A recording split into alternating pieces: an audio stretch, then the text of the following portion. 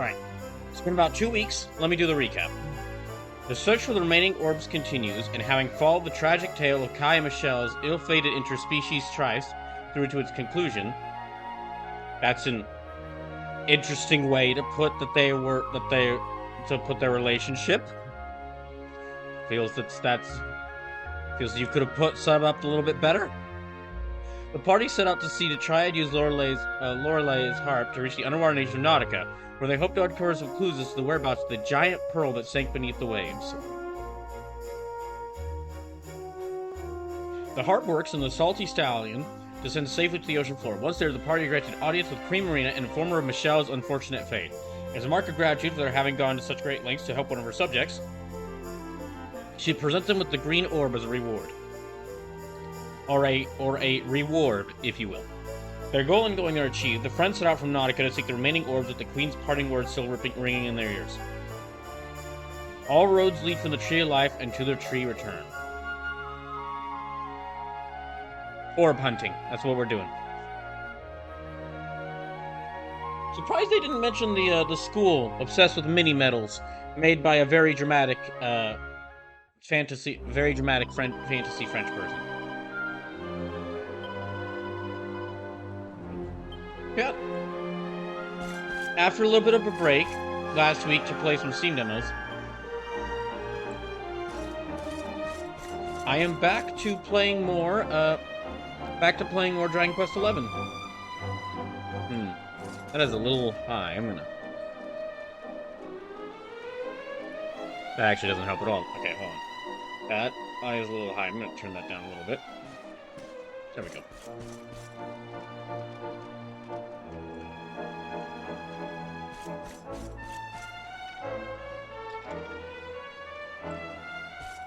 Let's have a nice wee chat, shall we? Right. I forgot how to grab things. I thought I just pressed A in front of it, but okay. Yeah, okay. Wrong icon.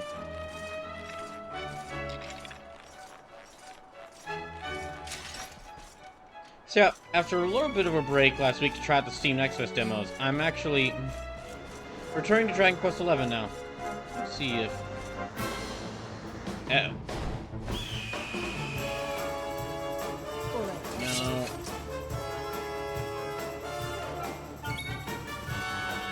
That power, Scorching Sleep.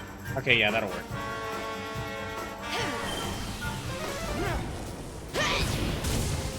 What better way to follow the finale of Neo the World Ends With You on Thursday than with more fried chicken?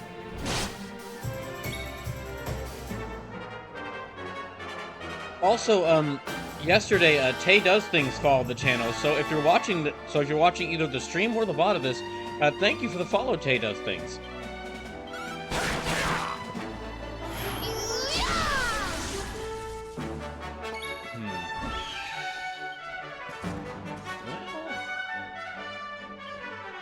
I don't think cattle probably do much damage. Yeah, because they're not beasts, they're burbs. And burbs are counted as different than beasts.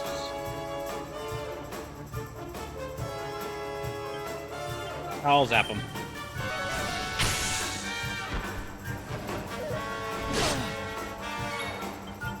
How wonderful. There we go. Wonderful.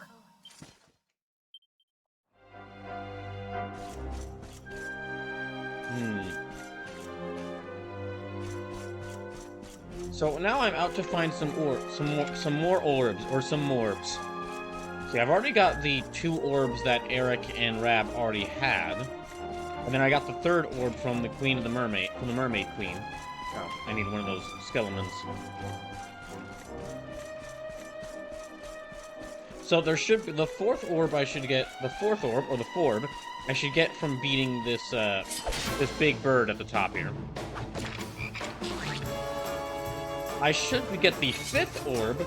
There's an area nearby, Phenomenon. That one I should get the 5th orb from. And the 6th orb I should get from the, Sniffleheim.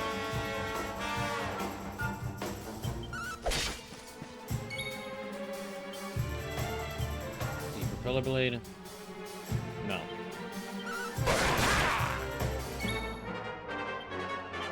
Okay, Cattle Prod should work on the Overtoad. Yeah, because that counts as a beast. I don't think we need to really heal right now. So let me just attack them with normal attacks. There we go. Well, that was easy. You know, it's a little odd. It is a little odd. It of course looks like this thing has 6 limbs, but the way that the ends of the limbs are designed, it looks like it has 6 hands instead of 6 feet, which makes it a little which makes it honestly look scarier. Like with a little bit of tweaking, you could make this design of this thing like an enemy in a horror game.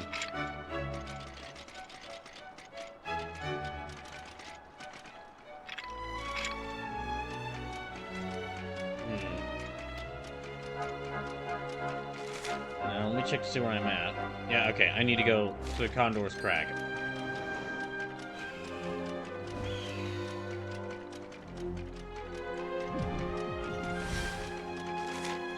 I'm up about there. Okay, so keep going there. That way.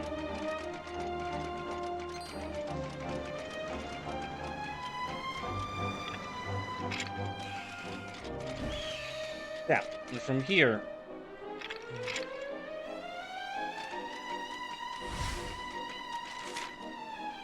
Okay, I'm back over here.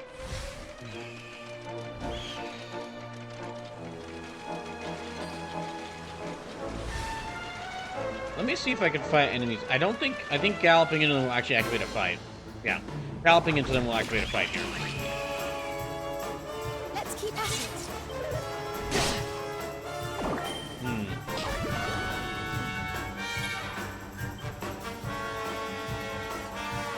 I will actually try... Oh, Harvest Moon. That one's a very effective against birds. So, yeah, I definitely should use that. Yeah, she just one-hit KO'd that. She just one-hit KO'd that bird, so...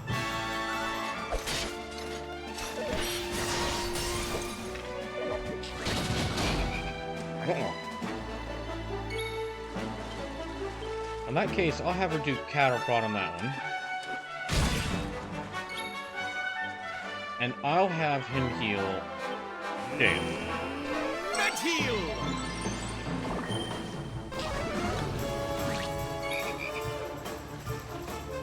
Alright. Brawler, you focus on the demon steed. Okay, yeah.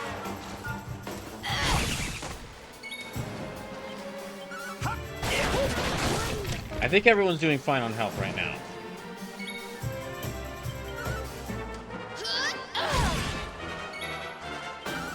And then just one more frog. Yeah. Well, that was easy. All right. Yeah. Oh, that's right. It has been 2 weeks. Let me see what everyone's skill point totals are at. Okay, he's got 7 right now. He's a bit away from Dragon Slash, Metal Slash, Star Strike. Well, increases deafness, Fiddle Dance. That's right. These are the ones I wanted. Increases agility, Charm, Kissing Deadly. That's a more. That's a more.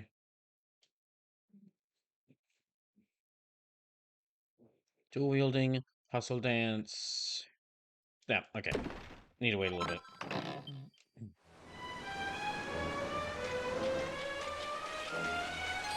Anything behind this waterfall? Oh, good, there is. Build better for... Wait. Oh, it's a recipe book. Pros... Alright. Reminds me, I need to keep an eye out for recipe books.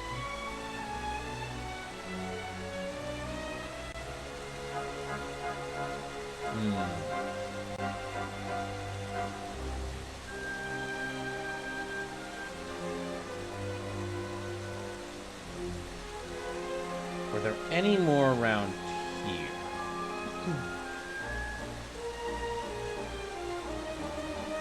Okay, there's a couple in Phnom Penh, but...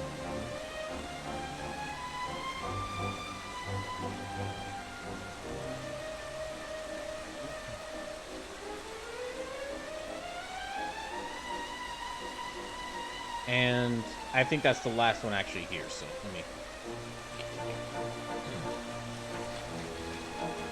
I keep moving.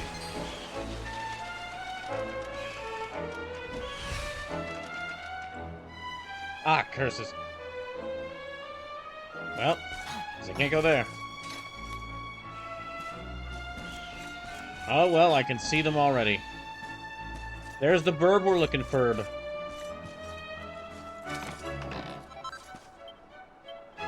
Thanks, game. I appreciate it. Let me do a handy heal all, and then...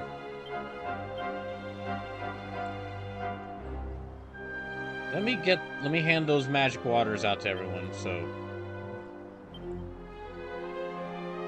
I give 2 of them to him.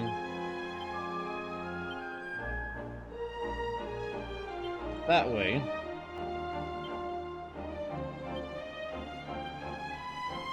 That way, everyone has a bunch of magic water.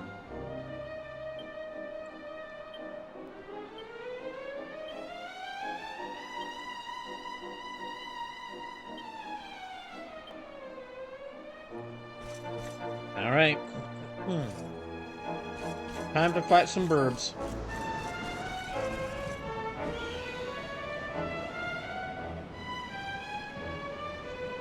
Oh, what are you doing here, humans? If you're thinking of feathering your nest with my treasure, you've got another thing coming.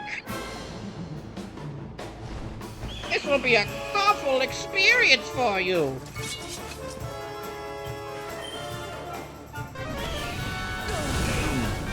Owie. Owie again. Owie a third time.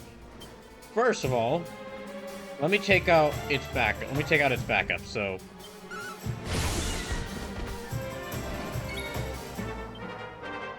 Then have mid-heal, so... Yeah, let me heal up Serena.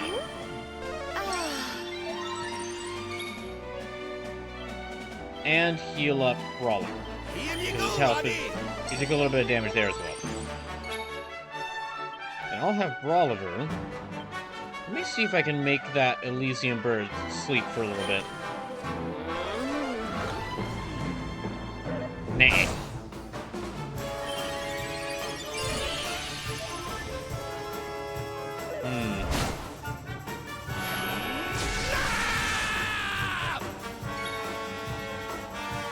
Okay.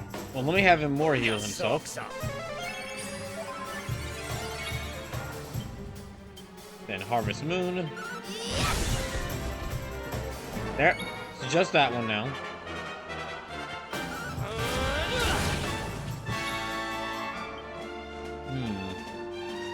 Whoosh might do it. No, okay, Whoosh will probably not be that. Yeah, Whoosh won't be effective against it because it's a bird.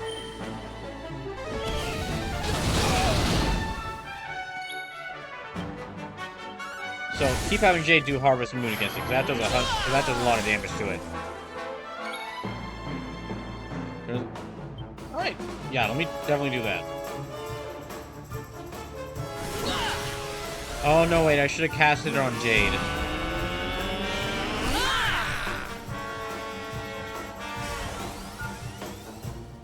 Definitely should have cast it on Jade. So she could just keep cartwheeling it. Okay, more heal, mid-heal. Here, princess.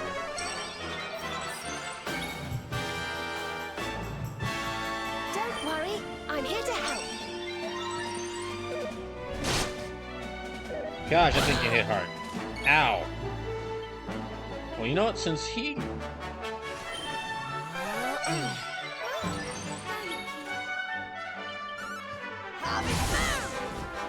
Hey, that's about 300 damage to it, so... Let me have everyone else heal each other up.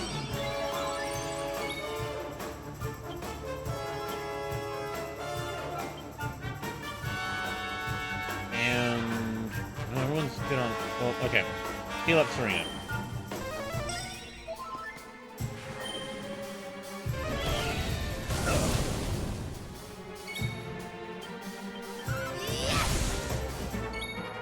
Okay, that's about 450 damage to that thing.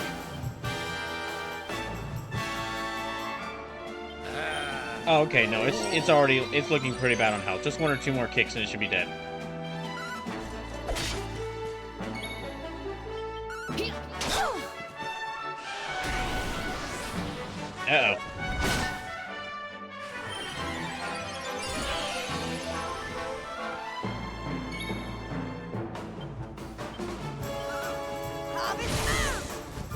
Yeah, just one or two more kicks and it should be done. Alright, so mid-heal. Brawler needs to be Soon healed. have that patched up.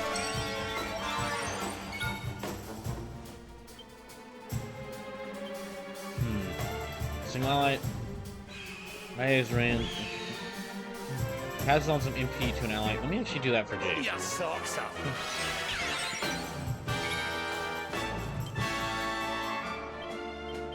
There.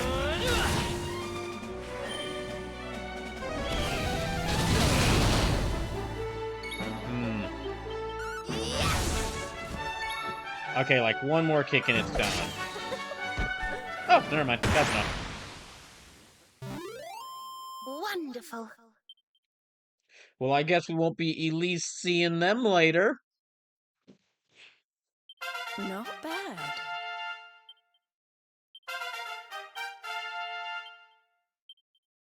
Y'all knew some. You knew what was going. You knew what these would be. These puns would be coming when you time to watch this stream.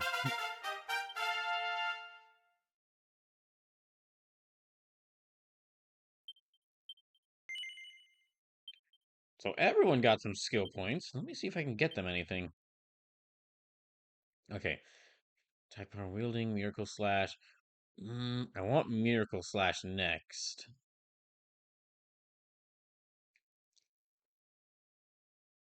Yeah, I want miracle slash next, but okay, there's nothing you can get for like 3. Hmm.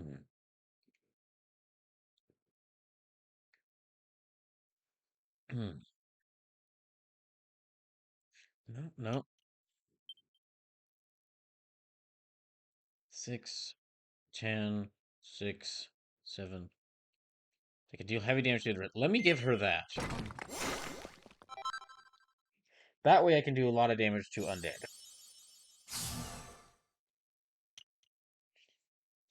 Savannah's still at 7, Jade's at 5.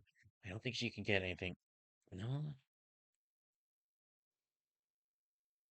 Don't need that right now.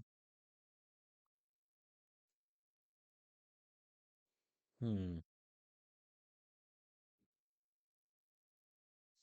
I think she's... Yeah, I can't give her any more skills right now.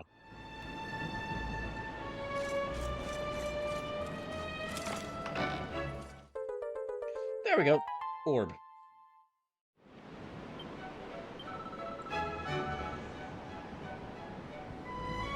Yes, we finally got ahead of the civil orb. I would have thought we'd find it all the way up here. But the rest of your lords just read, Broliver. We can't stop searching till we found all 6.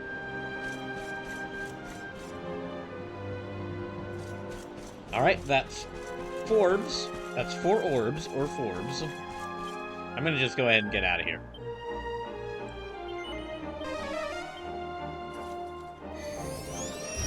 Yeah, I'm just gonna leave. I'm heading out.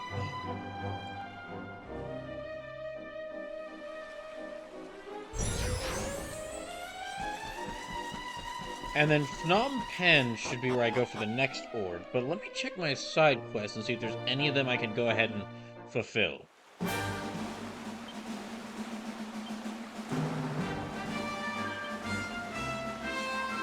Can't do that one yet.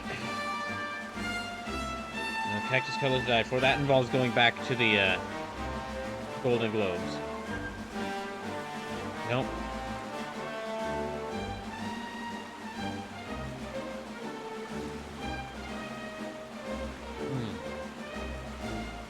Been asked by Madame de Beauvoir to look at the mysterious special left in the student's diary, go investigate. Been asked by his daddy to make her top-notch community place when she was placed. Have a crack at making one of the one quality better on the fun-size forge. Okay, that's right. I need to make a Queen's Whip.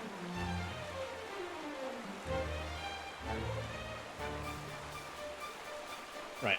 Let me try making that Queen's Whip again. If I can, if I have the things to reforge it.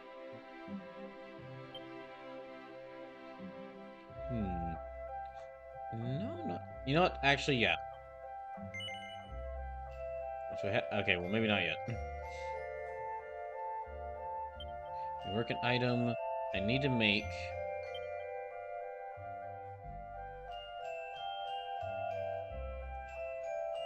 It takes like 9 orbs to reforge that whip. Okay, hold on. Instead, I'll forge something else to get the orbs for that. Or excuse me, not orbs, pearls. I've been saying orbs too much.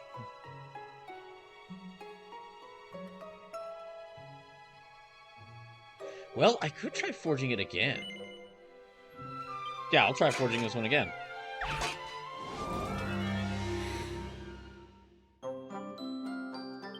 Okay, flourishes. Base temperature by 300 Gs, increasing development effectiveness of subsequent strikes. Best used early on. There. Now.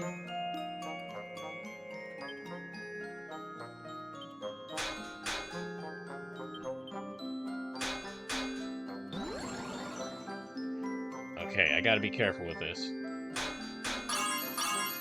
There, that's 2 of them done.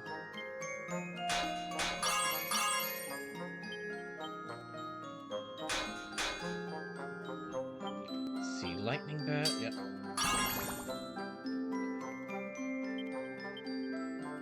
Let me just do a normal bash then.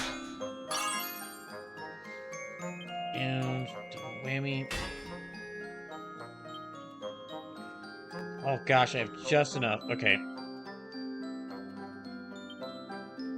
No, that could end up ruining it. There.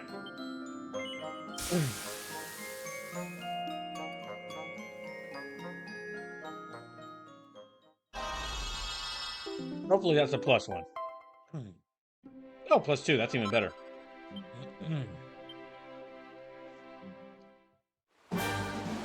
Now that is that quest complete. So let me zoom on back. Let me zoom on back to l'Académie de Notre Maître de Médaille.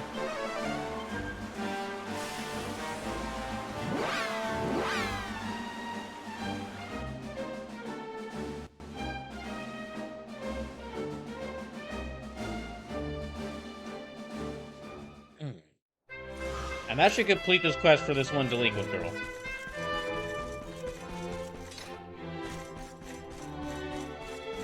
And after that, I might... I know it's coming up at Phnom Penh.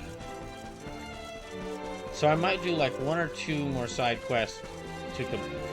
Yeah, I might do 2 more side quests to complete, to get the rewards before going there. Hello again, Adventure. How's the forger come along? Have you managed to make a queen's whip and make Madame's Wallop's ridiculously high standards yet? Ah, here you go.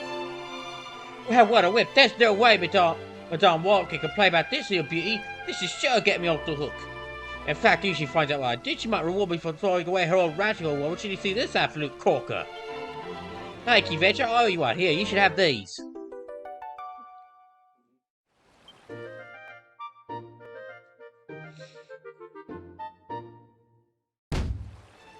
Alright.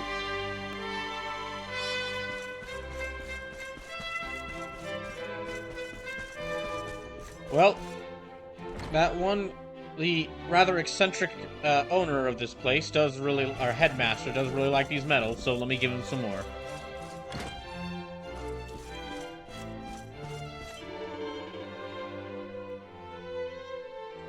L'Académie de Notre Maître de Médaille welcomes you, young man. All I see is that you have brought me 3 millimeters. Magnifique! Allow me to stamp your album. As voila, you have now connected a total of 15 stamps. Keep the millimeters coming, and when your total reaches 20, I will reward you with a room stuff. Now isn't that a maximally magnificent? Now isn't that a maximally magnificent prize?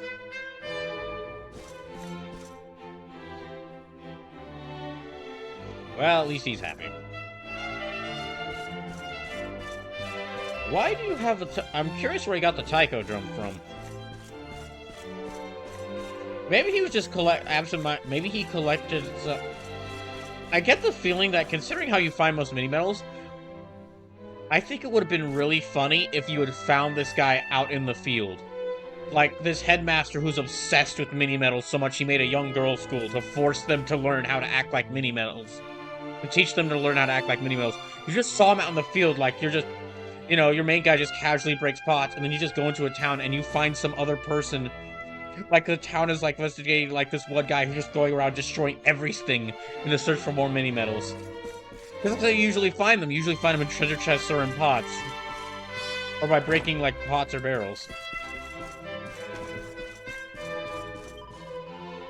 Barriers with the shadows of the birch tree that we dream beneath stretches into the evening light.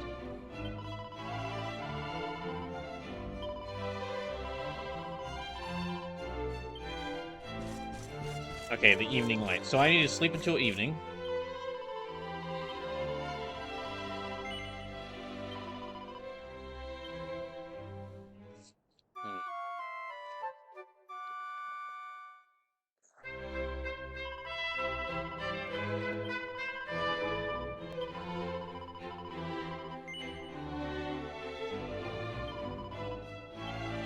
Okay, so... Okay, unlike an inn, I can only spend the night here, which means I just wasted that gold on the,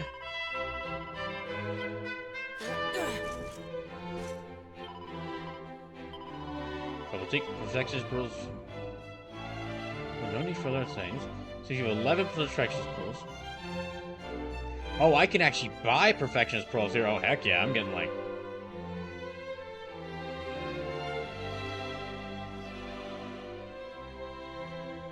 I'm gonna get, like, 15 of them.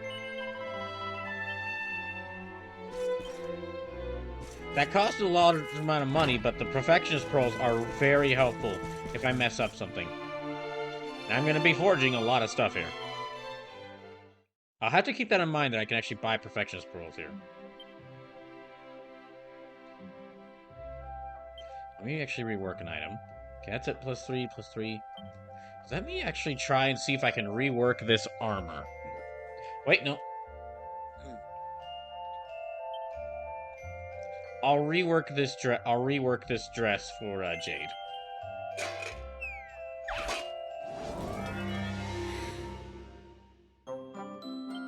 See, double like that. Yep.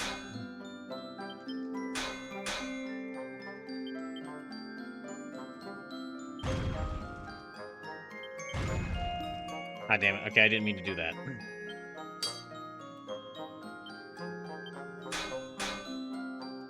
I have just messed this up completely. Yeah, I just messed this up completely. I did multiple wrong moves in a row. Best to restart from scratch.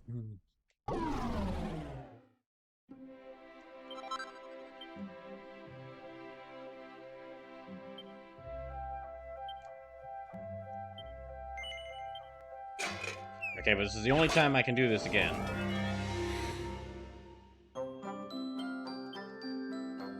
So, Sizzly Puff first.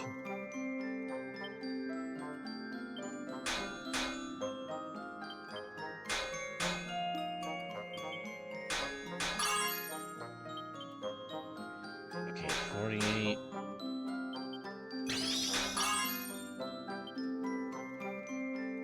Double whammy. No, don't do double whammy there. Okay, just...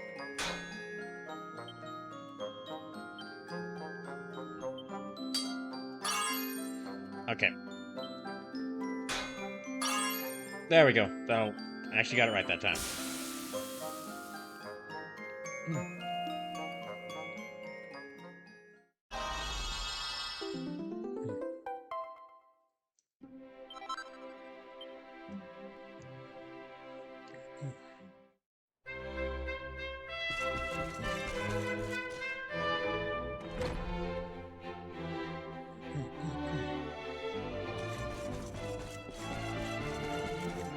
So the shadow of evening light.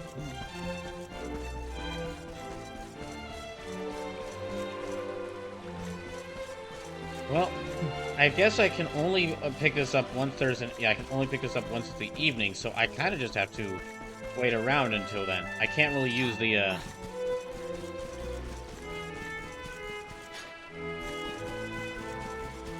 I can't use the beds here in order to rest until evening, so I will have to...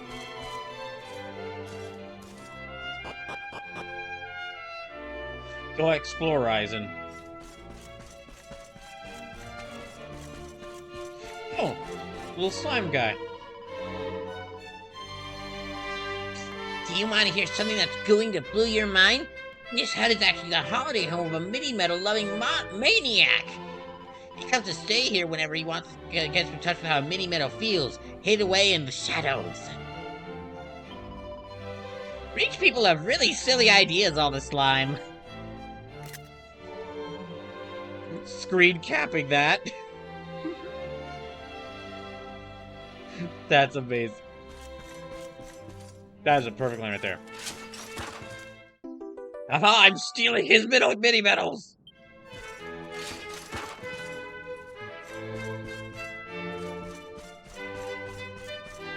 Gosh, that would be amazing. That would be amazing. This is not the kind of game that would let you do that, but it would be amazing if you could actually, like, steal his mini medals and give them back to him.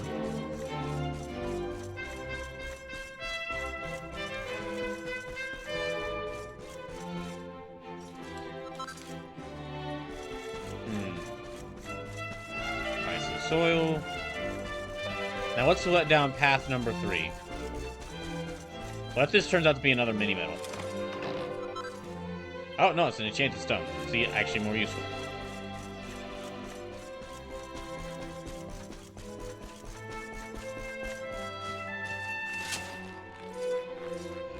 So let me hand this mini medal in to that guy. And besides that, I'll check and see if there's any other quests around here, but I think I'll just have to... Wait, who are you? The statue is called La Collectrice.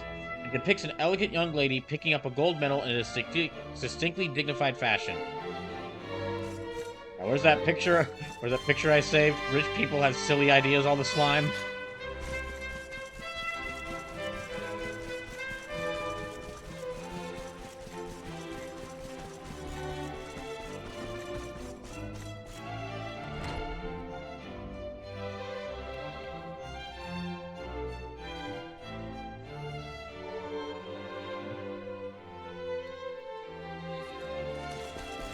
I'll get this into him, turn this into him. I don't think there's really much else to do around here besides, like, the quests I've been doing. And, like...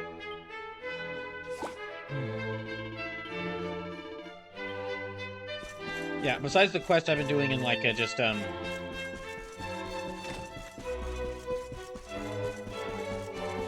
don't know, is there anything else? I don't really think there is much else. Okay. I do need to get this magic key.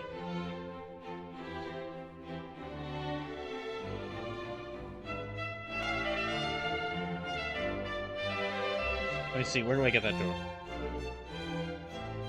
Oh, okay. It's in Phnom Penh. So I'll just get that as I go through Phnom Penh. And I'll just have to remember to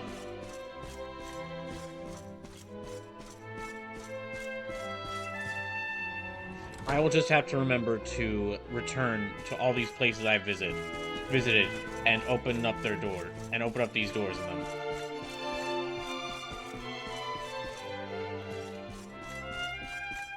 Go. Nope. There.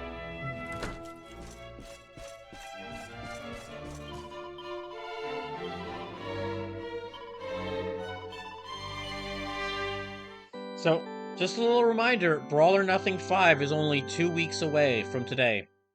In about 2 weeks, we'll be deciding what game I play for 12 hours straight in March. And as you can see there in the chat, it's either Final Fantasy VII being represented by Tifa, Dragon Quest XI, this game, being represented by Trunks, Trails to Azure being represented by Yin,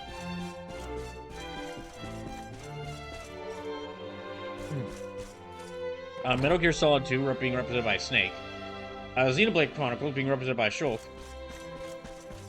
Yakuza Kiwami being represented by Goro Majima, Devil May Cry 4 being represented by Virgil, and Nier Automata being represented by Tuvi. And if you haven't been here for previous Brawl or Nothings, how it works is I've made a bunch of created characters in Soul Calibur 6, and they're all going to fight each other. And then also, if you donate $5, you can have one of those a character of your choice fight me. And whoever gets the most wins between fighting each other and then fighting me by the end of the night, that game they represent, I'll play it for 12 hours straight the following Saturday. And also, half of all money donated to the stream is going to go towards the Human Rights Campaign to support LGBTQ people in need.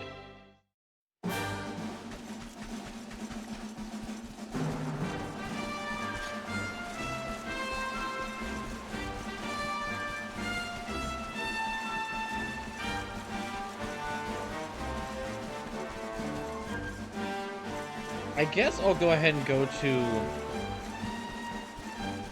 Yeah, I guess what I'll do is I'll wander around and fight some enemies, and then once it gets to the evening, I'll go back to that tree. That's what I'll do for right now. I'll fight enemies until the evening passes, and then I'll go back and deal with that tree, and go to that quest.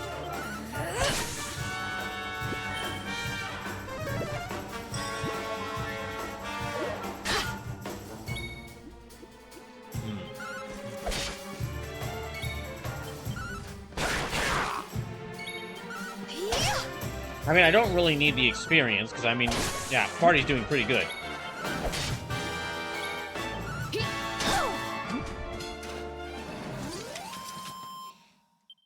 But I can't exactly, like, zoom away to an inn. I can't exactly, like, zoom away to an inn where I could sleep there, and then just, zoom back to the academy. Because, well... it's very likely time will pass and I'll just be back at the morning. Okay, Phnom Penh. You know what? I can at least walk to Phenomenon.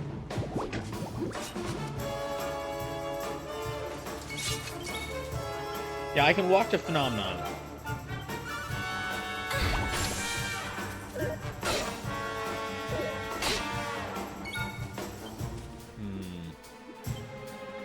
There we go.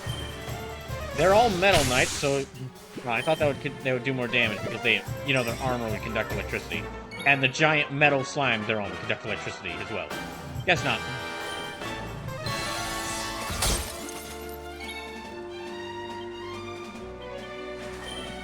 Well, they don't have much health left anyway. Ow. Here, princess.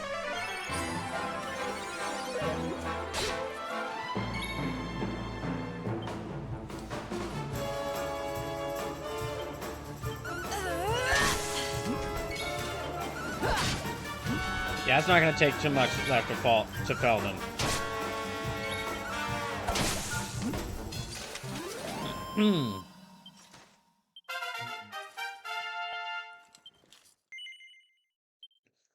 Oh, dang, he's already got quite a few points. How close is he? He needs, like, one more point to get this, and, like, 7 more points to get Miracle Slash. So, no, I gotta wait. Can I get this? Nope. Nope. Could get one of these, but no.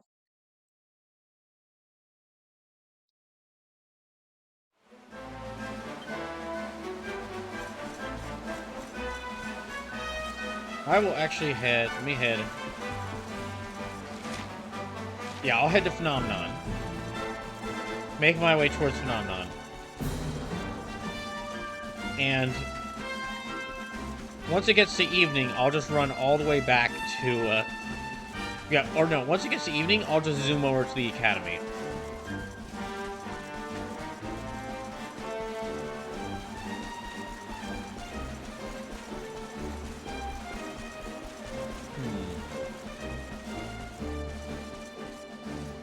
Oh, I think... okay, I'm getting a little bit closer. A pterodactyl? A dinosaur? It is a dinosaur.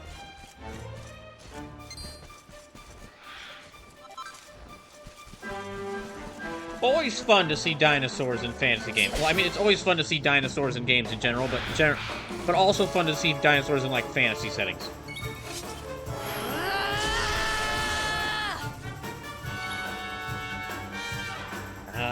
Yeah. Pteranodon.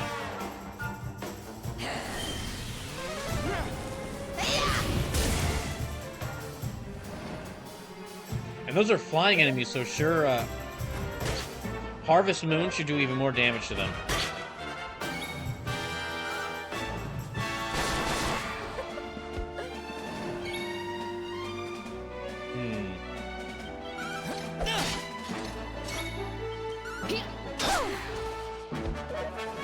Okay, focus on the crab.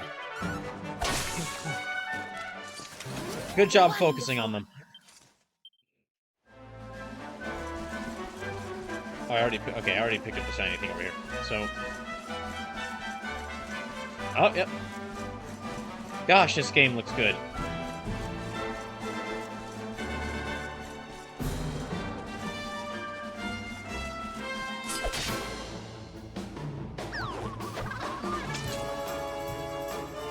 Zoomies. I am in awe of these riders and the puns they make.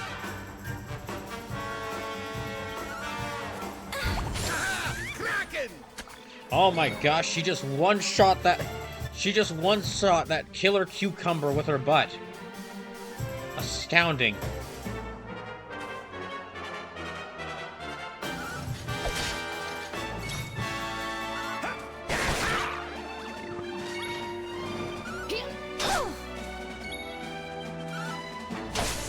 Again, I mentioned this in previous streams, but with Jade, we might have a contender for the most powerful ass in all of video games.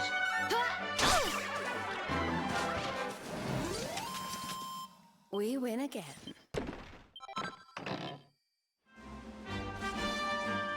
Oh, there's another one. Okay, let me... Oh, that's another golem.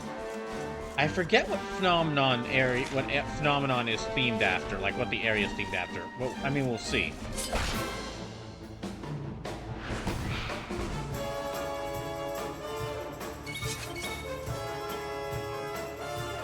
Okay, I'll have Jade start by one-hitting its health. Yep, that did good.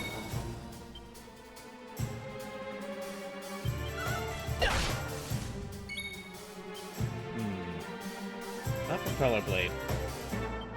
Let me try Zam.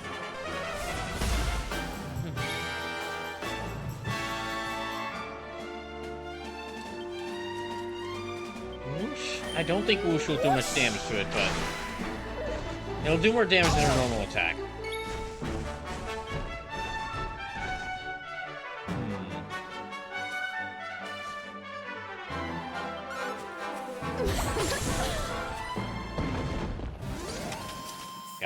Gosh damn.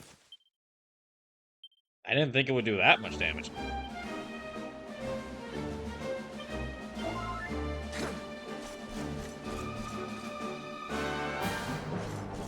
It is probably a good thing that Jade was never a guest character in any of the Dead or Alive Extreme games. Or Dead or Alive Extreme Beach Volleyball games. Because I remember there being the one minigame where you have the girls try to push each other off. Try to push each other off into a pool with their butts. Just by hitting each other with their butts. And I'm pretty sure that if Jade were a guest character in there, she might kill them.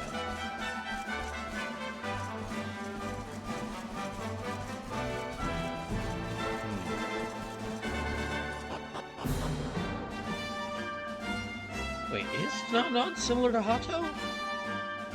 That game looked pretty similar to what Hot Potos was. Okay, it is kind of similar. Well, not really. Okay, it's kind of similar building design-wise, but there are some I do remember there being some differences in it. I don't think everyone talks in haikus here.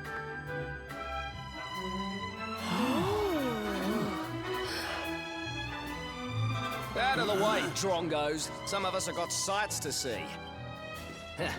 Rude. I see this place is still full of friendly visitors. We passed through a while back on the hunt for clues about Mordigans.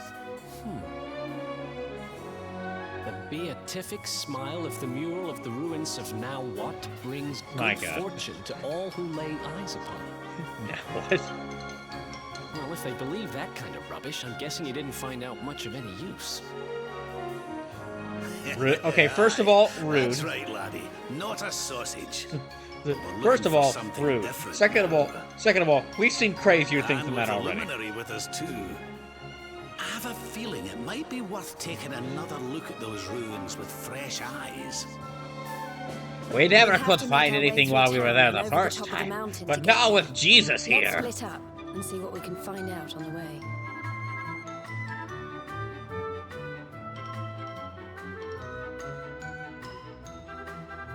Well, first let me stop at the different stores.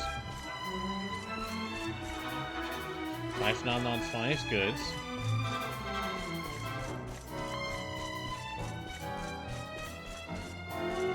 Oh, there's a weapons store up there.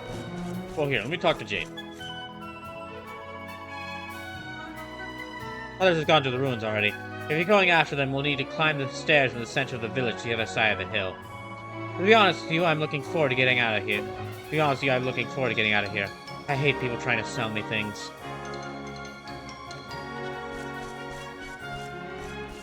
Okay.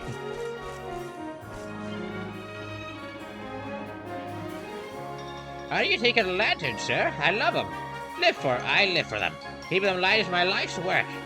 The lanterns are a simple phenomenon, I think so. Many tourists come to see them, and everyone's impressed by how beautiful they are. Unfortunately, some of the lanterns have been in use for a very long time, showing severe signs of wear and tear. I'd like to repair them, of course, but I run out of the rainproof rayon that is required, and it's impossible for me to go and fetch more. You see, the only way to acquire it is by hunting monsters called brawly gaggers. If I tried to do that, it would surely end in disaster. On the other hand, you've got shiny arm. You've got the look of you look like you might be Jesus. Like you might be fantasy Jesus. Perhaps you could go and fetch the rainproof rayon for me. Oh, thank you, sir. Thank you very much. You have a very big, generous heart, I think so. Brawly gaggers can be found in the southern part of the chopped sawdust, only when it's raining. Please, sir, get me down and bring me the rainproof rayon I require.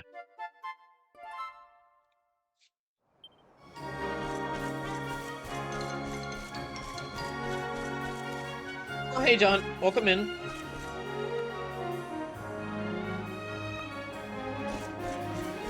Now, if I can just... Yeah, let me look around for some... We might want to actually... Okay, I'll go to the item shop here. Pendant that prevents spells and abilities from being sealed away. Tay does things. Hello, and welcome in, and thank you for the follow yesterday. So, it. Actually, I don't. Wait, there is anything else in here? Chimera Week? No. John says, "Good news for me. My Shohei Ohtani shirt finally came in. Oh, nice. And it's a perfect fit. Oh, thank goodness." I've experienced it once or twice before where I've ordered a shirt only to find out that it doesn't fit. It always sucks. Okay, that was the one time I did not mean to break those barrels. I was just going to investigate them first. That actually wasn't intentional. Watch that be the one time I get called out on it. John says, actually, this is a V-Day gift from my mother. Oh, nice. That's very kind of her. So, just for anyone who's watching here and doesn't know, and wants to know how things, or wants to know what this channel is like, my name is Brawl Kaiser, and I'm willing to play almost anything. Currently, right now, like earlier this week, I played Halo for the first time, and an action RPG set in Shibuya that, like, that not many people know about. I'm willing to play, like, almost anything. But the main thing I like to play on my channel is lesser-known good video games. So if you have, like, a game that you love but nobody else knows about, those are the games I kind of like to play. This is not that, though. This is one of the most famous RPGs to come out, or this is one of the most famous RPGs to come out in recent years. Dragon Quest XI, which I'm revisiting this game because I've beaten this game once before. But when I beat it, it was back in 2019, which was a very different year. I was in a very different place in 2019. I had just started streaming, and I played this for the first time right after I started that. And so we're about 5 years later after that, and it's about... 5 years later, and I wanted to revisit to see how if it's as good as I remember, or if it's still one of my favorite games. John says the deep cuts is his worth. That's a great way to describe it. Considering a lot of the games I play, I usually end up playing as a character with a sword. That is a great way to describe it. Tatos thinks his Wizard 101 is a hit or miss with people. It was a game I played as a kid, but it started up with playing again. I have heard of that one. I've heard of that one because ads for it would play when I was a kid. Ads for it would play on the certain website that I'd watch anime on. that I had to use because I didn't have TV that would show any anime.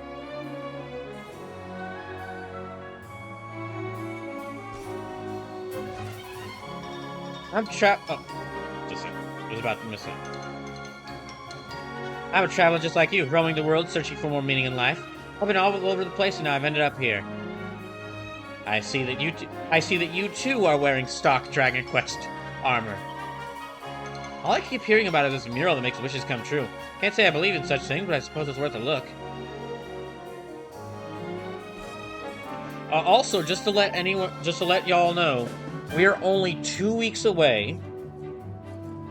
We are only 2 weeks away for Brawl or Nothing, which is a Soul Calibur 6 tournament where I have creative fighters, where I have creative characters fight each other, and you can donate to make them fight me. Each character represents a different video game, and whichever fighter wins, I'm going to be playing their game for 12 hours straight the following Saturday. Also, half of all the money will go towards human rights campaign to help out LGBTQ people across the United States.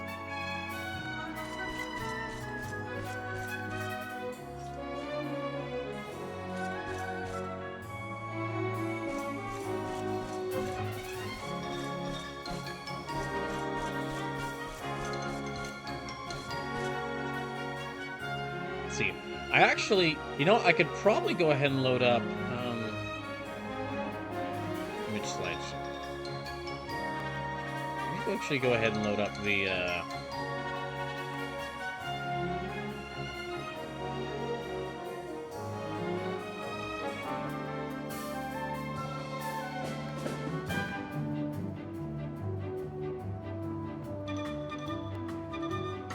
let me go ahead and load up the banner for it.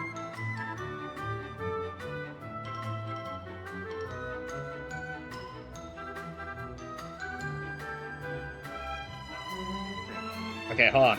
Let me readjust that. Oh! I just did not realize that. That's actually just a little bit... well, that'll work fine.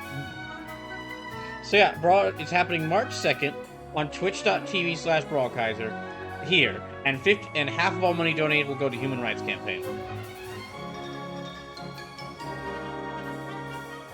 And each of the fighters pictured there represent a different game. So Final Fantasy VII, the original Final Fantasy VII, represented by Tifa.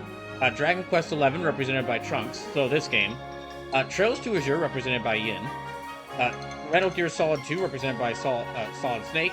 Xenoblade Chronicles, represented by Shulk. Yakuza Kiwami, represented by Goro. Devil May Cry 4, represented by Virgil. And Nier Automata, represented by 2B. In case if I was getting paid this week, I would 100% donate. It's fine. Even if you can't donate, that's fine. I understand that money is hard to come by right now. Actually,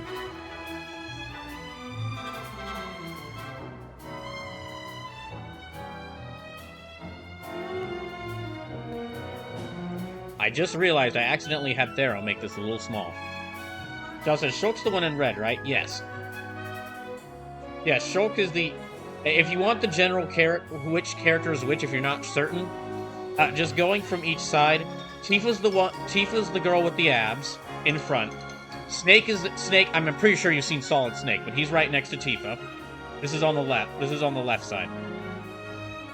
Trunks is behind Snake, holding the sword, and Yin is with the hood and mask, right next to Trunks. And then on the other side, the right side, Shulk is the one in red. 2B is the girl with the blindfold.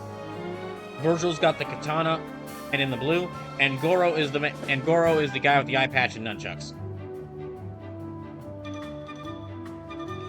Tay says, I actually have to go work the night shift now. If you're still streaming when I finish, I'll pop back in. Well, I'm here till midnight. That's the thing about these Saturday streams. They usually go, because I actually have a whole day to stream, they usually go about a whole hour. Or, 12 hours.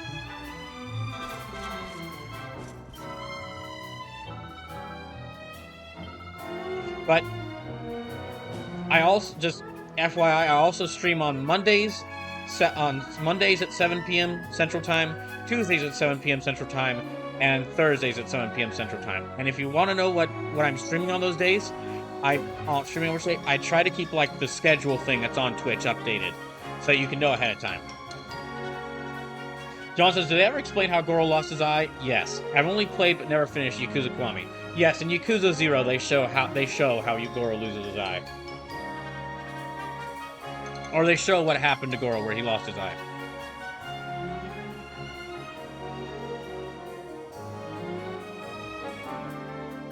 Ted says, oh nice, I'll be back then. I just need to go feed the horses and muck out stalls, so I'll be out before 12. Do you work at an equestrian center or a farm?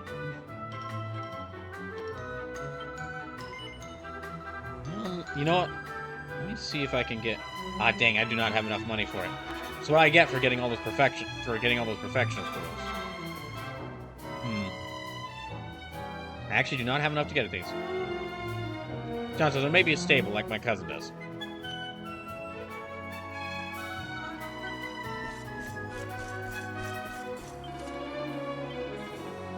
So I need a bit more money to get all these weapons and armor. Yeah, I need a bit more of that.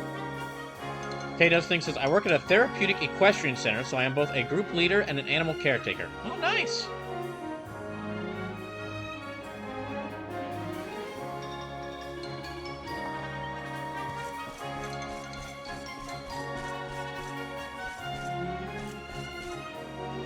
Well, I hope that your work shift goes well, and I hope that everyone there is very neighborly to you. Get used to the...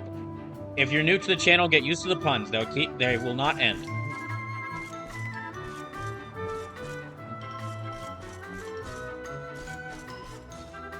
Can I go in here? I can!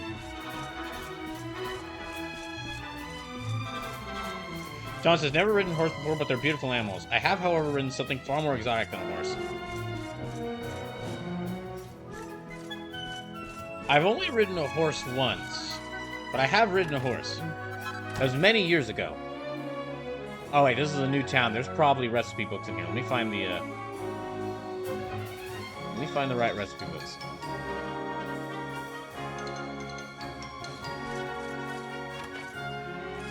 John says the mountain question was elephant. Well, that is definitely, when you said more exotic, I wasn't sure what you meant, but that definitely fits.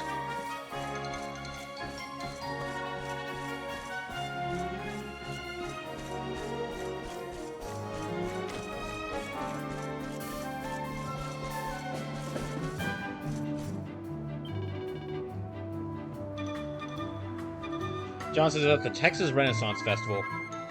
Ooh, there's actually like a Renaissance Festival in my town. There's like a Renaissance Festival in my town, and I'd love to go to it sometime. Because that sounds like the kind of place I would love to visit. Let me read this out first. We've come all the way to Phnom Penh, sir, so you must make the most of it. Worry about the future when your holiday's over. For now, spend and pray and enjoy the mural's gift to all of us. Like, I wouldn't mind going to Disney. I mentioned this before. I would not mind going to Disney World. However, just from what I've heard, I feel like I would be overwhelmed with how much stuff there is to do. But like a smaller scale place like the Texas Renaissance Festival, that would be, or like a Renaissance Festival, or like maybe the Nintendo theme park. Those seems like they would be really fun to visit.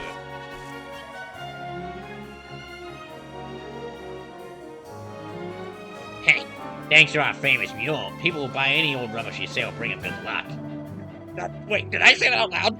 Please do not listen to me, sir. Why would not I take a look at my selection of definitely lucky charms? I'm good. Ah, beans.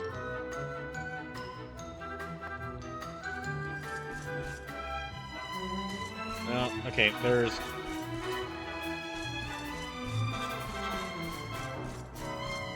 Johnson, I think the Nintendo theme park is out in California, right? Somewhere near Universal theme park in Hollywood. If I remember correctly, yes, the Nintendo theme park is out in California. Okay. Pick the bookshelf from the small house near the red lock symbol on the map. The small house near the red lock symbol mine. Okay. Oh, over here. Ooh, dragony designs. I like designs with dragons. Withered Wands, Dragon Tail Whips. Oh, well, I just okay. You know what? It's still good, still useful. Okay, so it is now eve. It is now night. Let me actually zoom over. Let me zoom over to l'Académie de Notre Maestre de Medalles.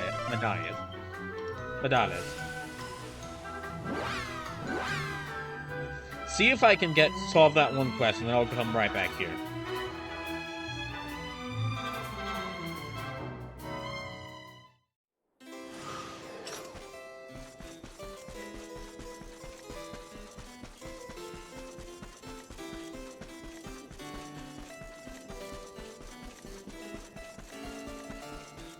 Wait, it's in the shadow of the evening, so it might be... Okay. It's either like this...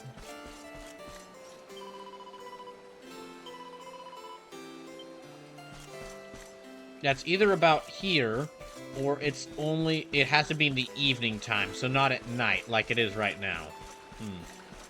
Yeah, okay, evening and night are counted as two separate times in this game, so it must be... I must need to get here specifically at the evening, which means to get here, I would likely just have to wait around until it reaches the right time area, which would be... Which, I mean, the first time I was in the academy, I did basically just talk constantly for an entire in-game day. But, so if I find something else I can talk, if I think of something else to talk about, or we just end up talking about something else, I can just wait, and that conversation starts taking a bit of time. Could definitely just go back to the academy and wait.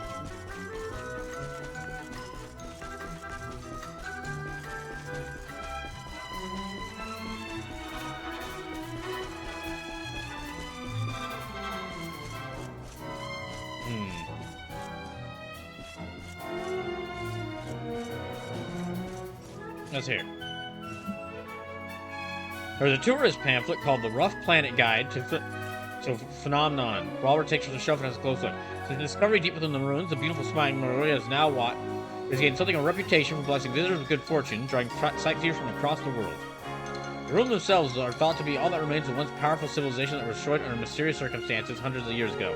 That will definitely not tie into the plot later. It'd be weird they would put that sentence in the book. What could have spelled the end of days for so large a kingdom blessed with such natural riches and nestled within the safety of the mountain valleys? This is an enigma that has long troubled historians. King gone mad, germinating his own legacy to ruin, an unforeseen and unprecedented natural disaster, a concentrated and cataclysmic attack by monsters, all of which were just used to describe what happened to Dundrasil? Hypotheses abound, but the mystery remains unsolved. When you pay his visit to Nawat, be sure to visit the mural and enjoy the blessing it gives, but spare a thought too for this once great kingdom and the tragic loss those ruins represent.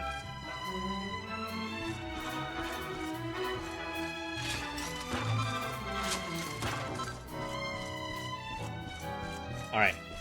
More harmful barrels have been destroyed.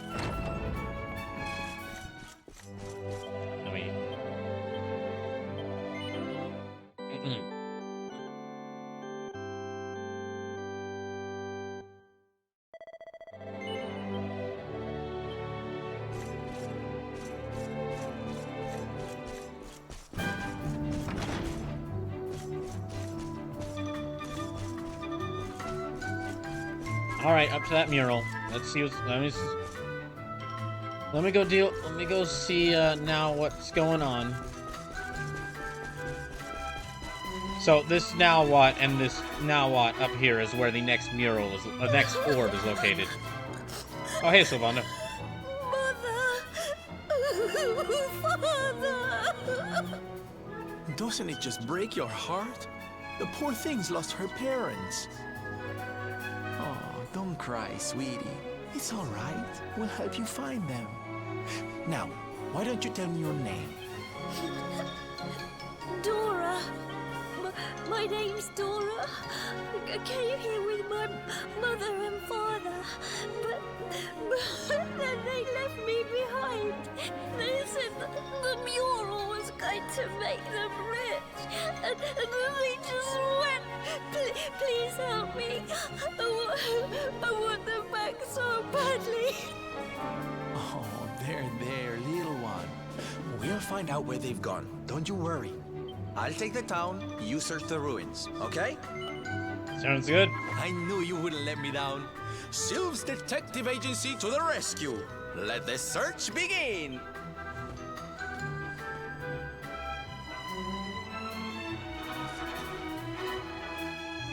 Okay, on to the ruins I go.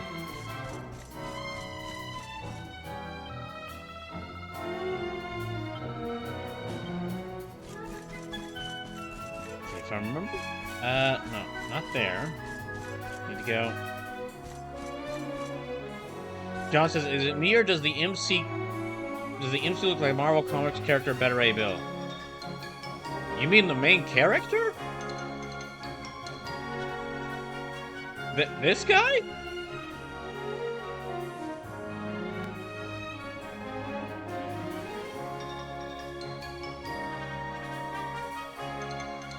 John says, yeah.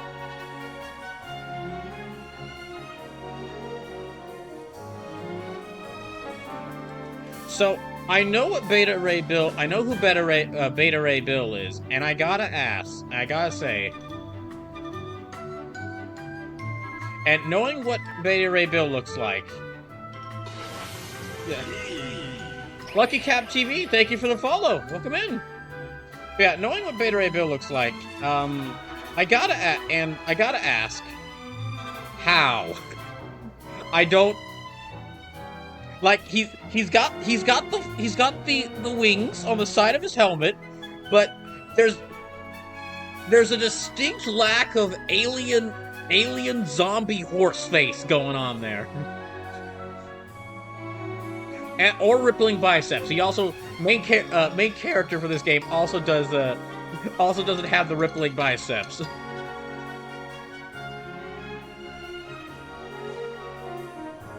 John says never seen that design for Beta Ray Bill.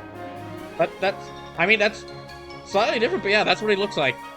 He looks like a alien horse monster.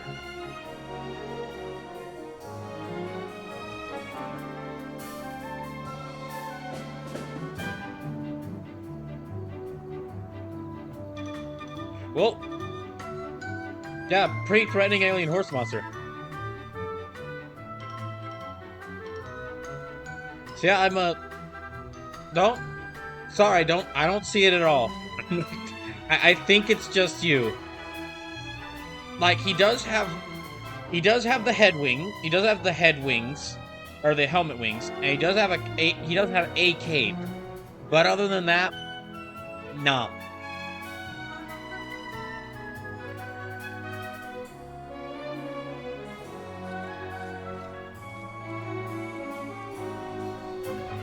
John says, maybe it's just the armor and the cape.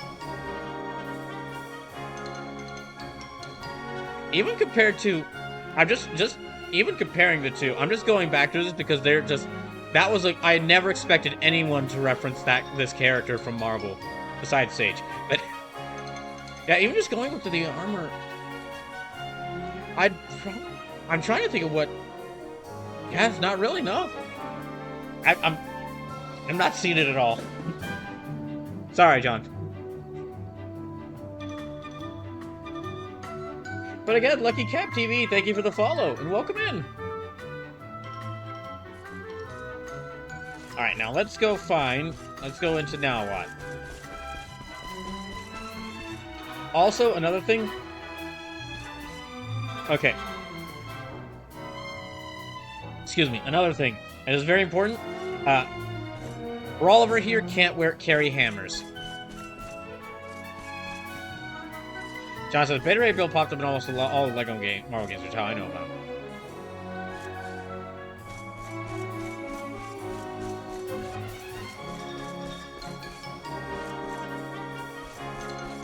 John says, no hammers? Boo. Yeah, some characters can equip weapons. In this game, you can't. In this game, not every character can equip every weapon. Every character can only equip like 2 or 3 different kinds of weapons. And so, let's see if I can pull this up. So, Brawliver can only really wield swords and great sword, like one-handed sword, long swords and great swords. Eric here can carry like knives, boomerangs, and like long swords. Veronica here has like staffs and mage staffs and whips. Serena has spears and wands. Sylvando has swords, whips, and knives. Jade has spears, claws in her own bare hands, and her butt. But that's not really something you can That's not really something you can get more skills for. And then Arab here has like claws and wands. So John says, "Does anyone get to wield maces and morning stars?" So in this game, not. So in this game, the closest thing that would be there are some hammer weapons. There are like 1 or 2 hammer weapons in this game. But they're basically grouped underneath the axes category. And there's only one character who we won't see for a good portion of the game. We won't see them for a good portion of the game, but there is one character who wields axes. But only they can wield axes.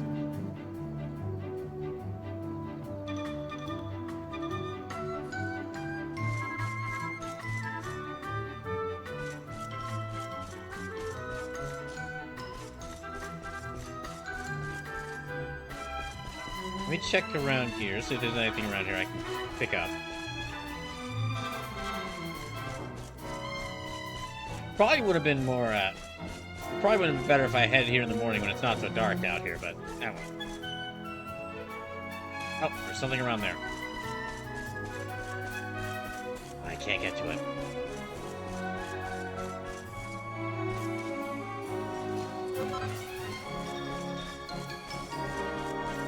Wait, there might still be something on the other side. Let me check around some more here. I know there is a recipe book in this area.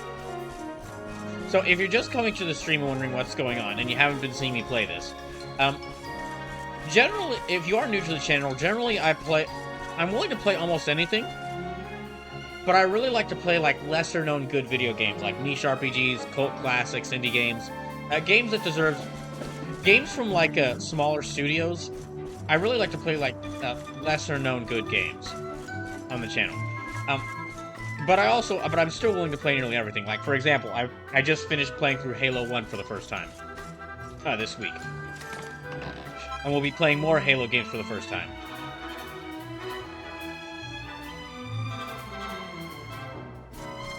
But in addition, what I'm doing right here, or what I'm doing right now, is I'm going back through Dragon Quest XI. Because I've beaten this game once before, and I've called it, for many years I've called it like one of my favorite RPGs.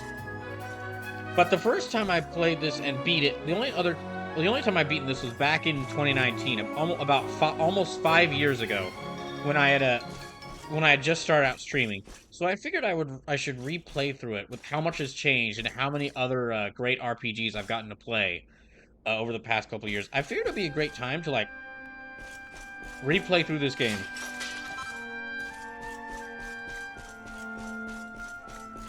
And see how it compares to some of the other amazing RPGs I played. Oh, there you guys are.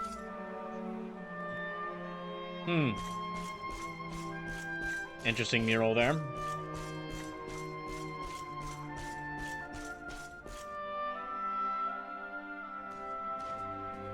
You came for a look at the mural everyone's talking about too, huh? Well, here it is. I guess it is pretty impressive. I still don't believe all that stuff about it being lucky, though. That's curious. She's not exactly in the best condition. But yes, you're right. She's beautiful. Oh, wait. What's that around her neck? It looks like some kind of strange key. Not just any old strange key. Serena, that's the magic key. I'm sure of it. The magic key? There's only one? Figured in this world there'd be like 10. Was that your stomach, Veronica? You're hungry again? Sheesh. No, it was not. Maybe if you weren't so clearly distracted by this impressive lady here, you'd realize that didn't sound anything like my tummy rumbling. John says, Sarita, why are you looking at that part of the lady in the painting? Oh, I saw where your eyes were going. Creature rising from the deep. That's why she's looking. That's why. What is with them opening that up? What is it them doing that? Oh, never mind. There she blows, and just like she looked in my dreams too. This little beauty's gonna make old Bazza rich. Why are you Australian? Hey, there's plenty of room for everybody to look, you know.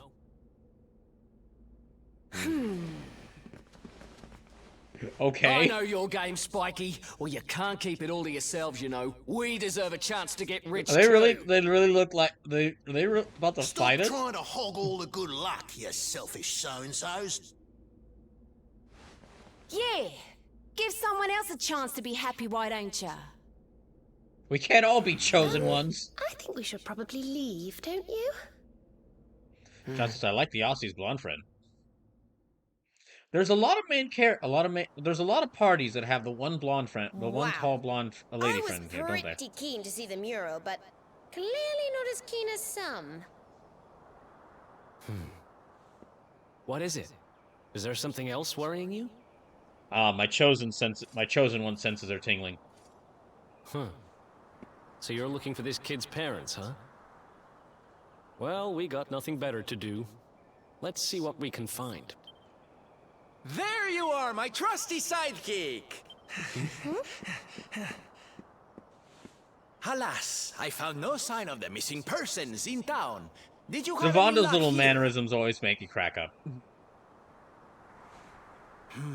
It is a puzzling mystery indeed. Ah, but I am forgetting our young John client. says, guess that A means I'm the detective tall blonde cannot in your leave party a then? child in That distress. depends. Come, Are you we tall must and find blonde? her. Apparently are you tall, blonde, and do you know magic? So apparently that's the qualifications here.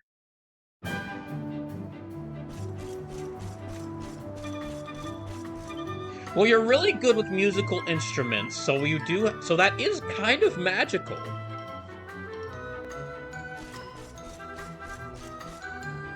I think I need to go back and give her the news. Okay. Well, back to Phenomenon.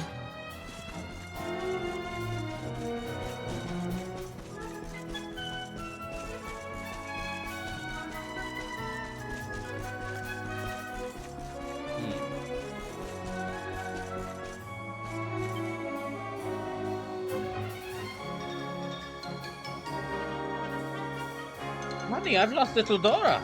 Must have parted out there. Now, what's going on in this crazy village? Okay, new plan. We need to team up and look for her together. This village square is full of people. If she went that way, someone will have seen her.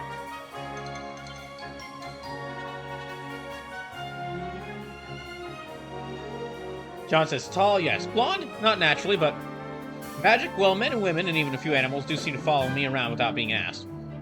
Close enough. You're in.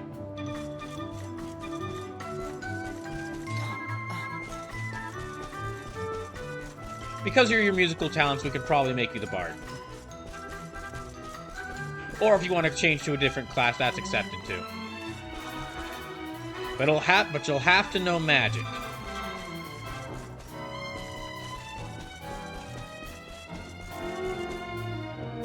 John says, "Sweet. Now I just need a morning star or a bow and arrow."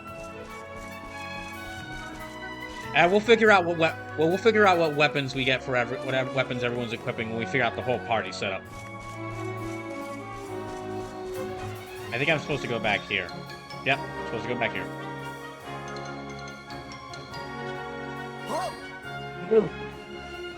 You are visitors here, yes? You come from far, far away? Welcome to Phenomenon. I've already been through the town. First, I should introduce myself, I think. My name is Money, and I am Phenomenon's #1 memorabilia merchant. Did they literally just nickname? Did Did they literally just name the merchant Money? Local produce, you must come to me. I have the best deals in town. He's no good. We've searched high and low, but we can't find her anywhere. The poor little darling has disappeared. You are searching for someone, yes? Then you are very lucky. We are? Oh? Do you know how to find people? Absolutely not. Yes. Well, no. Not me, but my wife. She is the boss of the inn in this village. She knows everything about people who are coming and going here. Oh, how fortuitous of us. Agree to spend the night between our clean and sumptuous sheets, and I'm certain she will share with you her knowledge.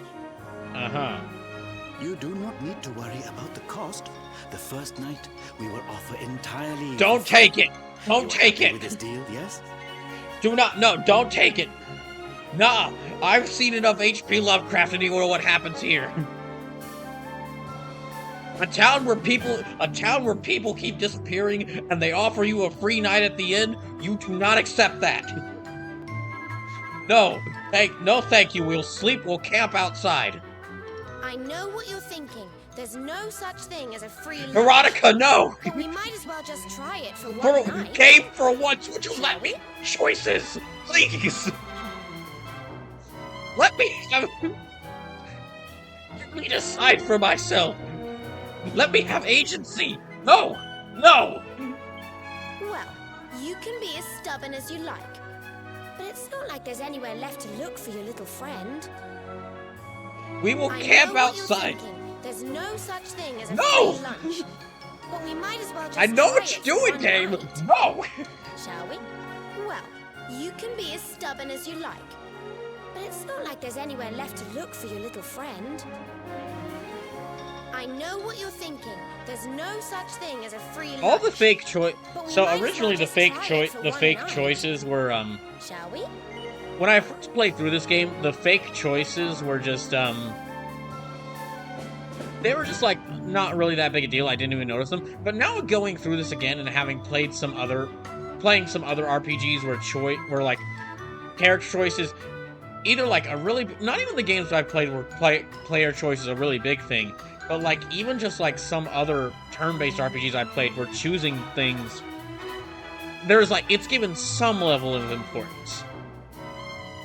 This is just, it's really, like, first time I played through this, not that big a deal. Second time I played through this now after playing so many other games that actually let me decide stuff, it's just really annoying.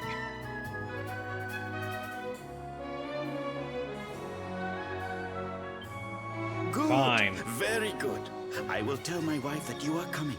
She will be expecting you If I get whenever you if are my ready. entire party gets kidnapped and we get fed to that mural, I'm gonna throw up my hand. I'm gonna just throw up my hands in exhaustion.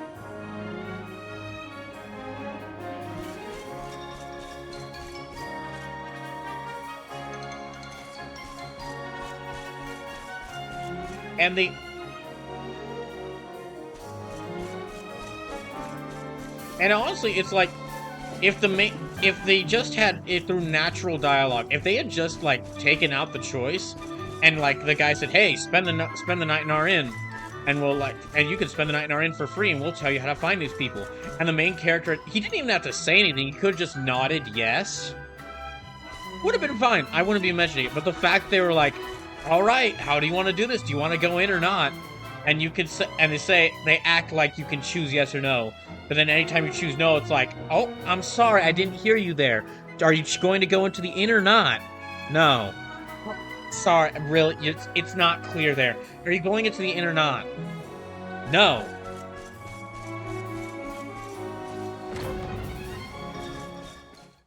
Again, the only reason I'm bringing it up so much is because first time I played through this, it wasn't that big a deal. But after playing so many RPGs where other RPGs where choice is important, it's becoming a really annoying here. Like, this game plays amazingly. It looks beautiful. It sounds beautiful. It plays beautifully. A lot of the characters are great. But this game, it hates, and not just like doesn't want you to have a blank slate protagonist, and like it doesn't just want to cater. It's not that it doesn't want to cater to everyone and make sure that it can account for everyone's experience. It hates the idea of you choosing stuff outside of like some minor choices in gameplay, like what weapon your character wields, and of course like deciding what you do in combat.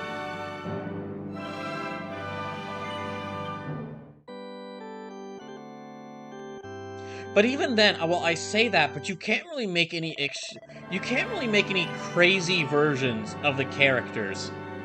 Like, now everyone's gonna have, like, I can see people choosing different party members, like a completely different party than what I have.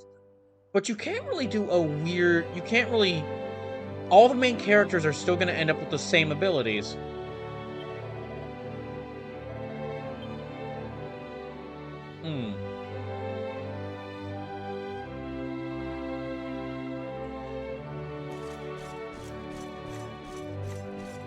I guess what I'm saying is, for what is called a role-playing game, the fact that it doesn't let it will not let you change that character's role in any way is very noticeable.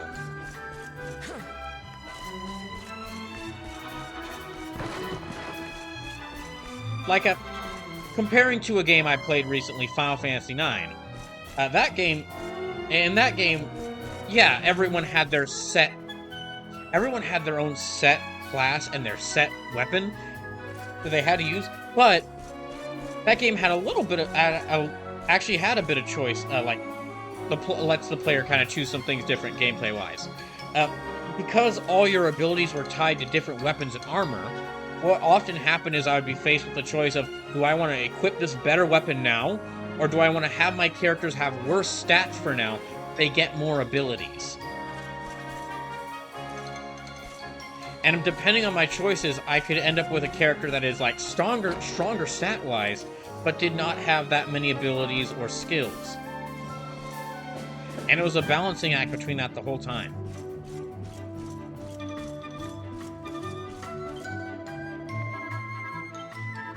Okay.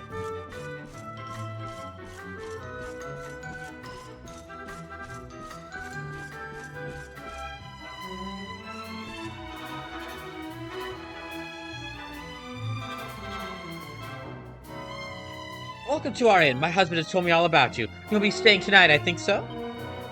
The little girl's lost? Why are you asking me, please? My husband said what? I know everything about everyone? Oh, he will say anything to attract customers, that one. Well, I'm sorry to disappoint you, but I don't know anything about your missing girl. Please don't be angry. I'll let you stay one night for free. Then everything will be alright, I think so. In fact, I have a room that is ready for you right now. Especially prepared for you right now. Just make sure you don't look out the windows, and if you hear any ominous chanting, just ignore it. Would you like to use it? Thank you very much. Right this way, please. And remember, ignore the chanting.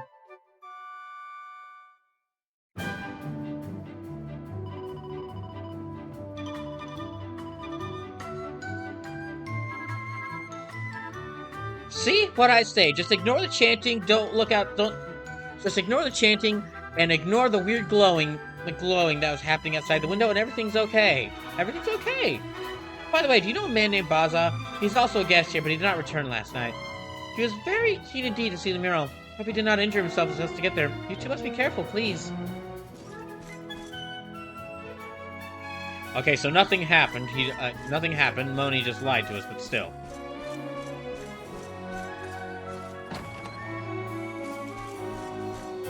Yeah, Moni just lied to us, but why did we have to go to the inn in order to and sleep the night at that inn to activate that?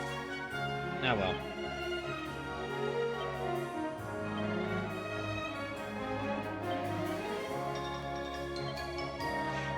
Wait!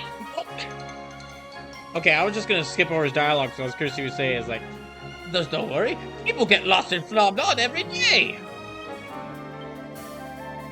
Please stare it again, and do not worry about the lost girl. You'll find her very, very soon, I'm sure. Don't worry. Usually people who become lost can be found in the last place you saw them. People are strange like that, I think. Do you mean to tell me that people just get lost all the time in this town and you don't care? Of course not. If they're lost, then that means more people will come looking for them. Should freaking... Your wife doesn't... You don't deserve your wife, sir. What a jerk. Damn. I thought it was maybe like someone... I thought it was maybe someone who was going to capture us and feed us to the mural, but he's worse. He's a greedy opportunist.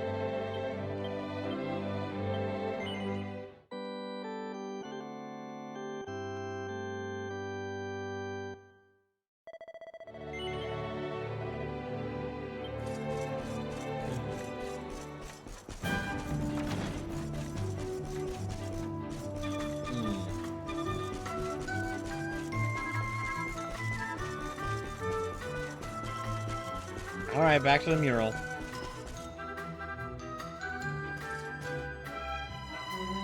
Oh, hey there.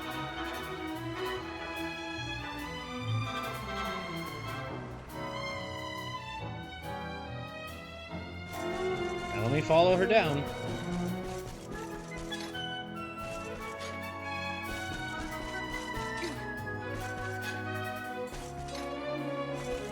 God, now everyone's gone from the mural. Or everyone that was hanging out on the path here is gone. Oh, I'm gonna need the magic key for that. Alright.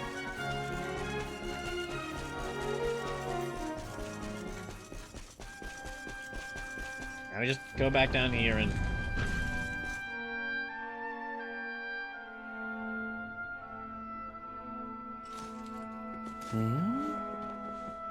Honey, there's nobody here.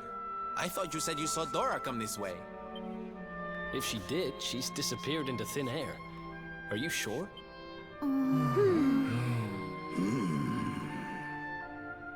Hey, look up there! How strange. The mural. It's different from the last time we were here. Oh.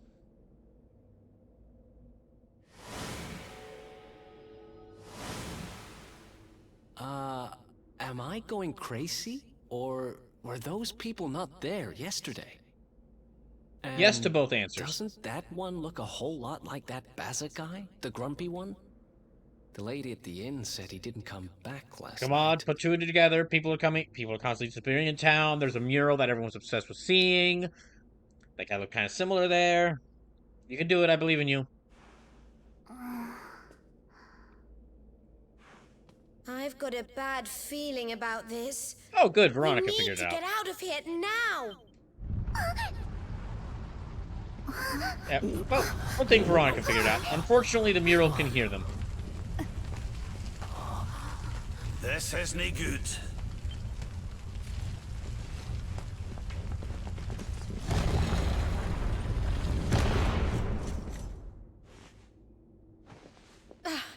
It won't open. Punch it open. The mural!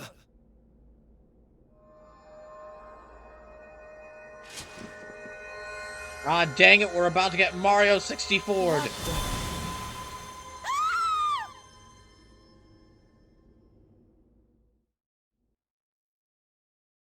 Always some monster trying to replicate Mario 64.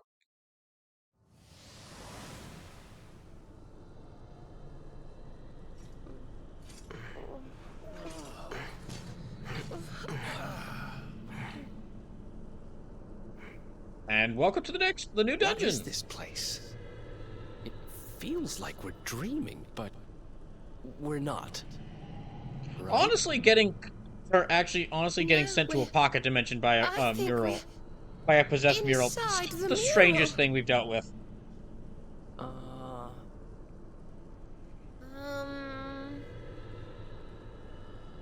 That doesn't make any sense. Really? Is this what happened to little Dora, too? Oh, that poor, poor thing. Really? Again, you're hanging out with... All right, listen up. We've got a little girl to save. Let's go to work. I mean, you're hanging out with the mysterious, the chosen one, who can apparently just considering all the crazy things that have happened around this guy's existence. Being thrown into a mural isn't even the strangest thing. I mean, that's really not even I mean, it's still not as weird as Veronica getting turned into a kid, because the jar that one monster had absorbed her age instead of her magic, like it was designed to.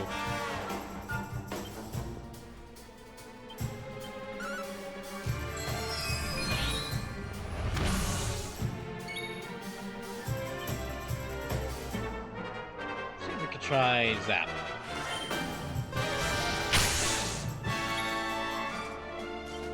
Okay, Deliverance. I'm gonna try.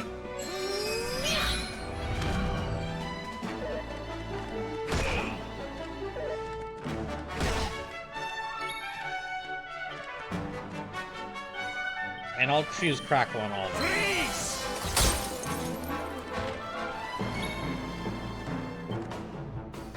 Okay,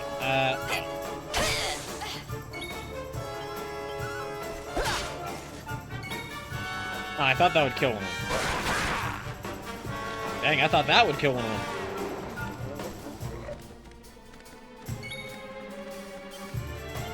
Okay, Deliverance. Be gone!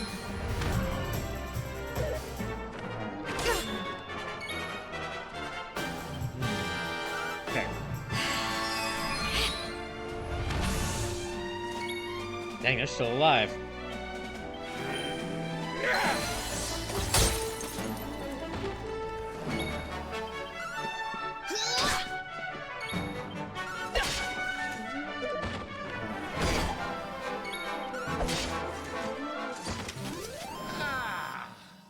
John says, now I'm curious, if yours truly is a bard, what does that make you, Brawl? I guess I would be a paladin. Like, my favorite class in these sort of fantasy settings is always the monk character, because I just find the fact that they can punch gods and demons to death with their bare hands is pretty awesome. But yeah, for me, it'd probably be the paladin. But like, I'd be a weird sort of paladin where I was very devoted to, because I was a very devoted Catholic up until about like a few years ago. Or no, not even a few years ago, up until about a year ago. See, I was a very devoted Catholic up until about a year ago. So, but I did find out, but I always like, if it ever came to like me learning any sort of like weapon, training in any sort of weapon, I always mention that I would prefer learning some sort of like a sword or knife instead of over gun training. So yeah, I'd be a paladin, but I'd be an odd sort of paladin who works out of spite for the deity they once followed. Like, paladin who still does a paladin who still does the good deeds that they swore to, specifically because they found out that the people that the group they swore to do those good deeds to were not good. John says, good boy gone bad, so to speak. No, I guess without going too much into personal stuff, a good way to sum it up is, to put it into a fantasy context, imagine if a paladin found out that the church they were following was incredibly corrupt, but they still decided to be a paladin who helped out the people. Or they decided to be a paladin who would still help people.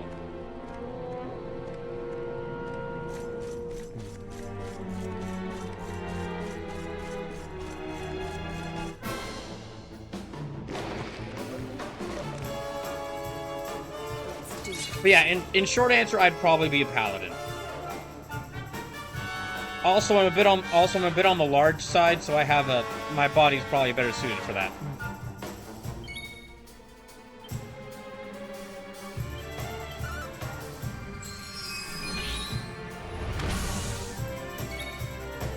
Actually, now that I think about it, I probably would be the paladin just because I probably would be.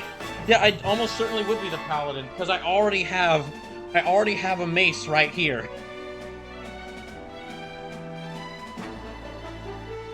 Huh. Well, it's a bat, but still.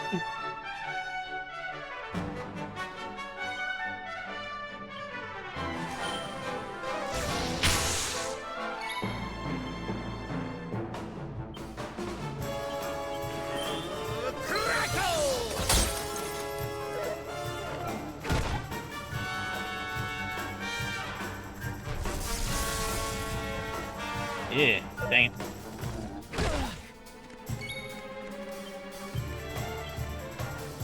Actually, in Baldur's Gate 3 right now, I'm currently playing through as a monk. But if I did, whenever I play the game on stream, I might go through it as a paladin, just because I've always wanted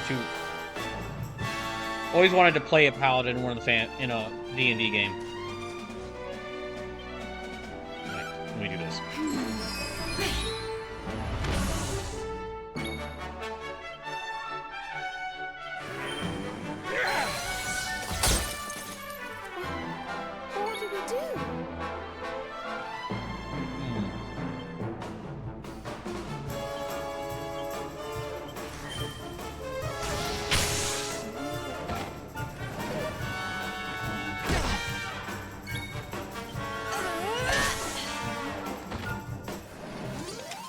Alright. Another day, another victory.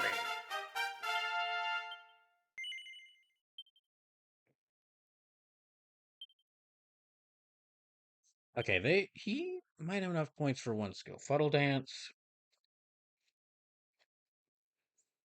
No, agility. Okay, he needs a bit more. Okay, he needs a bit more to get any of these, so...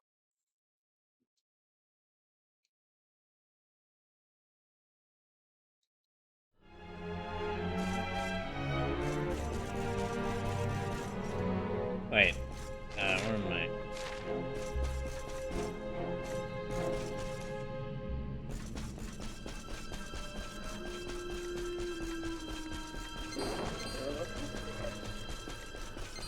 That might be... Oh. Okay, this is definitely where I'm supposed to go. Hey, look. It's our pal Bazza. Hey. I said hey! What's with all the waving around? John says, the only thing I request is that I don't wield the loot. No offense to the loot, but it's a bit on the nose, plus I have no experience with the loot. I mean, if you were... you pick what weapon what weapon or instrument you were carrying. That's one of the main things of, I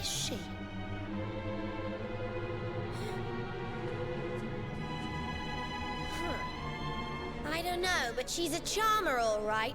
She's certainly got this lot under her spell. You would get to pick what instrument you would use as a bard. Does my beauty not captivate you too, child? Perhaps when you were a little older.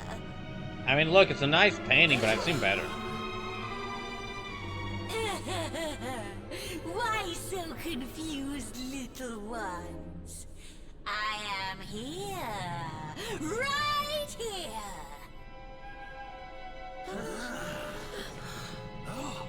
Wait, look!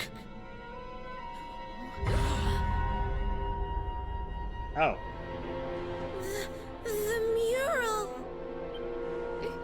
It's alive. Let me see now. Red, orange, yellow, green. Yes! All the colors of the rainbow. The 7 of you will be very welcome here. Well, now I'm just curious as to who is which color. Especially you. There's something different about you. Something chosen one-y about you. As if all the world revolves around you and how awesome you are. Welcome, little ones. Brighten my world. Let me squeeze the color from you as I did the others. Let me add you to my masterpiece. What? What are you talking about? You will soon see. You will soon be immortalized in vivid streaks of color. Oh boy.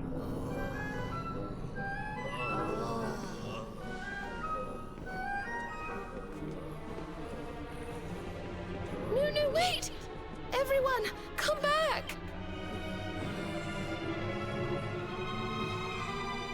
Actually, I'm curious. I'm Okay, gonna you look. don't need to tell me what a bad idea this is, but we need to find Dora. Come on, let's go grab her and get out of here. I find it funny that none of them even once suggested helping the people, those people there. Okay, let me actually take. I mean, I'm guessing she's referring to their standard outfits. So,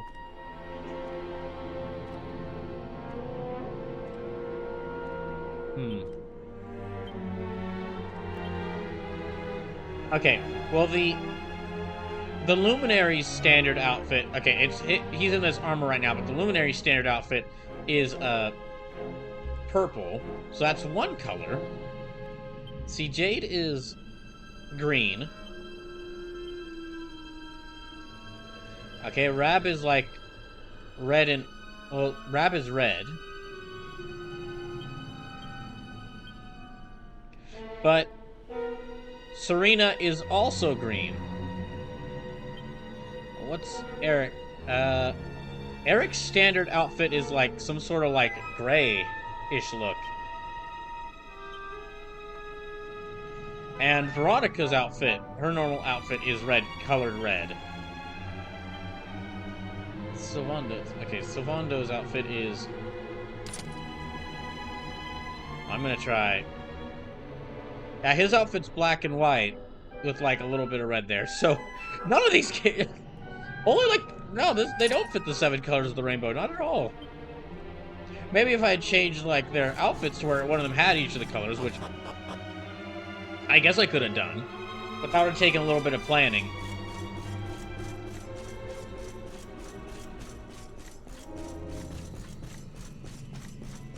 Anyway, we're now into the deeper into the painting world. You know, I'm actually going to take a short break right here before we continue and fight those snails. So that I can get something to eat. I will be right back.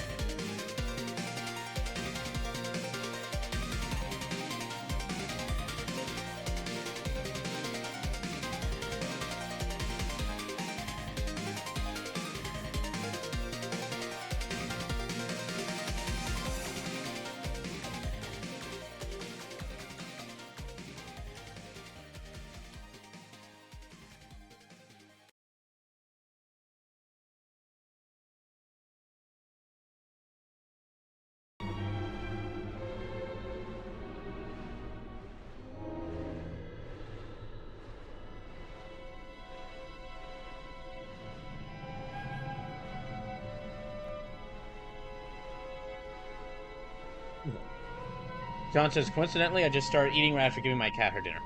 You must have said that, like, well, right after I started the break. Alright, well, I'm back from eating. So... let's fight him.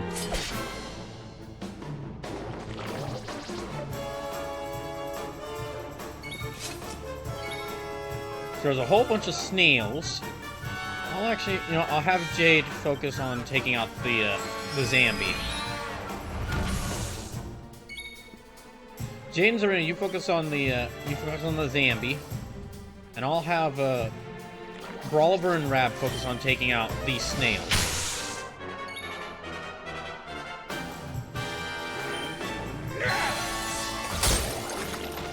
All right, that's snails just sneeded.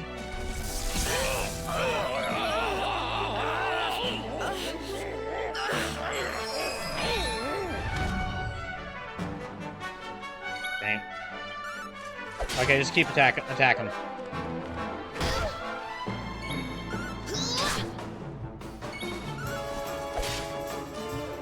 There we go. We win again.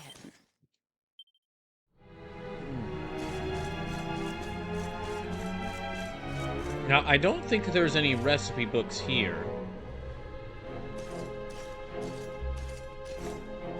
No, there's not. There are Dragon Ball demons, though.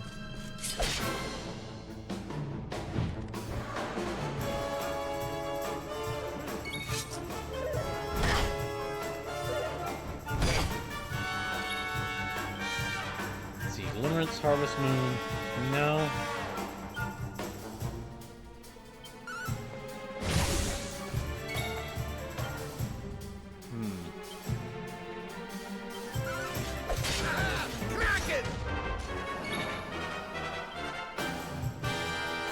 Addiction, let's curse and lie. No. Okay. Let me have Serena. Deliverance, that do. Oh, Devil's Light. Oh, she needs a wand for that. Never mind.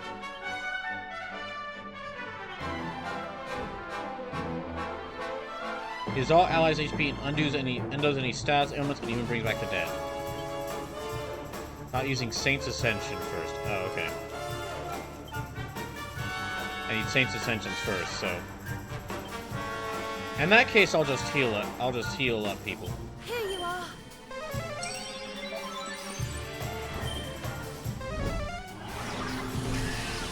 Oh, thank goodness that missed.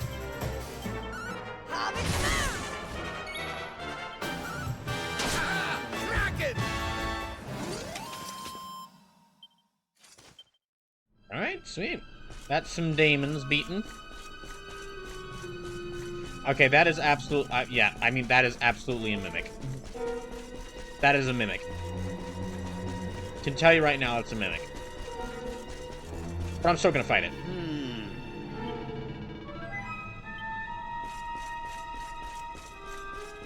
Josh said it's a doobie trap. Oh, I'm guessing you meant to say booby trap there.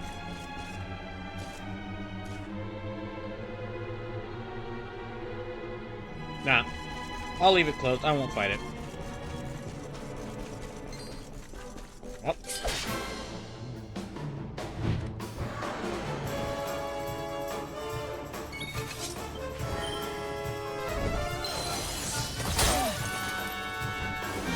Okay, I need to heal up everybody. Okay, Harvest Moon, yet there.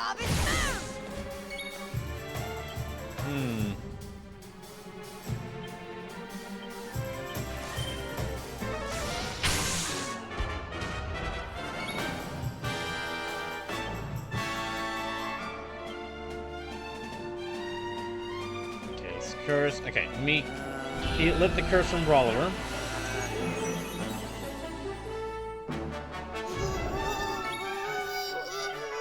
And harvest him again. That'll kill him. Another day. Now the curse should go away, I think. I think all the SAS effects. No, okay, no, it's still there. Never mind.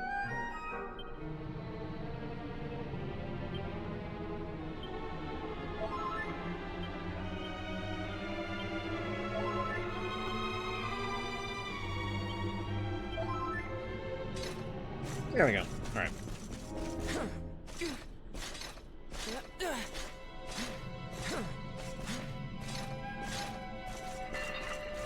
Oh, it's one of these enemies. But yeah, it's Goro from Mortal Kombat.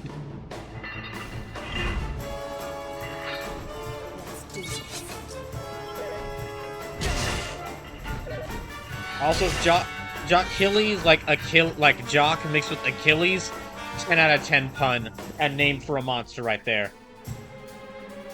John says Jockilles? Yeah, Jockilles, like Achilles, but Jock at the front. Perfect monster name there.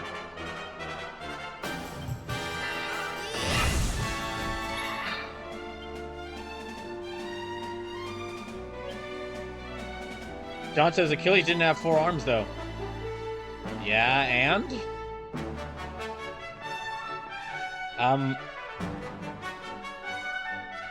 Gosh, I don't even know how to respond to that.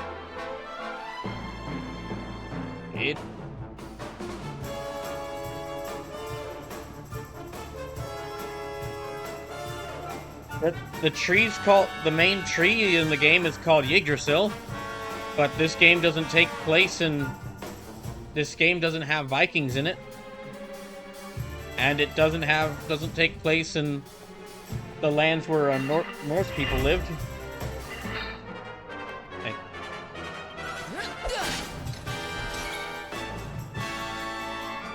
Well, I'll just move on. I'll just move on.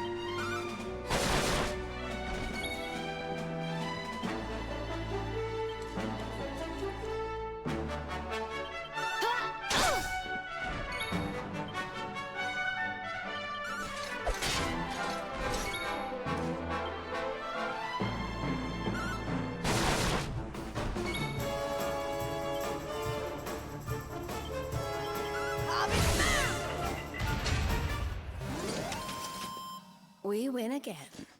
I feel better than ever. John, if the enemy being called Achilles, even though if the enemy being called Achilles, even though it doesn't look exactly like Achilles, is a problem for you, you're gonna have a lot of problems with this game. Or not even called Achilles, like its name, it's based off of Achilles. Then yeah, you're gonna have a lot of problems with this game.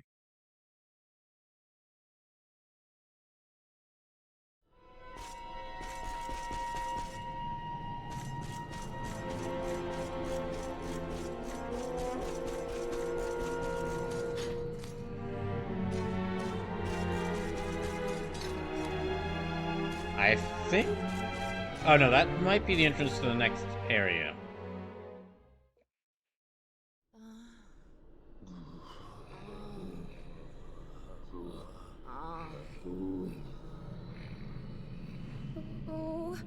Oh dear. This doesn't feel safe at all. Oh boy.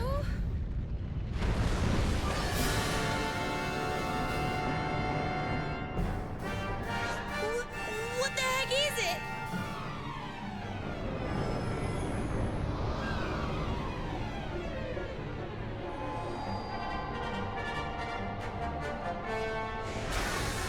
Man, this painting world is elaborate. Like, you got, like... Also, the Mario 64 references return, because that's basically a giant piranha plant. Watch out! It's looking this way! So this thing has been luring folks in here so can have them for dinner, eh? Lucky old us.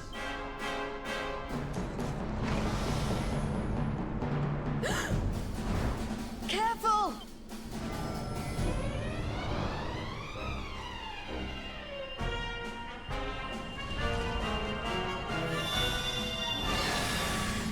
Oh! Thanks, Birthmark. We need to run! Right now!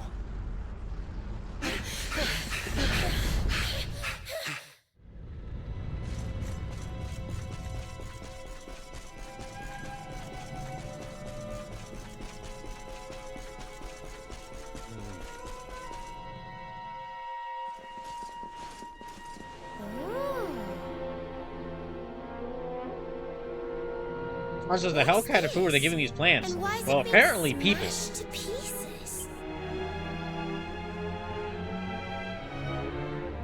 It's a message. It seems to have been written by the person who discovered the mural. I have found a great fresco in the ruins near Phnomnon. It seems to be several centuries old. It has a strange power. At first I thought it was a power for good. That this was how people had been drawn here. How the town had grown great. But now I see that it is evil. That it lures the greedy with promises of riches so that it might feast on their souls. Okay, that explains how they Those plant. too pure of heart to tempt Okay, that with explains how greed, the plants grow so it big. lures Souls the aren't known for being greedy. good, for having good nutritious value for Beware demonic the little lost demonic painting girl. plants. She will lead you to your doom. The little lost girl. Dora. So this whole thing was just some elaborate trap? Well, that's just great. I think it's time to get out of here, don't you? I like how they're not even like, none of them have ever mentioned like, we should probably, none of them have ever mentioned like, we should probably help those people who got mind controlled. They're all just like, let's just get the heck out of here. They were threatening us over a stupid painting. Fuck them.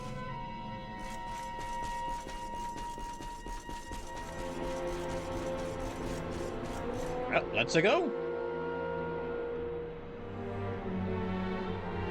Could this be... It is! It's the crack we saw when we first went to look at the mural. I think she's right, you know. This could be our way out of here. Oh no. Only one way to find out. Here goes nothing.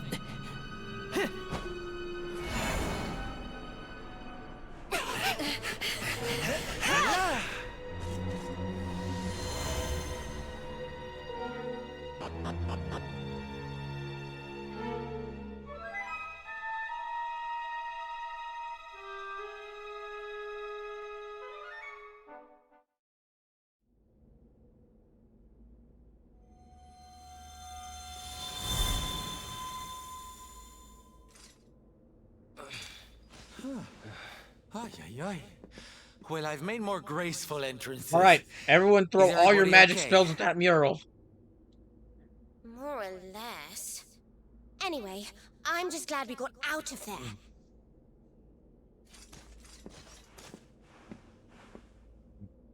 We have to let everyone know the truth about the mural. Come on, let's get back to the village.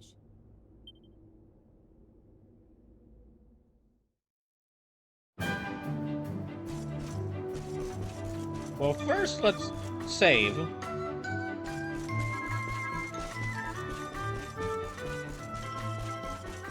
Yeah, first let us save.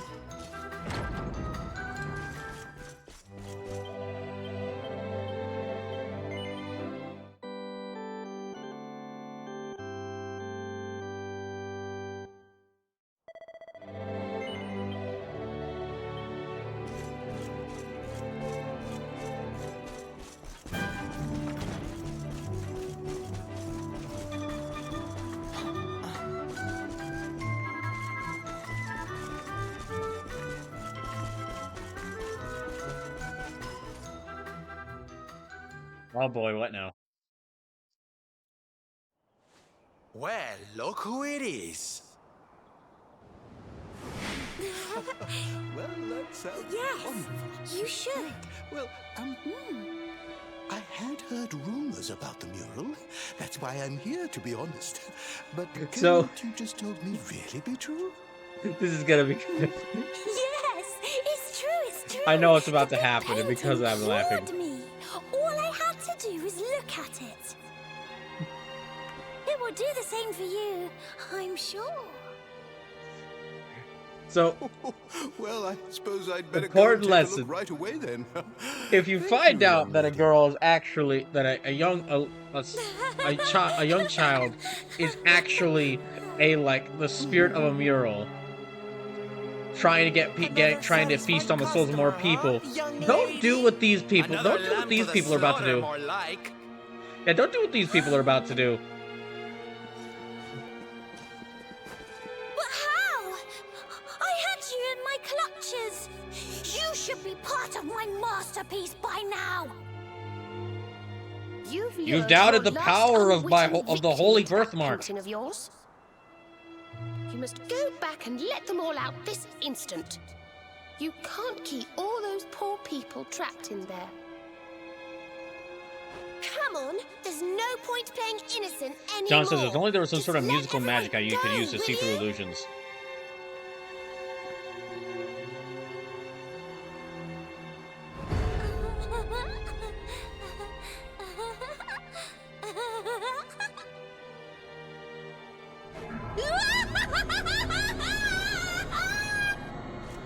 Let them go? When my great work is so close to completion? Fools! Thanks to the gift of that greatest of beings, I have the power to paint their memories onto the very canvas of time! There is only one way you will convince me to release them. Come to my world! Bring it to life with the bright brushstrokes of... Wait! Before you go, this greatest of beings, who do you mean exactly?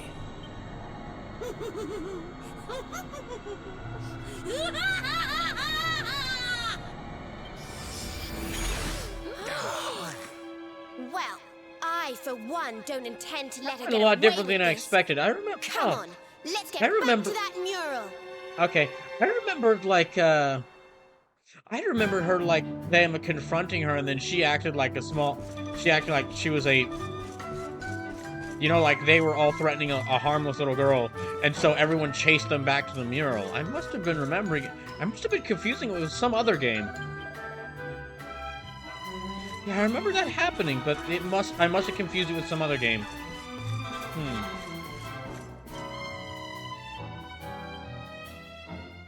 Also, I'm gonna talk to the townspeople around here before going to the mural to see if anyone noticed this small child gain a dark evil aura and then laughing maniacally.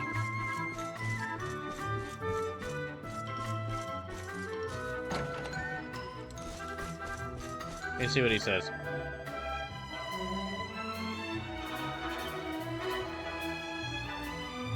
Okay. Well, oh, you are still looking for the little girl? Well, perhaps if she's so difficult to find, you should ask for a mural to help. I'm sure the mural could help. You should go to the mural. The lady to the painting will let you straight to your missing friend, I think so. Go to the mural. Hey, did you see or hear any of that? You enjoyed your stay, right? I think so. Please come back again anytime. I mean, you know, some of our guests seem to get so lost in their sightseeing that they fail to return, even to fetch their belongings. So what you're saying is I shouldn't stay here. Did any of you see that small child become a demon? That seemed more mysterious than you've had hot dinners. This place is the real deal, I'm telling you. You know, I think I can feel some vibes coming off these souvenirs. Yeah, just feel that. Wow. Okay, so none of you noticed that. Just wanted to check.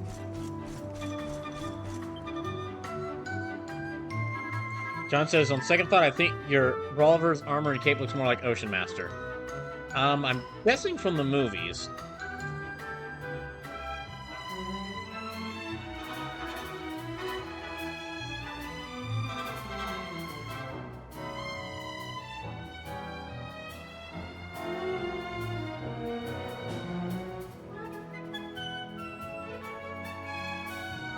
Yeah, in James Wan's movie. Okay, let me... You know what, with the actually pulling up an image of him, I won't share this one this time. The helmet looks completely different, but the cape kind of looks similar. The cape does kind of look similar. It's not... There are still some major differences, though. The main thing is that they just... The characters you're referencing just don't have this sort of plate armor look to it. This heavy plate armor look to them.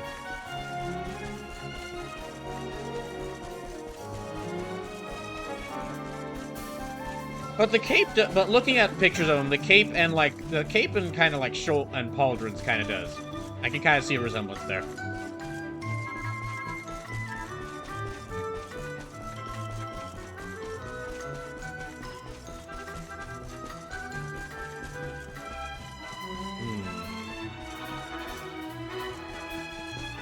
see if I can try. Although maybe his design changed in the second movie. I only saw the first Aquaman movie, never saw the second one. So maybe his design did change to look closer to what Rollifer's wearing here in that second film.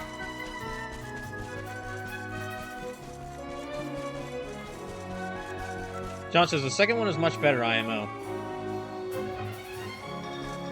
Cool.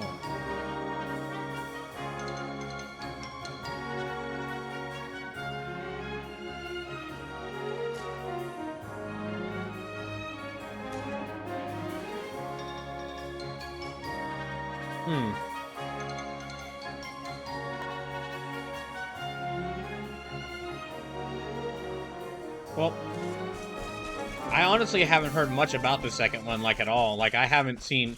You're the first person I've ever met that sentence right there you said. That is the first I've ever heard anyone mention the second Aquaman film. I even completely forgot that the film released last year. Ah, well, we're back. So, as you might have noticed, this area is... this whole part of the game... This section right here is a little bit odd. Because you're... I mean, like, story-wise, it kind of makes sense, but it is a little odd that you're...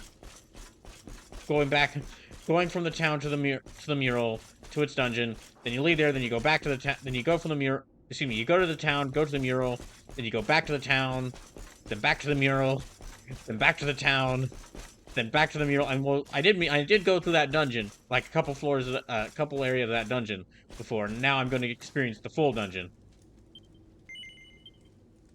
But still, it's a little funny that.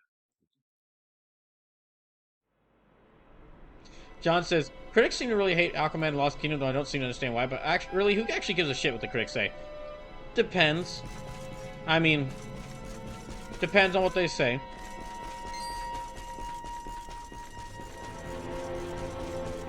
There have been some times where I've seen critics give, there have been some times where I've seen movie critics give, like, very good, put into words, really, why a film is good or bad that I honestly could not. When I myself could not.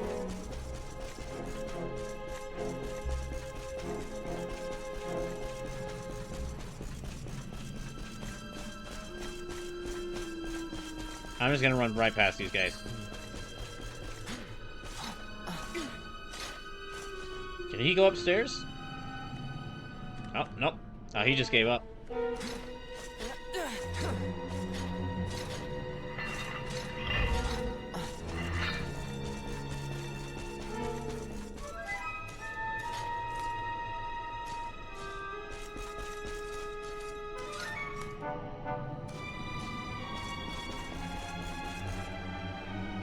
An eerie voice echoes from afar. Oh, wait, okay. Ah, there you are, such pretty little splashes of color. It's so glad of you visit in my Mario 64 world. Now that the canvas has been prepared, let the brutal artistry of battle commence.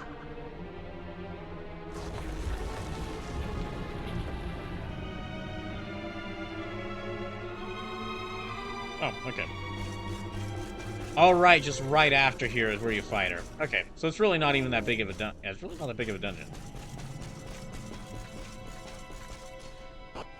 Wait, does this have a second floor? Wait, it might have a second floor. That's right, okay, never mind. Again, I'm confusing this part with another place, because this is, yeah, now we go to this part, and the actual dungeon starts. I was definitely confusing this whole section with another part. Or with another game. Although now it's going to be bothering me, like, what part of what game I was confusing this whole area with.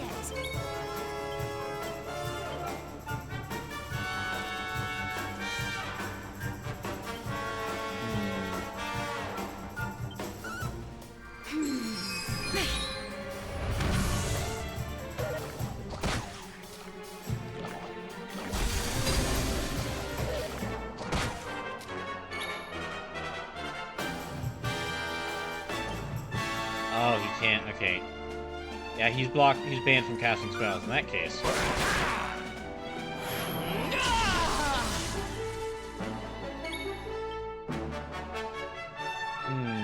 Yeah, I'll do that.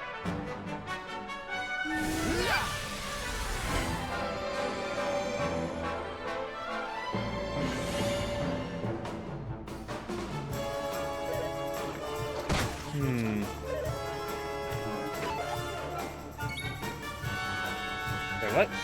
Oh, okay, she just dodged that. I thought for a second there that she'd stop moving. I didn't realize she made that pose when she dodged. I don't know if this will be effective.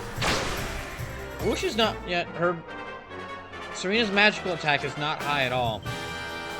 Here, I'll try.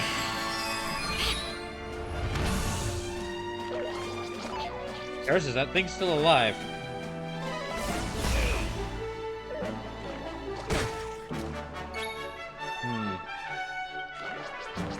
Here, I'll attack all of them again.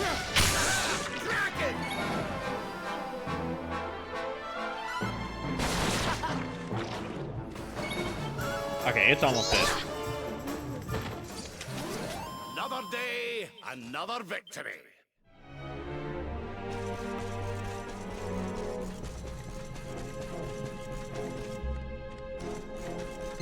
Anything through here? Okay, I can't go through there. Here, I'll fight these guys. John says, I choose not to read reviews, good, bad, or indifferent. It's something I plan to continue not doing once I'm a working actor.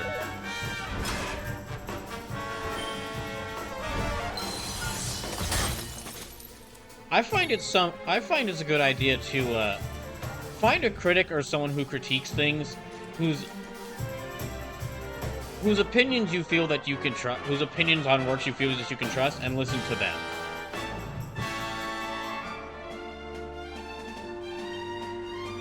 Because avoiding taking, because in a lot of like when working on films or anything like that, films, theater, shows, video games, any sort of like entertaining work, avoiding taking any sort of criticism is usually a bad idea, because it could lead to you making mistakes. Because it could lead to you making mistakes, or at least what I found. But I mean, it doesn't even have to be an official critic. Maybe just find yourself a friend who you feel that you can trust their opinion when you ask them to critique what you've done.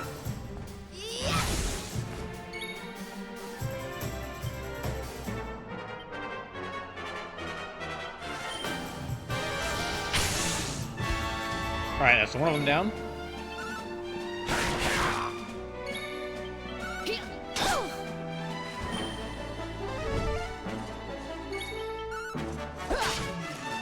There we go.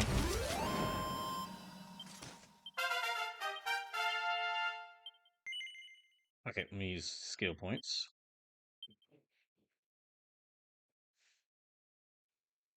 Well, let me see what I can get her. Increase the maximum MP, restores at least 50 HP to a single ally. Bring a ruin. Chance. Oh. What can I get from down here? Resistance to fire and earth spells. Because enemy resistance to all offensive spells. Let me actually use this.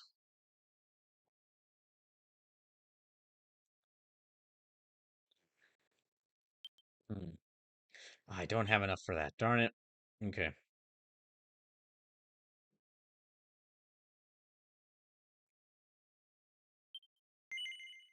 No, I guess I'll get her spooky aura.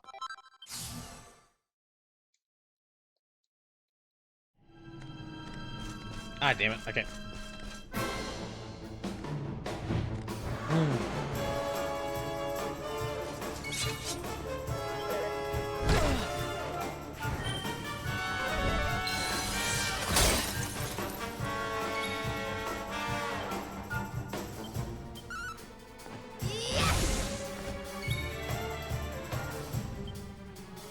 Alright. It's like one or two more attacks to take on that guy. Yep, there we go.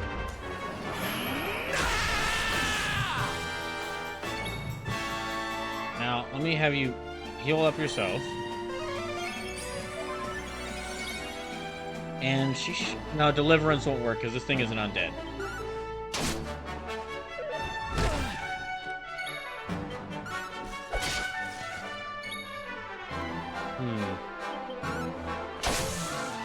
There we go. Things are looking up.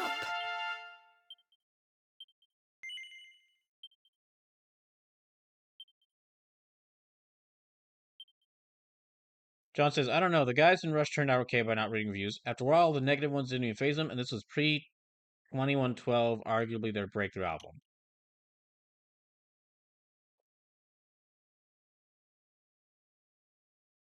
Okay, don't need that. Critical hit chance. Really. He's got knives, so assassin stab, victimizer.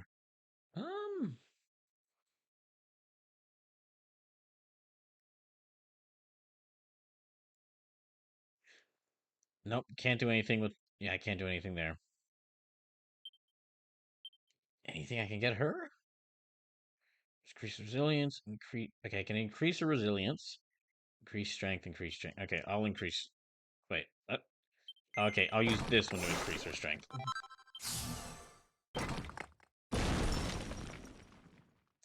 Supersonic escape that sends a shockwave slamming to a group of enemies. Okay, this is definitely an attack I need.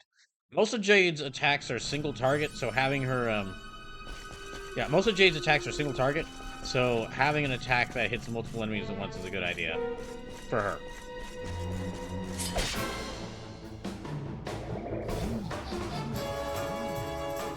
Wasn't there a quest I needed to fight Brawly Gaggers? Dang it, I wish I could check quests right now, but I can't. Yeah, that's right. I think I needed to fight Brawly Gaggers to get that, to get that Rainbow Rayon.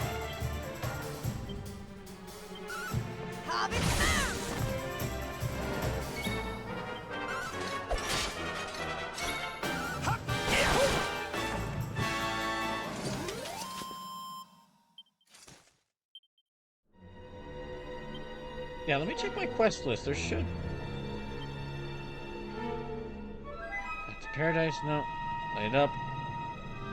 Beat a Brawly Gagger and break hedges out and wait for it to win. Only then will these lose creatures appear. Okay, so... I guess I have to keep fighting these things until I can get a Rainbow Rayon. Let me actually try to keep fighting these things to see if I can get that here. Maybe if I fight them here, they'll actually have the Rainbow Rayon.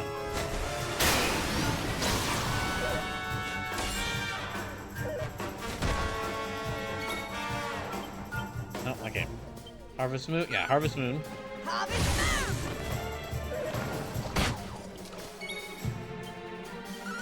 And... yeah, take out the snail.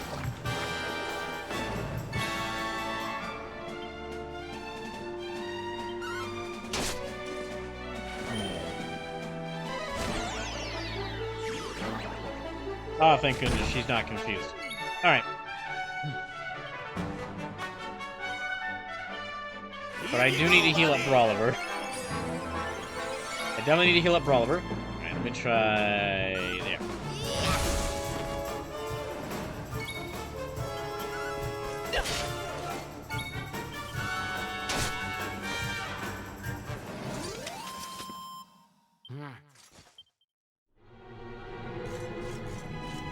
Okay, I'm guessing I have to fight the Brawly Gaggers in that one area, in order to get this item that they're talking about.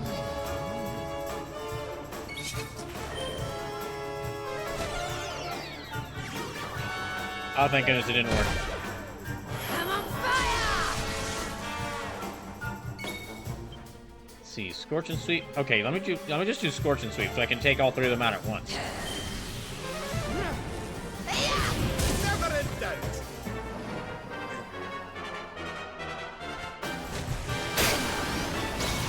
And I definitely will need to heal after this. Alright.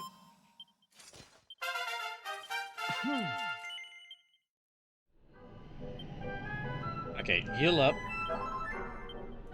And then he should have enough points to get him something. Okay, attack power.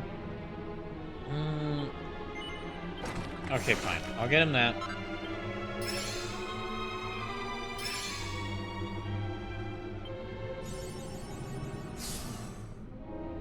Critical hit chance. Okay. So one of these three, I'm willing to bet it's that one, will give me a Yeah, one of these... yeah, I'm willing to bet that skill will give me dual wielding. Which, in order to get that, I'm going to have to unlock these 4 abilities around it, so...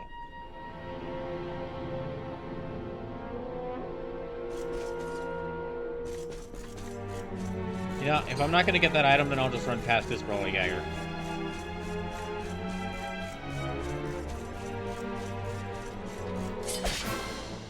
And I guess you need to fight this thing in order to get its mount.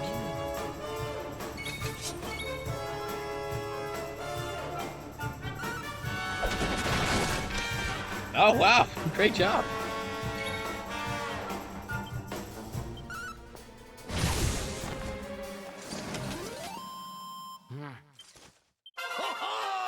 I'm better than ever! Okay, he's got 8 points. Let me see what he can get. Diesel freeze, no. Can opener. Attack power wielding plus 8, maybe.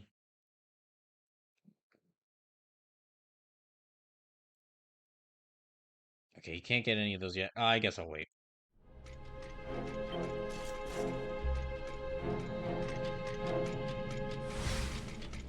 Yeah, I guess I'll wait.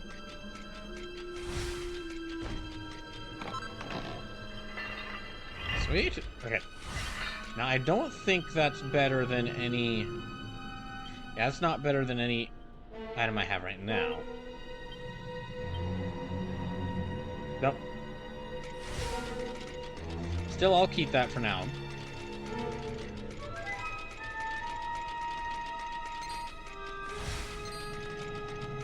Wait, I can fight these guys. Yeah, these guys are easy to deal with. Let me go ahead and just take out them. Oh, great, he brought a pal.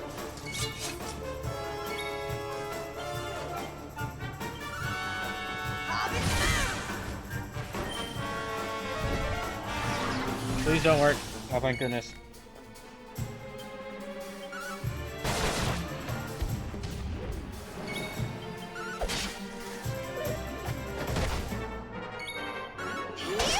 Okay, just a little bit more damage and I'll take this one out.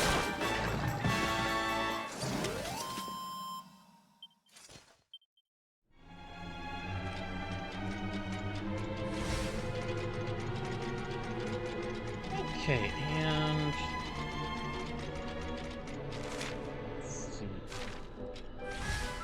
Those marionettes are blocking my path there. I think that's the area I need to go to. Oh, wait. Let me check something. Maybe not? No, I'll go back down there and I'll go through that door past those magic marionettes. Let me see if there's some... Let me see what's past them.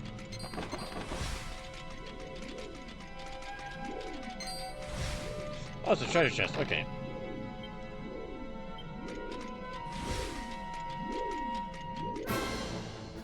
Yeah, I'll go ahead and fight him.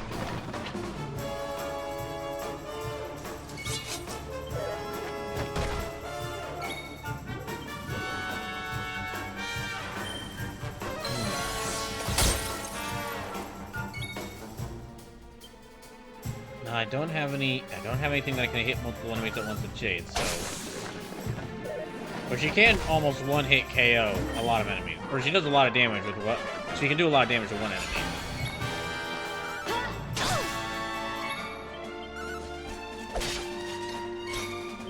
Alright.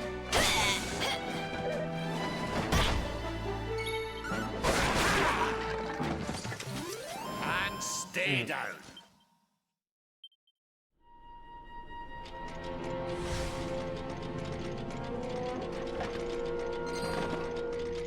Oh, they noticed me. But let me just run past them. I guess I don't really need this steed. I thought I did because there'd be like something beyond here that I'd have to, Oh yeah, you know what? I can fight these guys.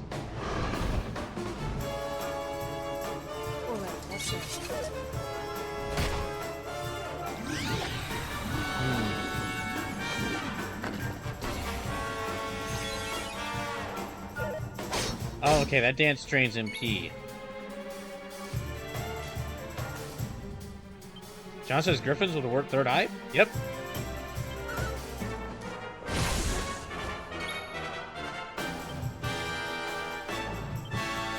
Well, it's a marionette. It might...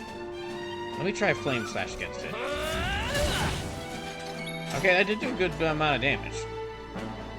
You know what? I'm actually gonna cast... Yeah, let me cast Crackle.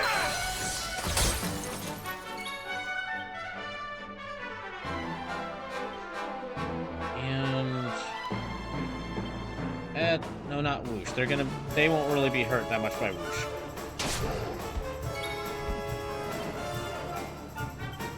Okay, Harvest Moon against that Griffin. That ought to kill it. Oh no, it's still got a little bit of health left.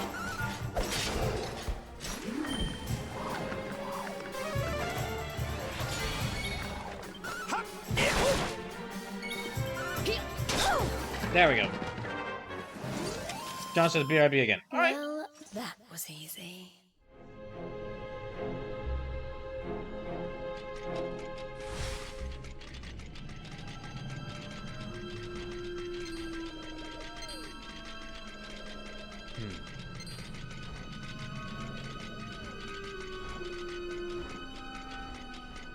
Yeah, I'll fight some more of these guys. Can't hurt to get some more experience.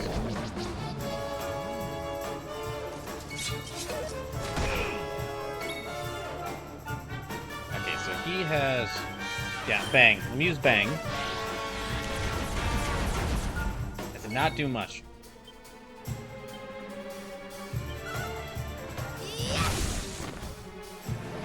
That's one umbrella down.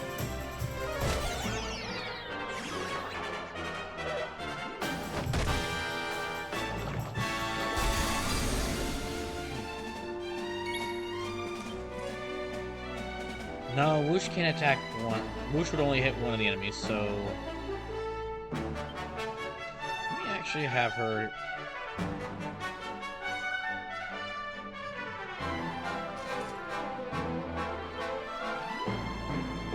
Yeah.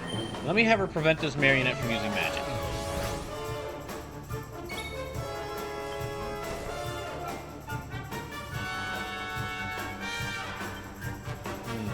Nope.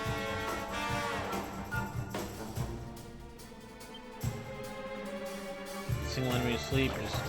Okay. I will just use Zam.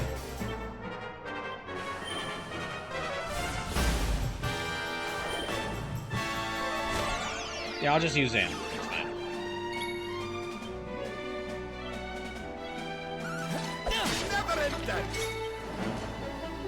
Okay, and then Harvest Moon to take out that Brawlygagger.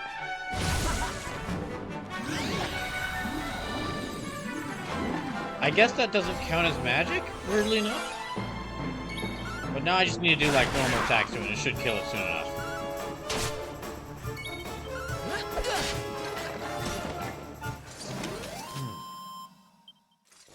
Alright, there we go.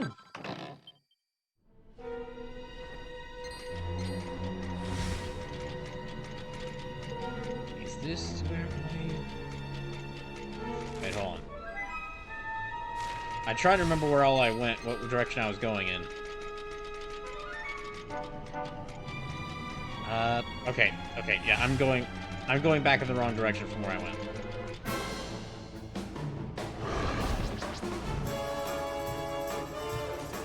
Actually, I just realized, with Lucky Cap TV following tonight, and with Tay Does Things following yesterday, that means I'm up to 620 followers. So,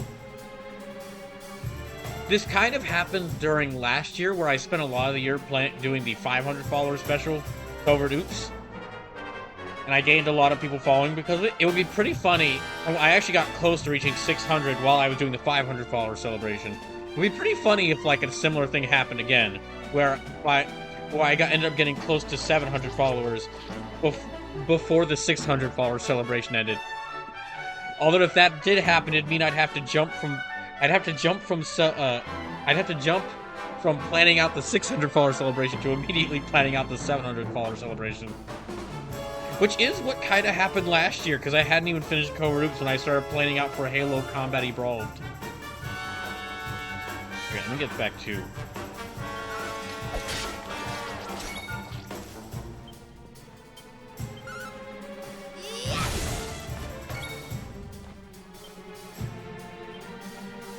Okay.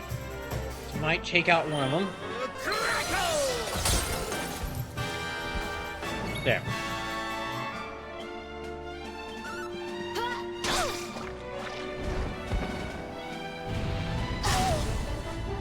I'll have to remember if Sleepless is able to come to the stream tonight, I'll have to remember to tell him more about that game I was mentioning in the Discord that had gotten me so interested. That was just me talking out loud to myself. Y'all can ignore that.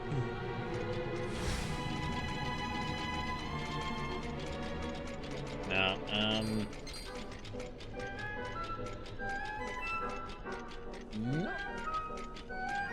I guess I don't really... Okay, I figured there was some area around here where I needed to use... Oh, well... Yeah, I figured there was some area around here where I needed to use the, where I needed to use this little, like, demon steed, or Skelesteed to climb up somewhere, but I can't find that area. I'll still stay on them and go, though, just in case I find that. Let me see if I can actually get through all these marionettes. Oh, that's what they were guarding.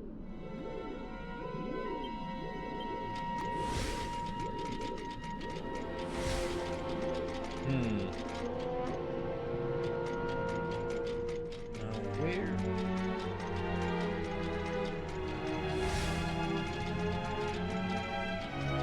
Now, nice thing about this area, because it's like all these, this entire area is floating in space, you can actually see enemies, upcoming enemies far in the distance, long before you ever reach them. Here, I'll fight this guy.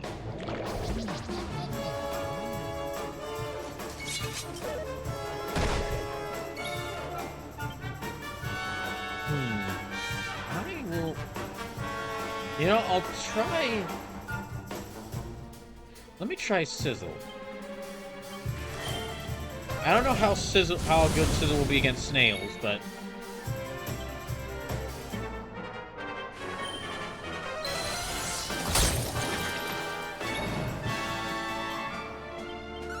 There. Ah, damn it, it missed.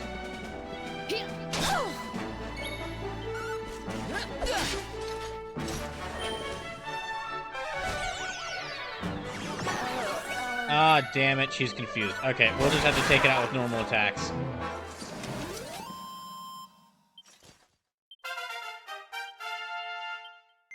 Okay, he's got to be able to learn a new skill now.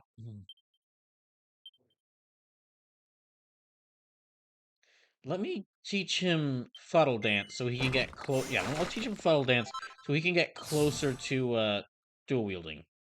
See, Hustle Dance. That is definitely the ability I should teach Sylvando next. A dance that way, in case I ever bring him back onto the team, a dance that'll heal up everyone for like 70 health. It'll be very useful. Wait. Okay, I've got to be going the right direction here.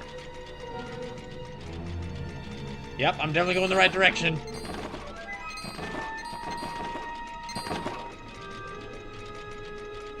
How many of those guys? That's like 6 of those, 6 of those marionettes there. Well, you know what? I will fight this guy.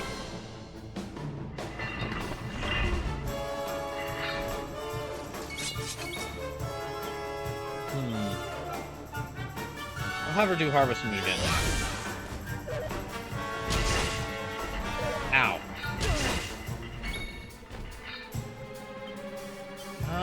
Flame Slash. Okay, and I absolutely need to heal up, well, first of all,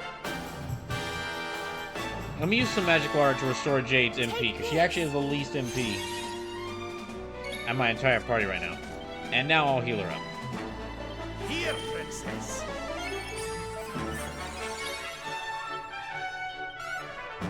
Now I'll focus on taking out him. Did it just block it? Did it block it with its attacks or with that giant metal on its chest?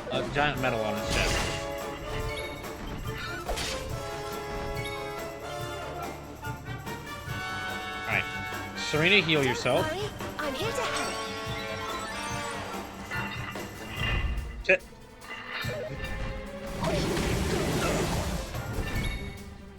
I do not like that it's JoJo punching us. Or that Star Platinum punching us. Here you go, laddie!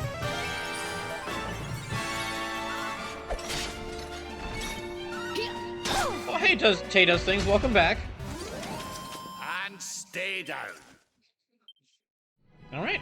If you're wondering how things have gone, well, we found a town called Phenomenon, and a ruins called Now What, and a mural was kind of kidnapping everyone and is feasting upon their souls. So now we got Mario 64 to its realm, and I have to fight it.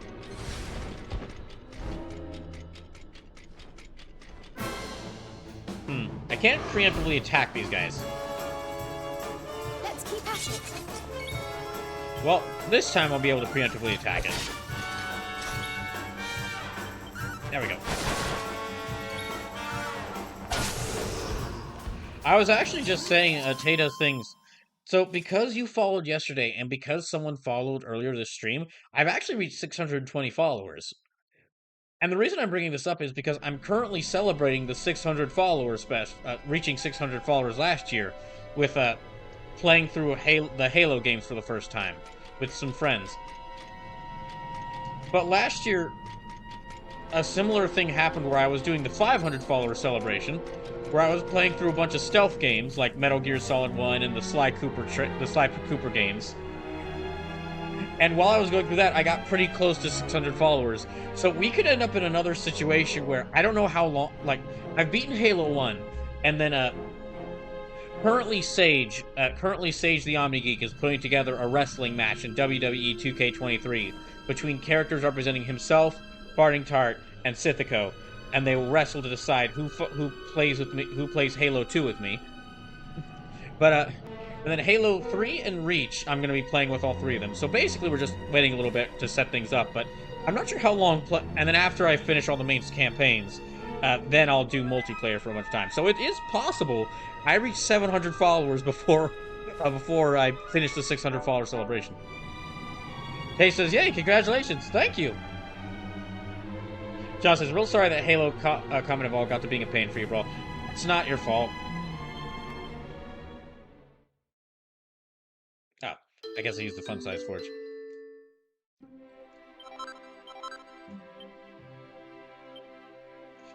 It's really... John, I would just say that Halo Combat Evolved, I can understand why, like when I was workshopping around to friends that, hey, who wants to play what Halo with me? Everyone wanted to play Halo 2. Everyone wanted to play Halo 3, and quite a few people were like, "Oh, sure, yeah. Well, if we're all playing Halo 2 and 3, we'll go ahead and play Halo Reach." Nobody was really interested in playing Halo 1. And that's the game where it's like you only one person can join you co-op. And I can definitely understand why. It is an important game. It is an important game. But I think it very much shows that this was the first time they had done... Not the first FPS they had done. Not the first FPS they had done, but I feel like the first console-based 3D multiplayer-focused FPS that Bungie had done. And so I think some of the changes they had made to kind of make it more multiplayer-focused, I think that's where I had issues. But I definitely think when I get to Halo 2 and 3 and Reach and have some friends join me, those are going to be a bit more fun, a bit more entertaining.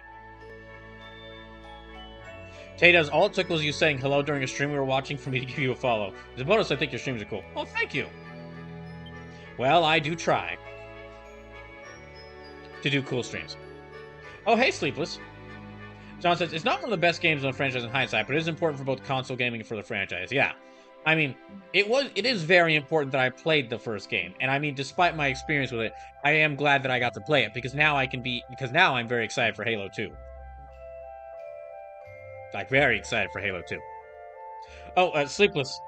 I was just saying earlier, Sleepless, that I was going to wait until you got here to tell you about that game that I was talking about in the Discord and go into more detail. Because me finding out about this game was basically an experience in and of itself. I don't think I'll actually make anything here. But also, Sleepless, I'd like you to welcome in Tay Does Things, who they followed yesterday, and I've only known them for less than 3 hours. But you know what? I'd say they're pretty awesome. Also, Lucky Cap TV also followed earlier, which means I'm up to 620 followers now. Actually, I will actually here.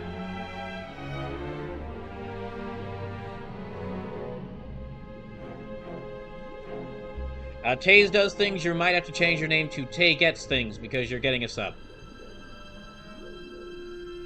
A jump to the sky turns to a rider kick. John says, Halo 2 is perhaps my favorite in the franchise, and is overall a strong improvement. That's what I was hearing from both Tart and Sage, that they really love Halo 2. Well, a lot of people were saying they love Halo 2.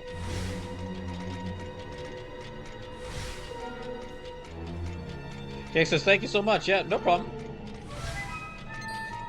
But, yeah, Sleepless, let me describe this game, tell you about this game.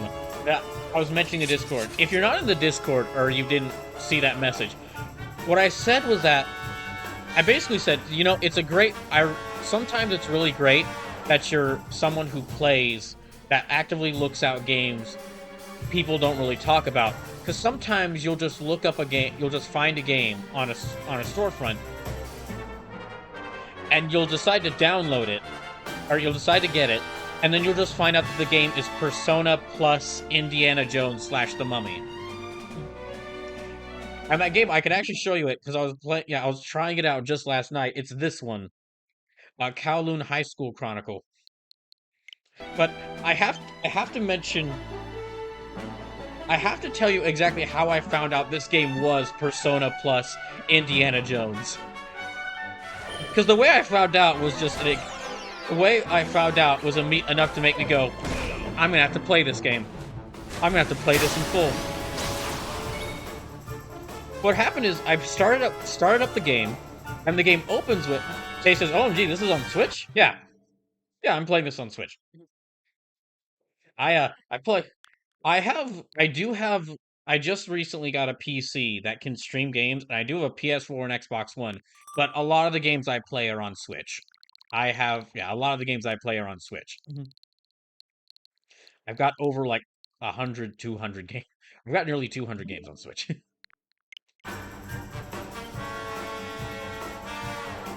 But, going back to what I was saying, I started up the game, and the game introduces, it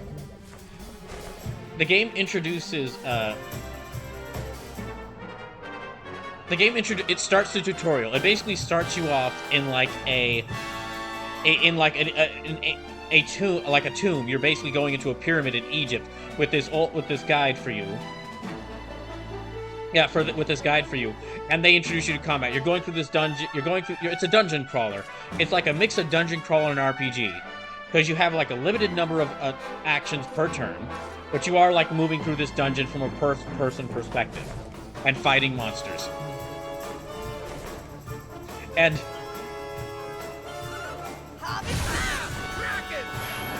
the game is like, when it introduces the combat to you, the game is very straightforward with it, because it's like, all right, here you go. Here's how the game is going. Here's your knife. You can use this to attack enemies up close. Here's your gun. Here's your SMG. You can use this to shoot enemies. Here's your grenade. You could throw this to hit multiple groups of enemies. Okay, fair enough. And then it was also like, going through the game was telling me like, and here's how you do puzzles. Here's how you combine items. Here's how you do this. It was like just very straightforward. And then at the end of the first dungeon, going through that, like you fight giant evil scorpions, and then you fight a boss who's like a hellhound with a mummy on its back. I think, okay, this looks great. Like weird, it was like a dungeon crawl, like a Japanese developed dungeon crawler, and your Japanese developed first-person dungeon crawler RPG. Pretty fun gameplay system. And then immediately afterwards, like, they start setting up the main story with like, you get out of the pyramid, you get out of the pyramid. You and your guide, the old man who's like mentoring you, you get attacked as soon as you exit the pyramid by like this old obviously evil guy in a wheelchair who like wants to use the ancient relics of the world to to torment humanity. Yeah, to torment humanity. And then, and I kid you, I wish I'd taken a picture of this. Oh, this old man in a wheelchair, you just see him. He's got a girl in like he's got a girl in like a Aladdin or Arabian Nights, that Arabian Nights style like harem girl outfit, fanning him, and he is swarmed, just surrounded by these guards in power armor. And so I thought, immediately I was like, okay, so this is a weird game. Okay, I'm in. And then, kind of what you would expect happened. He tries to steal your relic. You say no. He says, I will shoot this old man unless you give me your relic. You give me what you found in there. Because you had killed the hellhound guarding the pyramid, a bunch of ghosts pop out, and you use the chance that the ghost came out to grab the old man and you two escape. And then you're found by a doctor, and his nurse who, like, help you get back to hell. A doctor and nurse for the organization, the treasure hunting organization you're working for, and then you get back to health. And that's like the first 30 minutes of the game. It's just like, nice, straightforward tutorial area. And then as the doctor is explaining what happened to you, like, yes, we're members of the organization you're with. Actually, you know what, I'm gonna finish this battle and then I'll... As the doctor's like, yes, we're part of the organization you're with. We're also part of this organization that hunts that explores pyramids. They then immediately, while they're explaining to you what happened, is like, oh, you've already gotten another request.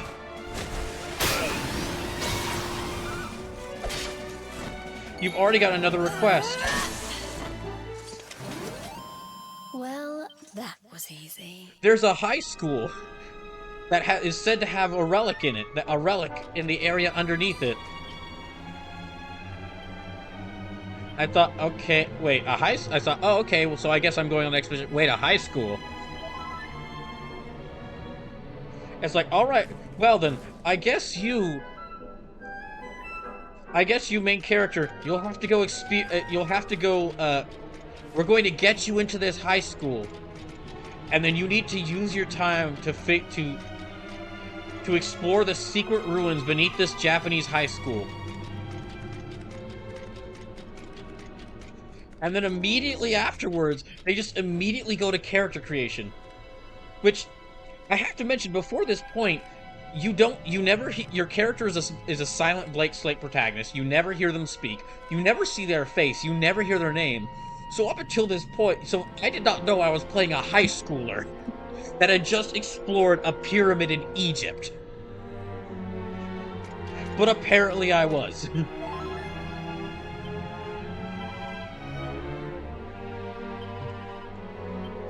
And then immediately after that, yeah, it's like, all right, you need to go to this high school. And that's when you get to character creation.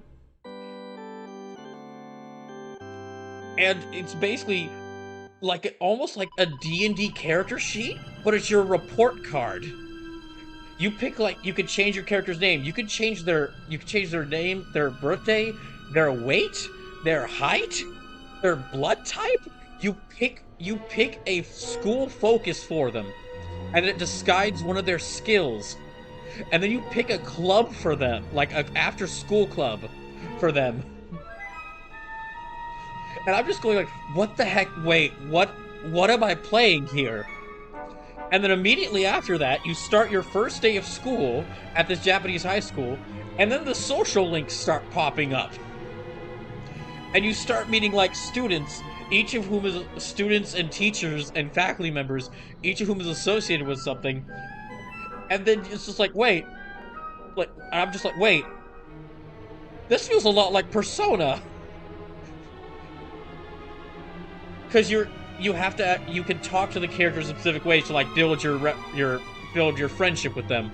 And then I find out by looking up some guides, you can have these people join you in the dungeons. I'm just thinking, is this Persona? Is this Persona plus Indiana Jones? And it is. It's this whole game, this whole game, Kowloon High School Chronicle, I was just dumbfounded because I'd never heard of this. And just, it's Persona, like a dungeon crawler, turn-based RPG. You explore an upside-down pyramid beneath a Japanese high school, and just instead of having different personas, or different, like, spirits, you have different guns. The point where and I'm absolutely I'm going to be playing this game in full in my own spare time, because as I found out, this game released, Kowloon High School Chronicle, it originally released in 2004, like 2 years before Persona 3, and thus about 20 years ago, almost exactly 20 years ago. So I'm not gonna. Apparently, its original release date was in September, but I'm gonna probably be playing. I can guarantee you right now, at some point this year, probably in September, I will be playing this game on stream, because I found out looking up online there is nothing about this game online. The wiki lists only up lists basic information for only about 5 characters. There's no TV tropes page. There's like barely a Wikipedia page. There is nothing on this game. Sleep says Persona 3 was the 4th Persona game though, bro. Yes, but you spend the day in this game. I don't know how Persona 1 and 2 went. But in this game you spend the day attending classes and spending time with classmates, and you spend the night investigating investigating some creepy area next to the school that has monsters. Just instead of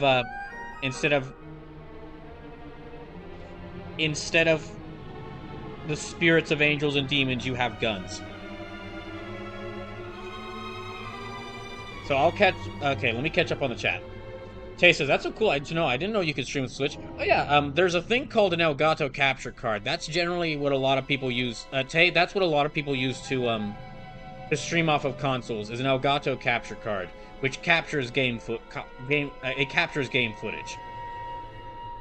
Slip says, Dragon Quest is a fantastic game, even if the main character is voiceless and has dead eyes. Oh, Sleepless, you missed my whole point earlier in this stream, where I basically just had it with the game giving you yes or no questions that don't actually affect anything, or the game tricking you with choices that don't actually give you choices. Okay, Sleepless, is it finally more damaging for Jade to use her spear than to use her hips? No, they're still about the same amount of damage. But her legs might be starting to get more powerful than either, considering that Harvest Moon attack I've been using. Trippy Hep says that... Oh, hey, Trippy. Says that will never be the case. Gee, this thing's powerful. So does the old man revealed himself. How are you, Trippy? John says, I'm guessing it was something to do with Hong Kong, considering Kowloon is in the title. No, Kowloon is actually a region of Japan. Yeah, Kowloon is a region of Japan. Also, the game has no relation to Kowloon. Like, there's never a... Wait, hold on. No, never mind, it was a city in Hong Kong. Wait. Yeah, okay, it was a city in Hong Kong. Well, that just makes the name even more confusing. It has nothing to do with Kowloon. Okay, this game is raising even more questions for me. What the hell is this game? It's named after a region in Hong Kong, like John said, but that's never mentioned there because you attend a Japanese high school. It's a dungeon crawler RPG with social. What the hell is this game? Seriously.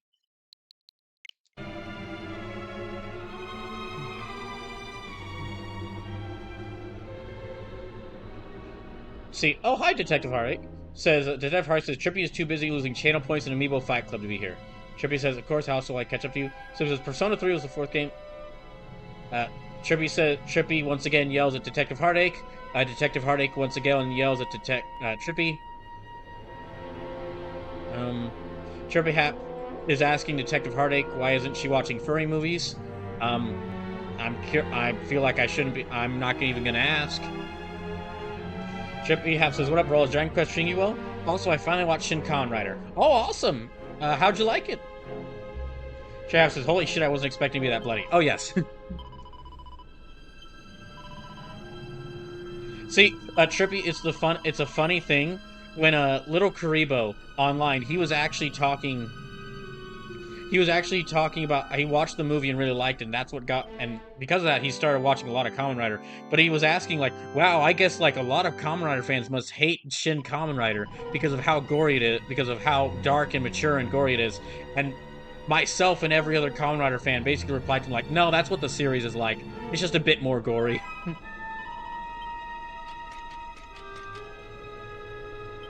Oh. Sorry, Skeleman. So he says, back to looking at Go, we'll be watching the background. Sure. John says, maybe Kowloon loaned its name to the high school, like how we sometimes reuse the name of dead presidents for schools here in the US. That's the thing, the high school is not named Kowloon. It's named, like, Hanamichi. Yeah, the school in the game is named Hanamichi. Detective Hark says, we were watching Zootopia and The Rescuers as part of my Disney Redemptions, where people can make me watch Disney movies. Ah, okay. Alright, well now I'm about to go punch a kid. Punch a child.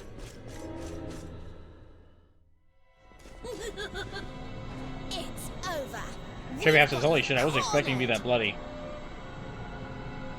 Cornered. In my defense, this child deserves it. You've painted yourselves into a corner. Poor drab fools. But yeah, Chippy, I hope you would, excuse me. I hope that, you had a good time watching Shin Kamen Rider. I am beauty personified, artistry made flesh. I am Dora in gray. Worship me. I understood that reference.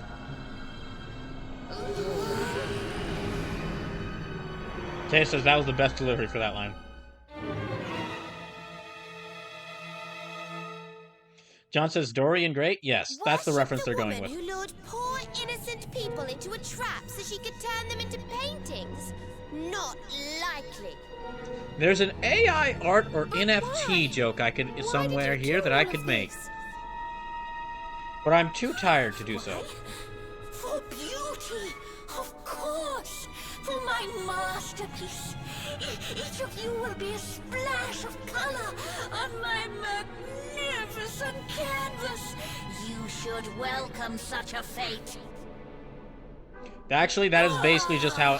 Actually, that is a much more fanciful way of AI artists trying to tell actual artists what they're doing with their work. With which to adorn my work. Such fun. And the world is so much better for it. You allow your basest urges to bring you to me, and I transform you into something altogether less ugly. Hey, rude. I do not lie when I say the mural brings fortune. It brings the good. I don't think you can talk about people being ugly. Ugly Miss has a cage for the lower half of your body.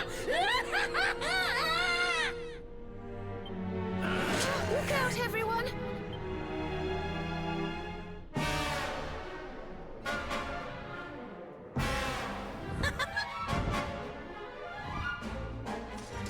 Take care. John says, wait, I always preferred Van Gogh, particularly that painting he did with the skeleton. Just to make sure I understand what you're saying, are you saying that you think Dorian Gray is a painter? Or do you know about what she's actually referencing there? Chevy Hat says, I really did. It was pretty damn fun. I'm thinking about jumping in, but I don't know if I should go back and watch some of the older ones or start with Kuga. Well, you came to the right place! So, I would basically recommend, for the series that are on Tubi right now, the original Kamen Rider, really, I would recommend like one of the Heisei or Reiwa series. Look up the... starting with Kuga, that's a lot of people really like starting with Kuga, because it's a great choice.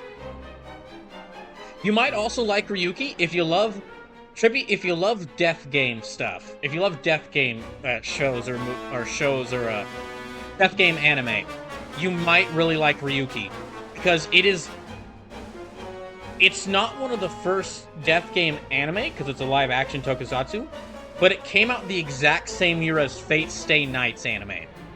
So it's one of the first, like, one of those death game shows.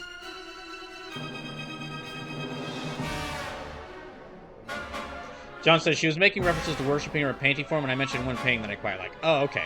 Sorry, I wasn't sure what you were responding to. Chevy Half says, death game, you say, I'm interested. And then also, so... Hold on. I will pause this in the middle of this to play the Ryuki trailer, the trailer for Kamen Rider Ryuki. Give me a second. There's also Kamen Rider 01, which is the first Reiwa series. And while that one's really nice, this isn't the show's fault, but it is slightly outdated. I know it's weird for me to say it. Most Kamen Rider shows don't have that problem, actually. They're pretty... You can watch them anytime. But Kamen Rider 01, it's still overall a good show, but it has a whole message about, like... It was released in, like, 2020, 2021, and it had a whole message about, like, taking care of robot people.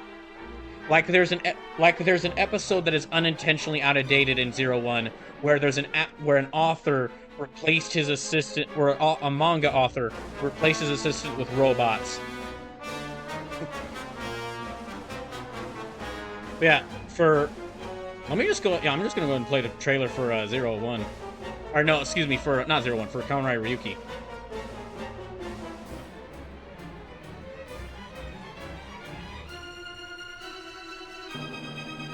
Ah, there we go. I'm gonna mute it though, just so the stream doesn't get. I'm gonna mute it though, just so the stream doesn't get the stream doesn't get muted at all. Just because I'm not sure how I'm not sure how much Toei will like me playing this. But yeah, as one of the original Death Game shows, Ryuki is very highly rated. And then also, Trippy, it is amazing that you watch. It's amazing that you watch Shin Kamen Rider this week because, and I'll show this right after.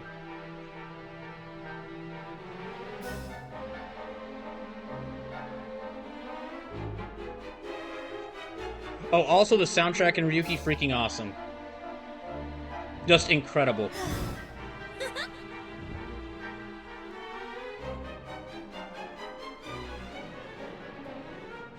And this one's on Tubi right now, so you can go ahead and just watch it for free on Tubi.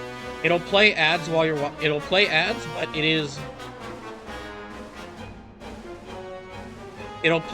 while you're oh gosh, excuse me, sorry.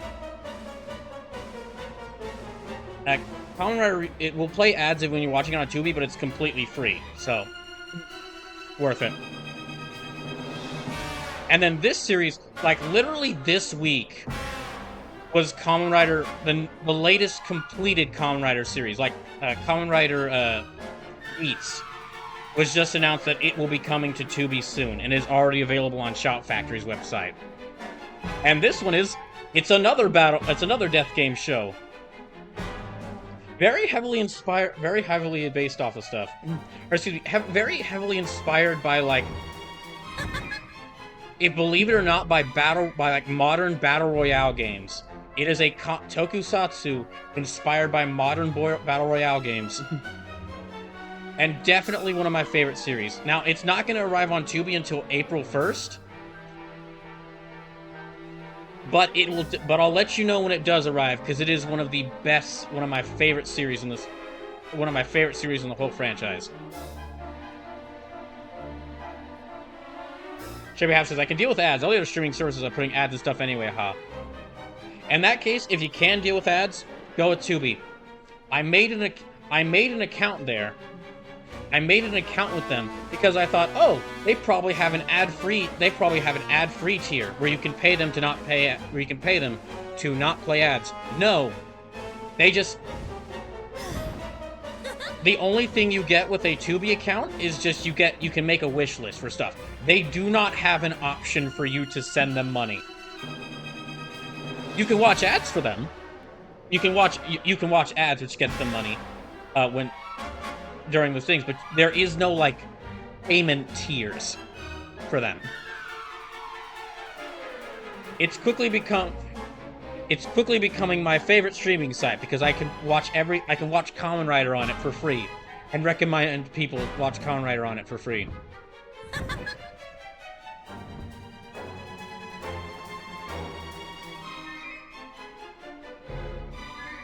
And those four I just mentioned, Kuga, Ryuki, 01, and Geats, those are, and the original Kamen Rider, the original, like, 1971, original, like, 1971, 1974 Kamen Rider series, those are the ones legally available.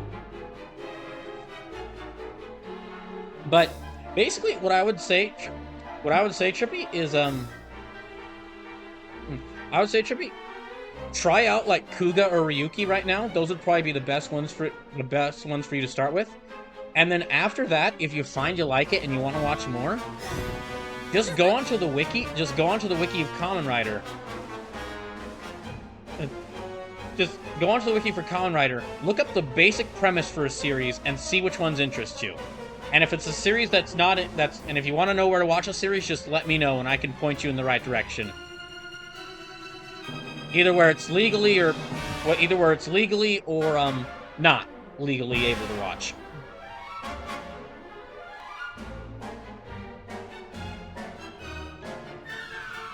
Tay says, at this point you can't do anything without having ads involved. Sad but true.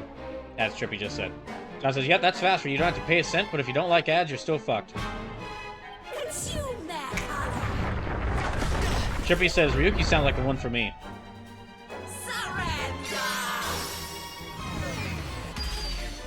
I'll probably actually, if you do choose that one, I'll probably watch through it at the same time you are. I've seen a couple of episodes, but I haven't sit down and watched the full thing yet.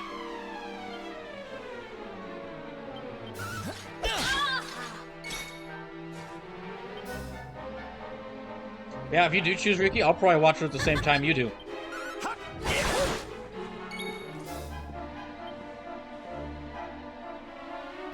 But yeah, I mean, I know I just spent like I said, I love Kamen Rider a lot. And Tokusatsu in general. Well, let me actually see just how strong. Yep, still very strong. Jade's ass, still one of the most powerful things in this. So it says, which season was the one done by Urobuchi? That is Kamen Rider Gaim. That's not legally available yet? That's not legally available to watch yet, but it is one of the very popular seasons. Sword Strike can deal extra damage from... You know what? We'll do that. Detective Hark says, Trippy out here looking to supplant the junk anime from the season with old Kamen Rider tracks.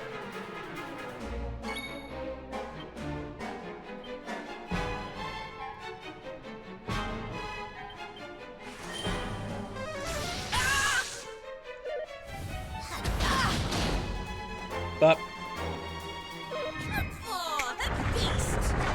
yeah, once, honestly, because Geats doesn't arrive on Tubi until like it's on Shot Factory now, and I've of course, because it's me, I've already pre-ordered the Blu-ray for Geats. Yeah, I've already pre-ordered the Blu-ray for Geats, but when it does release on Tubi, I'll probably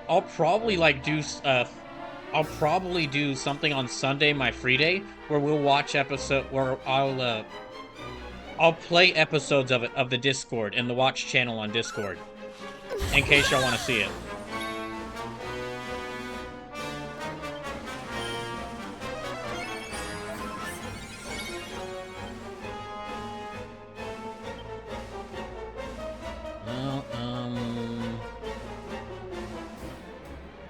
No, let me raise everyone's power. Trippy Half says, Gen Urobuchi worked on a season? That season's got to have weird sexual undertones.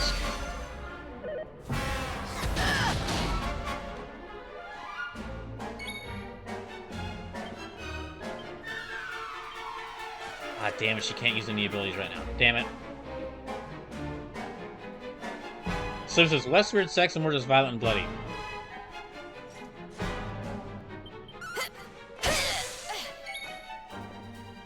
As Sleepless is mostly right there. Gaim is definitely one of the darker seasons. But Gen Urobuchi, he worked on Kamen Rider Gaim, or he was like the lead writer for Kamen Rider Gaim. But there were a couple of other writers on the season, so it was basically like a bunch of people like holding him back, going, no, hold on. Here you go, laddie. Actually, although funnily enough, Kamen Rider Geats is basically there's been like 3 seasons of Kamen Rider that have been like battle royale death games, or like something close to that, where it's basically like all the riders, there are like multiple Kamen Riders and they all fight each other. And the first season of those is Ryuki, the one I was mentioning to Trippy Haps just now. The second one of those is Gaim, which doesn't have the whole death game to it, but it does have all the riders fighting each other. And the third one is Geats, the other series I just showed, which is actually kind of takes aspects from both of them, and just yeah, basically, hilariously enough, if we ever do get a Kamen Rider added to Fortnite, it will almost certainly be Geats. And I wouldn't say that, like, I guess I would say, if you ever wanted to see how would someone take like concepts from a battle royale video game, like loot drops and apply it to a tokusatsu show, Geats does it.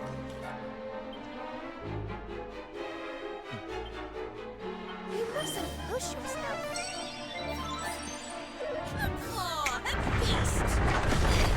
Ow. So this is people to rein him in from his Hero Butcher tendencies.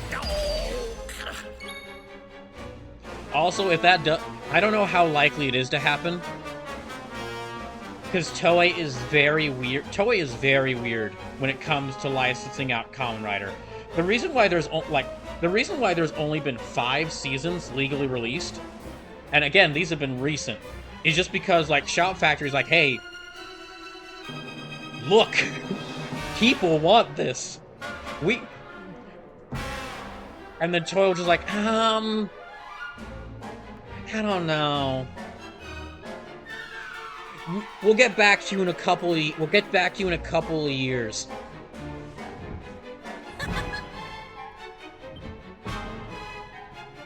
But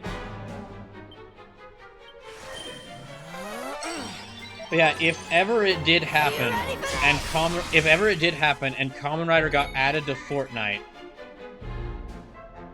yeah, I'll go ahead and say, if it ever did happen and Kamen Rider got added to Fortnite, I will do multiple streams of Fortnite as whichever Kamen Rider gets added.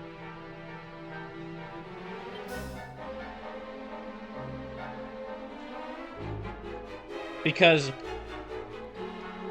that would probably be that will probably end up being the most recognized appearance by a Kamen Rider in a video game. And me saying that in the 1,000-yard stare I'm giving right now should imply how lacking we are for Kamen Rider in the video games department.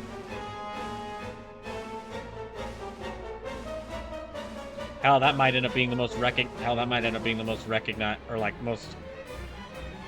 My gosh, if Kamen Rider ever does break into the mainstream in America, that would probably be the start of it. I'm gonna get off this line of thinking. This is like basically just sending me.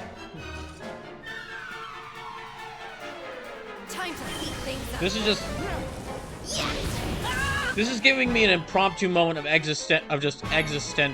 I don't even know the way to describe it.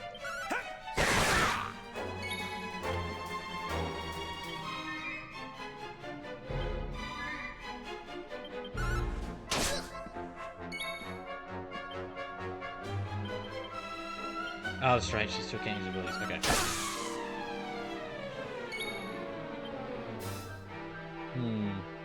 So this is alright. Back to work. Sure. Damn it, now that I put that out in the universe, that's definitely gonna happen. Fuck. Oh well. I said it, so I can't take it back.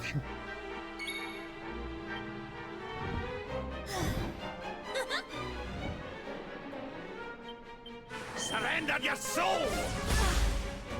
Behold my beauty!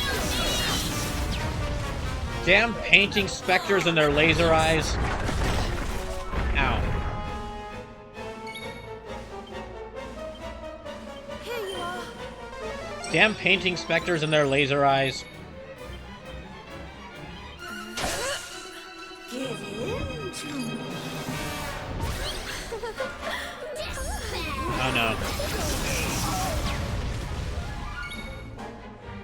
John says, and there's those asshole plants.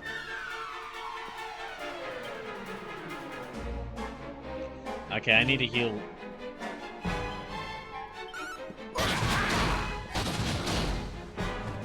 Gosh damn it. Well, I was supposed to cure confusion. Rab, why is that the one time you actually get a critical hit? My gosh.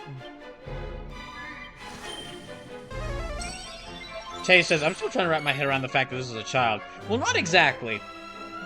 Basically, Dora in Gray, this thing here, is a dark spirit possessing an ancient mural. And what it can do is, it attracts people to it by, like, showing them illusions. And by showing them illusions, and then it leads them to the mural, at which point it teleports them into its mural world, and then it feasts on their souls. You know, typical painting stuff. We'll soon have that patched up. But for a lot of people, for anyone who's like, for a lot of people, it's able to for a lot of people, what Dora does is she appeals to their greed.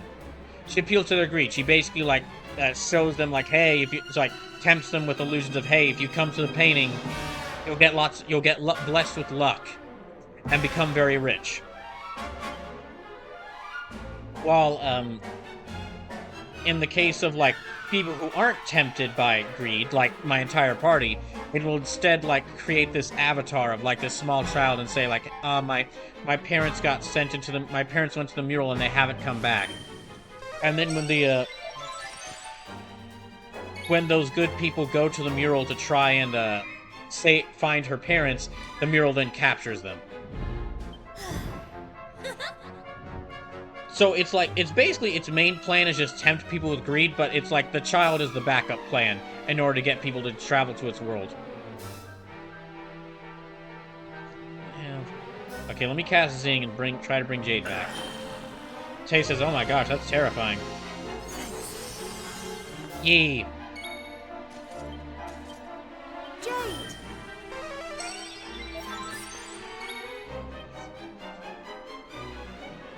Alright, I'm gonna try Harvest Moon again. So, Sleepless and Trippy, yes, to answer your question, the question you had earlier. Jade's spear and axe, they are both at the same level of power. However, her legs are getting to a higher status of power. Like, basically her spear skills and her ass have reached Kaioken, and her legs on their own have reached Super Saiyan 1.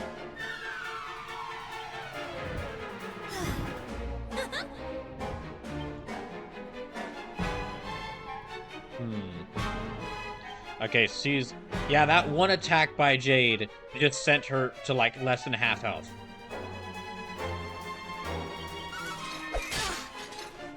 Oh, and John, to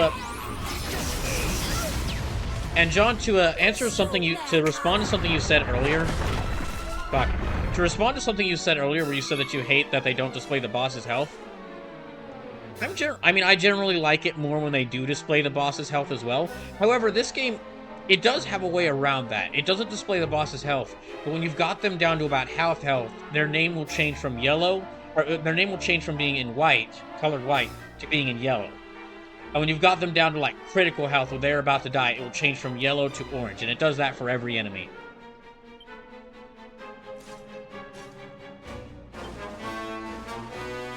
You mustn't push yourself.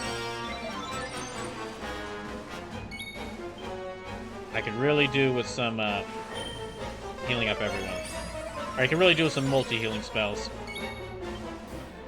You know, I'm gonna try... Oh, I still can't use abilities. Okay.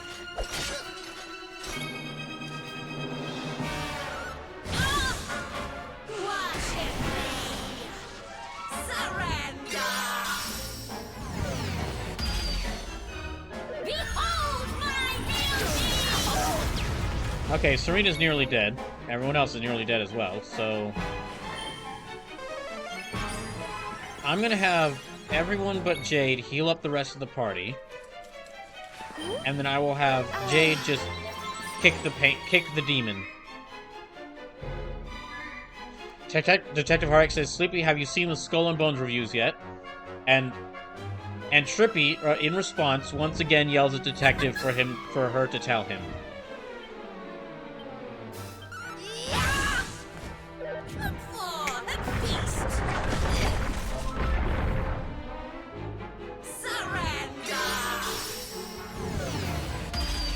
Honest, Detective and Trippy, for both of y'all, I can always tell whenever y'all are talking to each other, because y'all will, not even like seeing what message you responded to, but just seeing that you typed your message out in all caps, I know that y'all are talking to each other.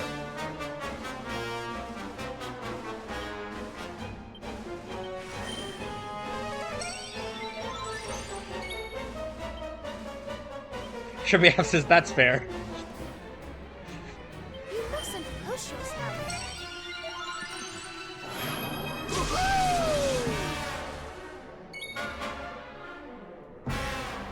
Detective Harks is 60 old man, exactly the same as Suicide Squad. Damn, that bad? Whoa.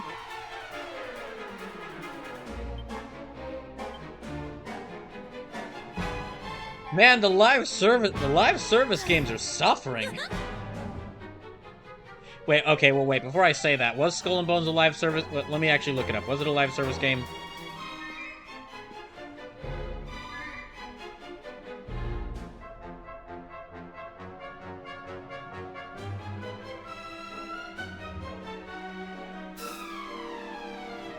Set in an open world environment, play from third perspective, customizable pirate ship.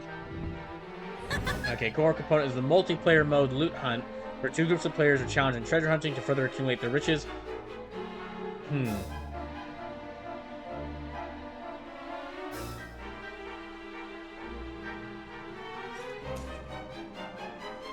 Skull and Bones started development in 2013? Wait. I'm just looking up the Wikipedia page for the game right now, but it drew inspiration from... Okay, apparently, according to Wikipedia, so I should preface that, Skull and Bones started off as was originally envisioned as an expansion for Assassin's Creed 4 Black Flag, which released in 2013. Detective Hart says, our relationship's foundation is competitive camaraderie. And honestly, I support it. Honestly, I support it. If I can get Fire Pro Wrestling working, I will make sure to at some point do a best of 5 series between Trippy Haps, Trippy Haps' avatar, whatever character they want me to use, and Detective Heartache's avatar, whatever they want me to use.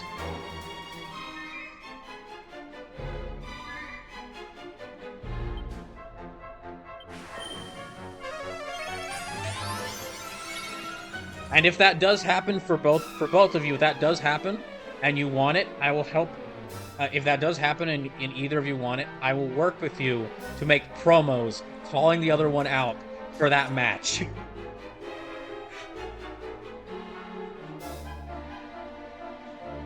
Like whether you want to record promos and you just need, whether you want to record some promos and you want to have like someone who's done wrestling promos for like review them, or you actually want me to voice them and you just write what I say. Either or. Tay does think says, I still want to see that. For those who don't know, basically, I had been spending like 2 years trying to get WWE 2K22 to work with wrestling, I've been trying to get it to work so that I could do some sort of wrestling thing, because I love wrestling. And what I had basically envisioned was just maybe some sort of special stream where I had characters representing whoever wants to be in this fight. And then the winner's like, pick some game for me to play or pick something for me to do. Something like that. Basically my own special pay-per-view. And I've been trying to make it work. I've been trying to set up for 2 years, because my gosh. I was using the PS4 version of 2K22. So I guess it's partially my fault for doing that, but that's the only version of the game I could get. But that was the worst performing game I've ever owned. I couldn't make creative characters in it until I uninstalled and reinstalled the entire game. Because whenever I would try creating making creative characters, the game would freeze while I was naming them every single time.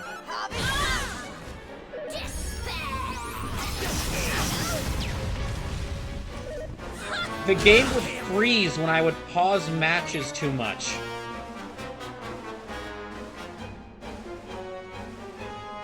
Tay says, would you do commentary for matches? Oh, hell yeah. Absolutely.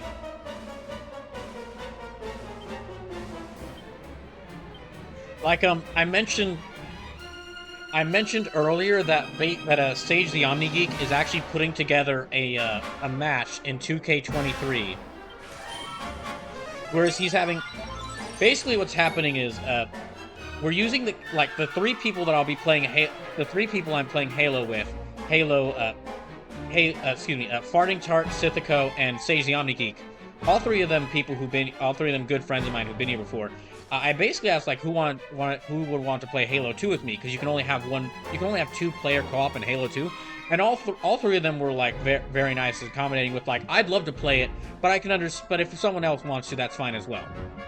And so to decide it, what we ended up deciding was that Sage is taking the wrestling characters that represent Tart, Sithico, and himself in the EFED we're a part of, that Multiversal Nexus Wrestling show that I've mentioned that I'm a part of. And Sage is putting together a match where he's going to let the AI control those characters, the in-game AI control those characters, and are going to fight. And then he's recording that match, and then once the match is fully recorded, Sage will join me for a stream, and he and I will commentate over that match to see who is chosen as the person I play Halo 2 with. And I think that if you weren't here at the start of January, how I decided I'd be playing Dragon Quest XI was, I'm also going to be playing Final Fantasy VII for the first time pretty soon. But how I decided between those 2 games, Final Fantasy VII and replaying this, was I booted up Smash Bros. And I had Cloud fight Hero in Smash, and Hero won. And I think that's going to be how I decide, like, not for, like, people's choice, I'm still going to leave that up to y'all, like, y'all will get to decide, and I'm still going to, like, mainly rely on, like, letting y'all choose what I do, because I like having that. I like letting y'all have some sort of, like, choice in, like, what games I play and something I do. But if it reaches a point where I can't decide something, or, like, we just reach, like, an impasse, it's probably what I'll do. Either boot up Smash, or Soul Calibur 6, or once I get it working, Fire Pro Wrestling, and I'll just have characters fight to decide what I do. Here you go, laddie! Tay says, this sounds similar to something I watched in another stream, but I'm so excited to see when you do this. Let's see if... Tay says, battle it out. Yes.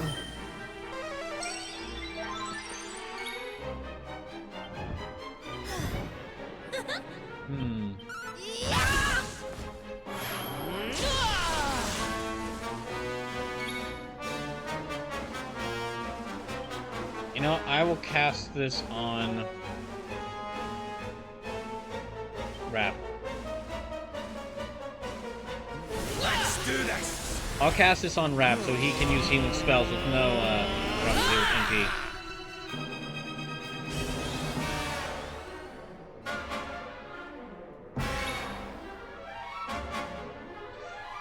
So, for both Trippy and Detective Heartache, I'm looking a little bit more into Skull and Bones, and yeah, it is a live service game. It's got an in-game store, battle pass, seasonal events, premium currency, all that great stuff. Apparently, though, Ubisoft CEO Yves Guillemot, in like one press event, he tried to call the game. He said. He apparently said something along the lines of, "It's not a AAA game, it's a quadruple A game." Because he wanted to justify why the game was $70 at launch. But my goodness, rough month for live service games. Yeah, rough month for live service games between Suicide Squad, Kill the Justice League, and Skull and Bones. And considering how both of those just... I mean, like, I didn't even hear about Skull and Bones releasing. And then you compare that to, like... Compare that to Tekken 8, a fighting game doing really well, Persona 3 Reload, and Yakuza 8, both of them being like single-player RPGs and them doing amazingly. Turn-based single-player turn-based RPGs and those doing amazingly. Helldivers, a small team-made multiplayer third-person shooter, which is about $20. Which is about $20, and from what I've heard, the devs responded to, like, I think yesterday or the day before, the devs responded to finding out that players were not receiving rewards, or mission rewards, by giving every player free rewards.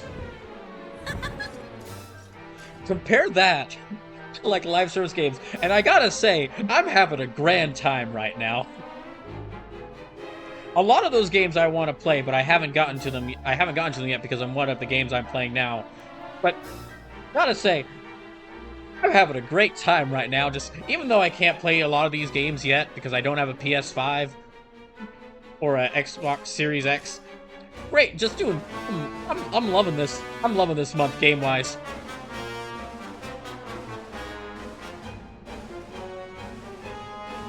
Tag Heart says, meanwhile, AA live service game Helldivers 2 is wildly popular. Exactly. And people are still having a blast with Lethal Company, a multiplayer game designed by one person.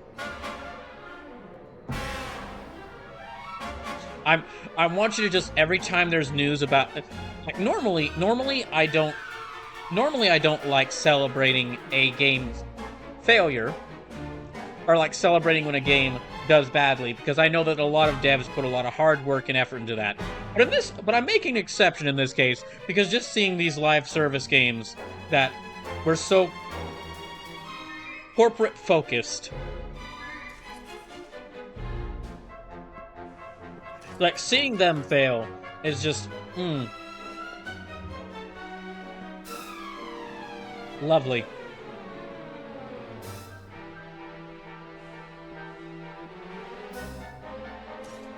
Detective Park says, I'm solidly in the Lethal Company is boring as fuck camp, but good for them. Do you think, is it because you're not into, like, how the game is structured? Is it because you're not into how the game is structured, where it's kind of similar to, like, the horror game, where it's kind of similar to, like, a multiplayer horror game, like a multiplayer version of the horror games where something's always chasing you and you can't fight back? I'm asking because a friend actually gifted me the game. And at some point I'll probably see if I can join some friends who do play it and collab with them and play it on stream. Let me heal up them. I'm here to help. Davark says, it's not even scary, there's just borderline nothing to do in it, in my opinion.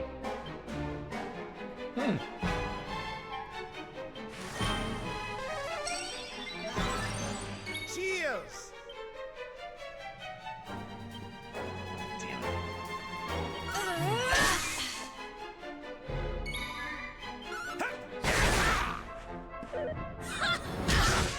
Owie. Give in to me.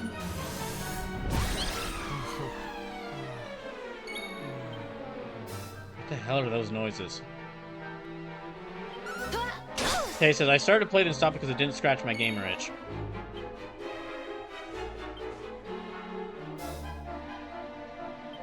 Okay. Yeah, you can do attacks. You can do abilities. Die already. Ow.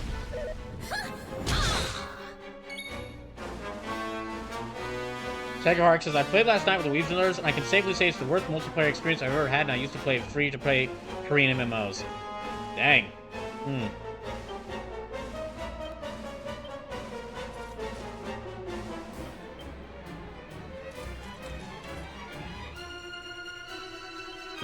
Okay, let me have Jade heal herself. I need everyone to just heal themselves up this turn.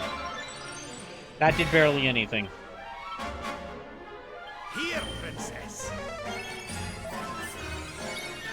We might be screwed. Here you are.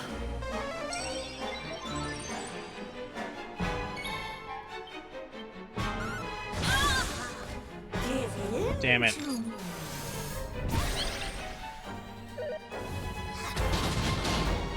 Oh gosh dang it.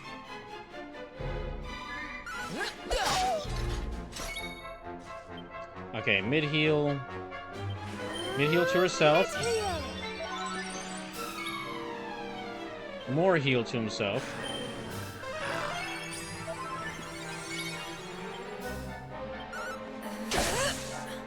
There. Ow. Give in to me. Oh gosh damn it.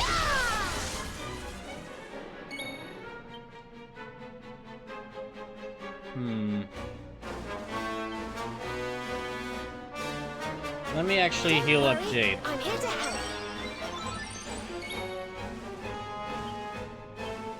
And now I'll use more heal on Brawler.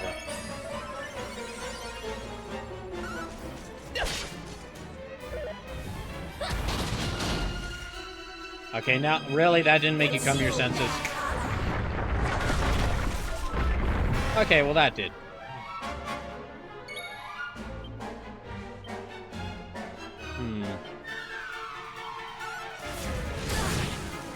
Are you ready for this?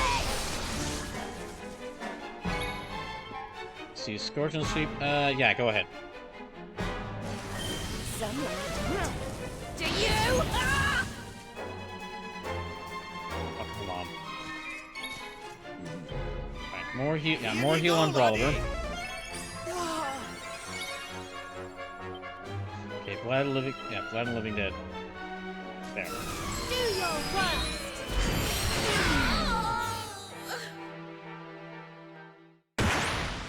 Woo!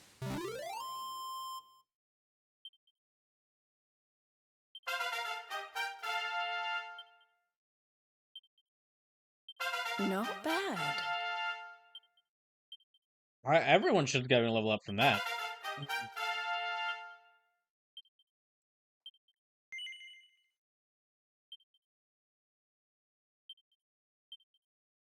Alright, now I still only have okay, I still only have 6. Never mind.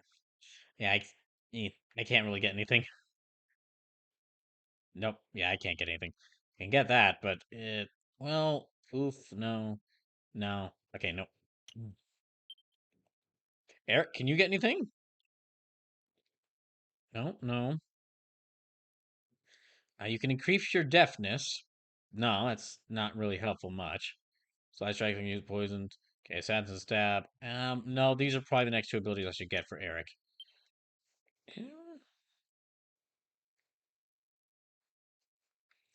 No whip. Nope. No, okay, she can't get anything either yet.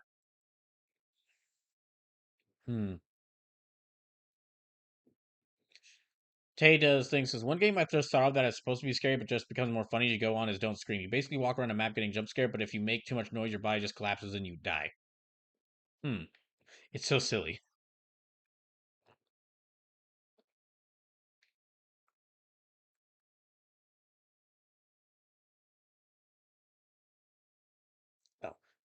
No, wait, she's carrying spear, so... Okay. Chance to increase parrying... I guess I'll get her this.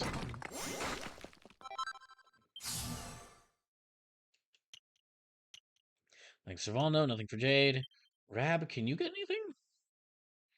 Can opener? You can't get can opener. Increase attack power and wielding claws. Okay. Can opener will actually be good.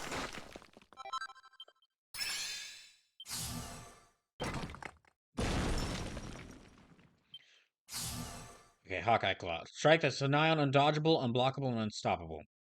Alright. That's about all I can get for right now. How did you... An ugly victory!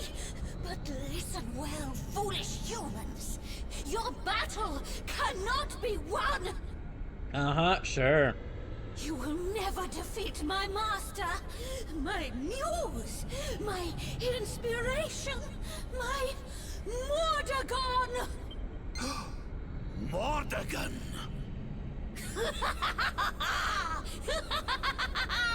When his vision is at last realized, when his world comes into being, I shall return. Okay. Wait! See you then. You have to tell us more about Mordegon. You will learn more soon enough. Master, may these unsightly souls be cursed, and may you live forevermore! What a strange assortment of minions that Mordegon has. I mean, I guess really just in order to like free himself, he just needs more. He just needs to collect more people's souls and magical powers. Getting close. Wait. We know that he corrupted an ancient kingdom by possessing one of its most powerful people. Could now what be the ruins of that kingdom? She said something about wanting him to live forever. Is that what Mordegon wants? Is that what all this has been about? Probably. You know how these evil dark overlords work. Key, eh? Well, if nothing else, we'll be able to open a door or two we couldn't before. Who knows what we'll find? Hopefully more recipe books. That's a big key. Not exactly a key blade size, but I'd say about key knife size. Now, I don't know about you, but I'm about ready to leave this accursed place. Alright, let's get out of here. Okay, no, come on. There we go.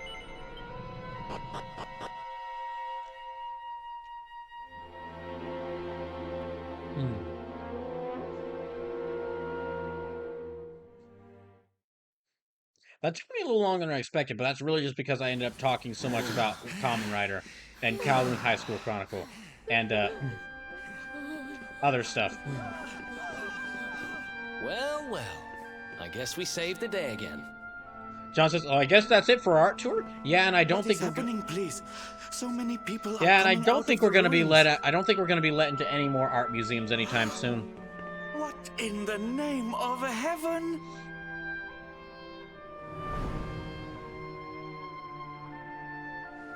You have done something to our mural. Where is it? Tell me. No, you know what? You didn't tell us anything about the missing people, so I don't see why I should tell you anything about the mural.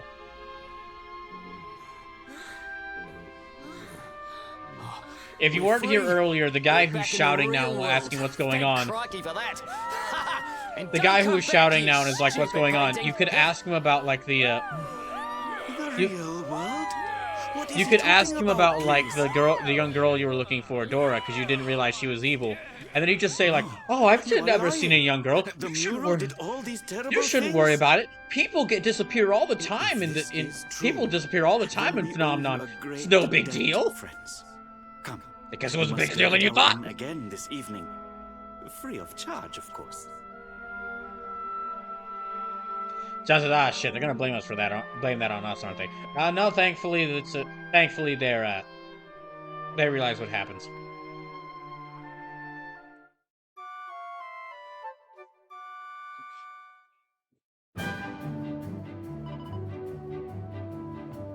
think... Okay, that's all the dialogue first, so...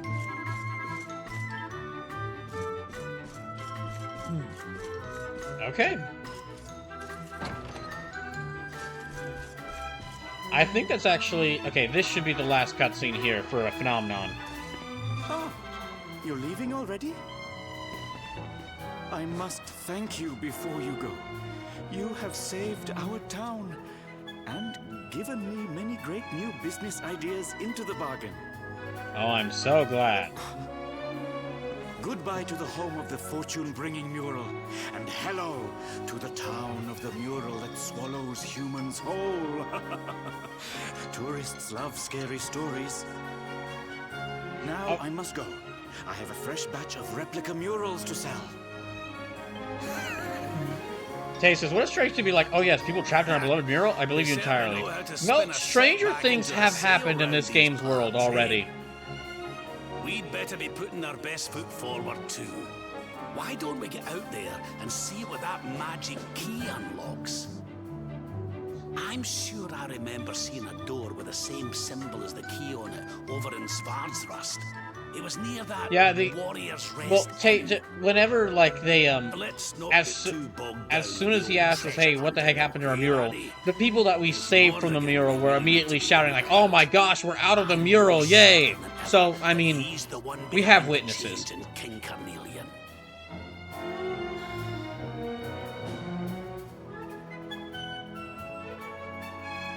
Rab's right. We need to get moving. I don't know how Mordegon's planning on achieving eternal life, but I know one thing. We're going Jay says, oh, I missed that, oopsie. John says, besides, magic shit happens all the time here. Yeah, magic stuff happens all the time here.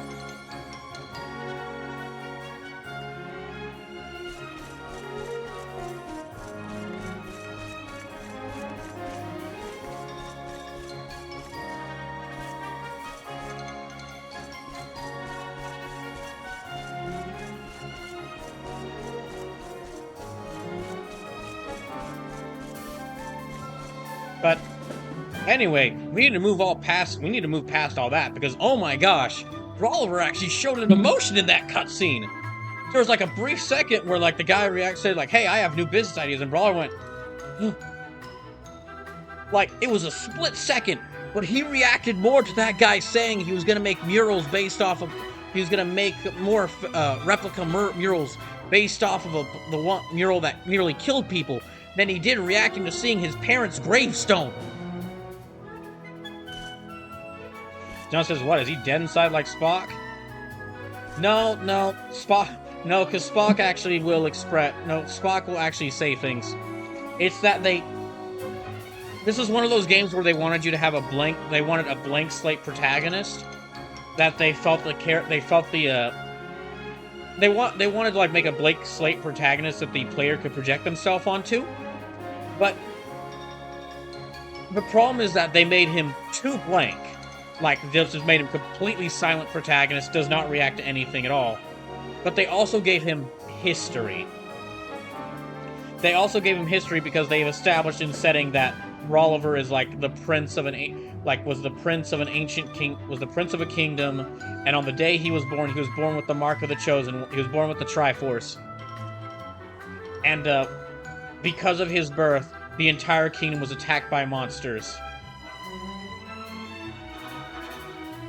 Because of his birth, like, on his birthday, the entire kingdom was attacked by monsters, and his mother and father died trying to protect him. And it's basically a problem that's happened where it's like, they wanted to have a blank slate protagonist, like I was saying, they wanted to have a blank slate protagonist the player could project themselves onto, but they also gave him history and relationships with other characters, and it's just, it doesn't work.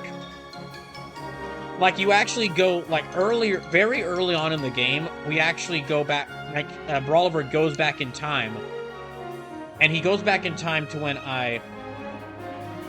he goes back in time to see his childhood self, and his child self actually talks. Because the kid version of him is interacting with people. But for some reason, Brawliver just, like, finds out he's the chosen one, completely dead-faced. Finds out that he's the prince of a kingdom, completely stone-faced. Meets meets Rab, who, for those who haven't played this game, Rab here is actually Brawliver's grandfather. That kingdom I mentioned, Rab was the previous ruler of the kingdom before Brawliver's parents. Reaction to find out his grandfather that he's never met before is actually alive.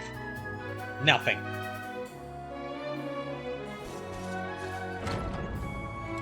And I'm willing to bet the people who have been watching me play through this game you're probably rolling your eyes and like, oh gosh, he's getting into this again. And if I am getting annoying with it, I apologize and let me know. I'll try to not bring it up so much. But it is like,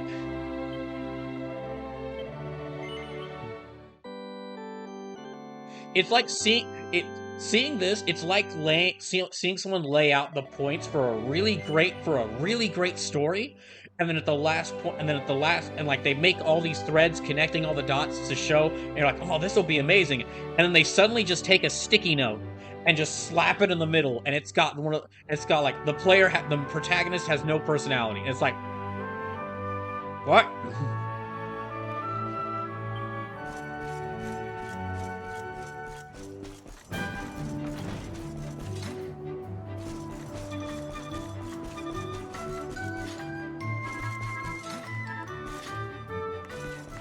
I honestly did not think when replaying through this that the main character being a silent protagonist would end up being my biggest problem with the game. Which, I mean, shows the quality of the game, of the actual like gameplay and combat itself. That this is my biggest problem with the game, but it is.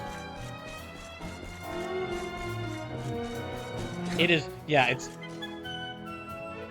the biggest problem with the game, at least for me.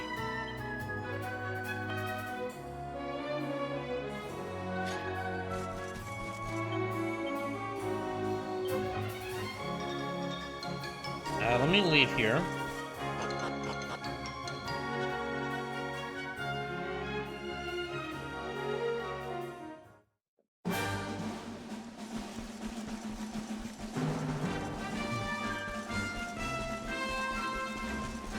Oh, those are the enemies I need to fight. Okay. Hold on just a second. I'm going to attack an umbrella.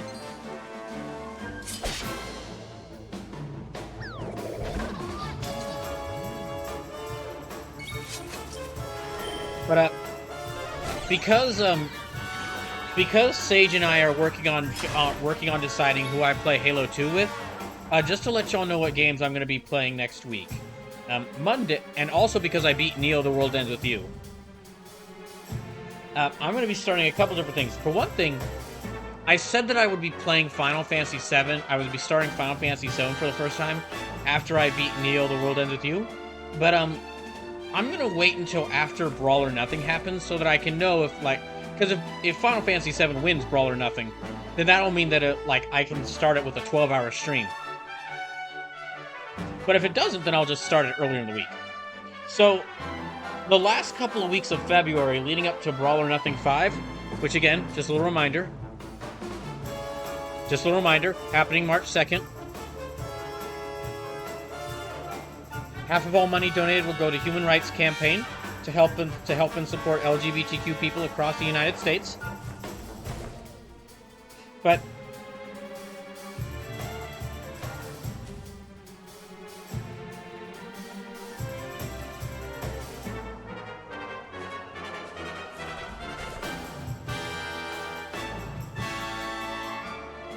and like I've said, the games that I could possibly be playing for 12 hours straight as a result of this are Final Fantasy VII, Dragon Quest XI, Trails to Azure, Metal Gear Solid 2, Xenoblade Chronicles, Yakuza Kiwami, Devil May Cry 4, and Nier Automata.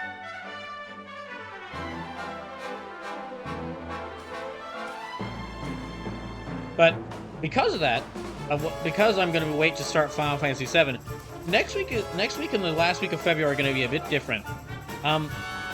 What I'm going to do on Monday of next week is I'm going to return to Street Fighter 6. Because because it's been way too long since I played Street Fighter 6, and I really want to return to it.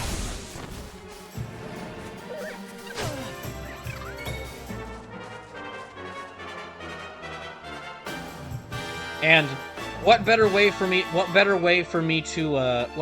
to practice for Brawl or Nothing 5 and all the people that could challenge me in Soul Calibur by playing a completely different game. On Tuesday of next week, though, I'm going to actually be... Tuesday of next week, I'm going to be starting a smaller game that I've mentioned a couple of times, how much I love it. And that is, let's see if I can find it here. This game, Tangle Tower. This is, it's a murder mystery game. And I haven't beaten it like I originally planned on. But I found out that it's having a sequel coming out like later this year. And I figure I should just go ahead and play through the full game on stream, because it's one of those games that I've constantly talked about really liking, and I think I should just go ahead and show y'all why I really love that game. But if you want to see me play through like a really fun murder mystery, stop by on Tuesday.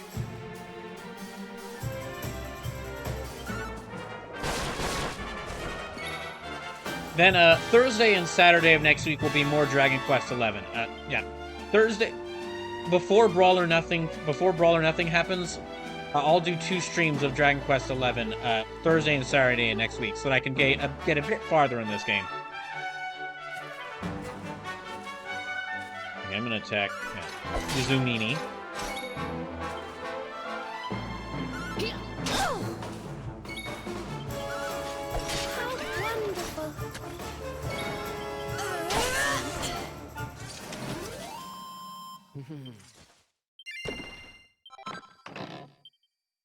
Alright, there.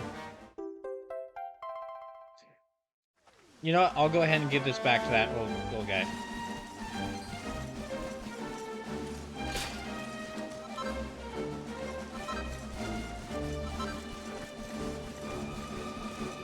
Yeah, I'll give this to that old guy back in Phenomenon.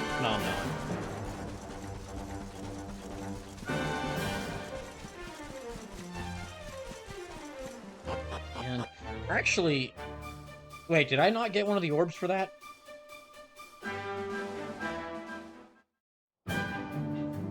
Wait. I visited that town. I thought that was where I was supposed to get one of the orbs. Did I not get an orb for that? Hold on.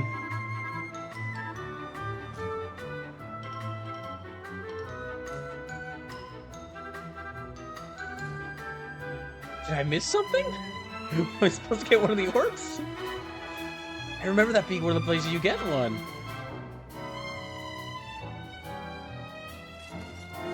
Okay, so I don't think you got an orb, no. Where? Okay, then.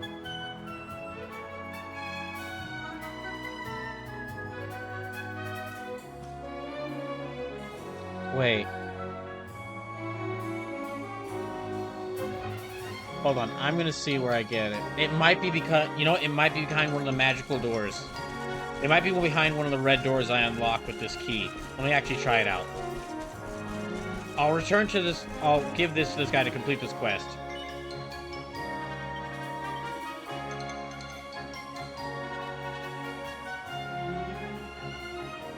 It's likely that it's just behind one of those doors. Oh, this is it. This is exactly what I need. Thank you very, very much, sir. The Lanterns of Phenomenon will look as good as new in no time, I think. You've done a great thing for our village. You're a real hero, I think so. Please accept this by way of thanks. Perhaps the Lanterns are not as famous as the Bureau of the Ruins, but they're still very important to us and attract many, many tourists also. Of course, they require a great deal of care and attention, otherwise their light will go out, perhaps forever. That is my role in life.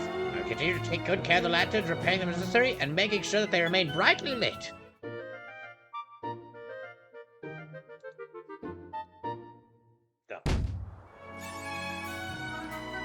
Hooray!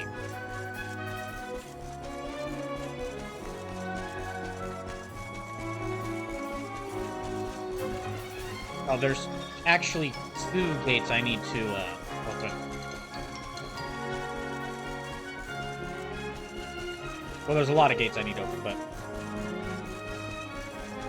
Now that I have the key, let me rush back here, because there was a door...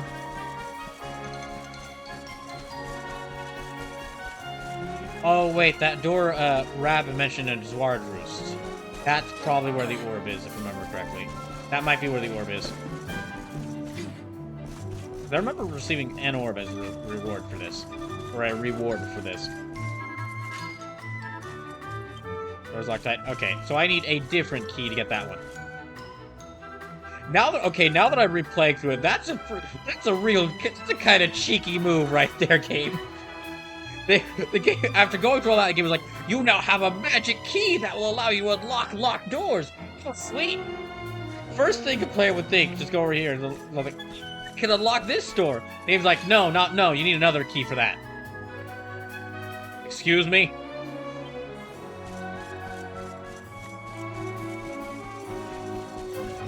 God, just imagine they just show me that nope, you can't unlock those doors. Ah well, it doesn't really bother me much. Let me zoom on over to Zwardrust.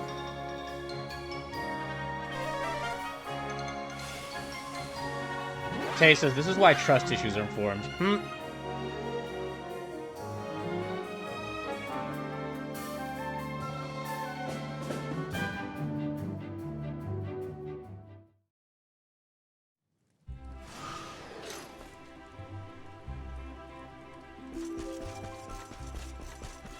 Now, I could try zooming around to finding the, Yeah, I could try zooming around to find the other magic door locations. And, in the towns I previously visited, just go ahead and get the stuff from them. In fact, I might do that.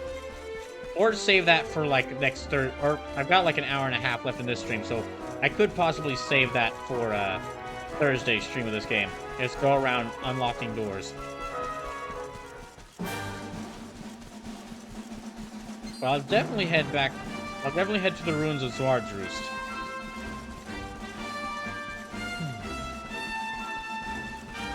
Yeah, the ruins should have a locked door here.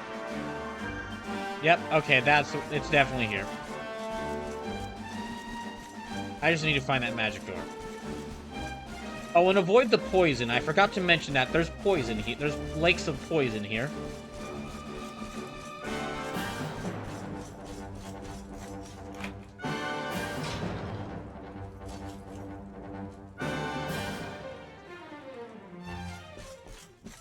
Ooh, multiple treasure chests. Classy clobber for kingly kids. Okay, what do I learn? Prince P's coats, princess's robes. Alright. Now.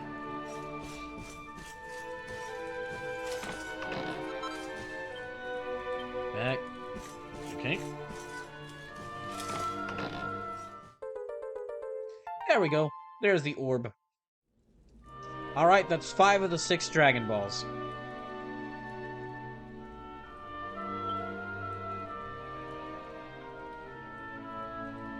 Actually, you know what? Because I'm... You know what I will actually use this time? I'll go around... I actually have a list pulled up of... I found a list full of all the different locations where that has the doors. And I'll go ahead and go to them. At least to the areas I've already been. And we'll get the items from those doors. Because if not, I could end up forgetting it like I did my first playthrough of this game, and forget about a lot of the red doors, because I just didn't feel like going back to all those places. How they even did it? We got the purple orb, and it's still in one piece, too! If we carry like this, we'll have the whole set before we know it! Now, there's one more orb. One more orb.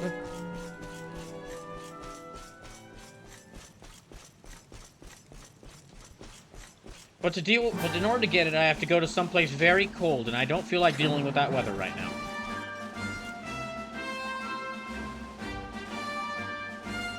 Okay, so I will actually start. I will go all the way back. Where is the earliest I can zoom to?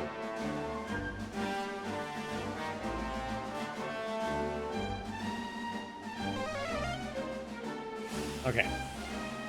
So we're going to take a brief detour as I go to all these different places and unlock the red door in there to get the items inside.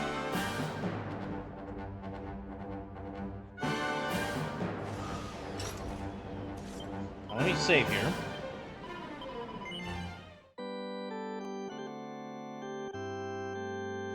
Oh my goodness.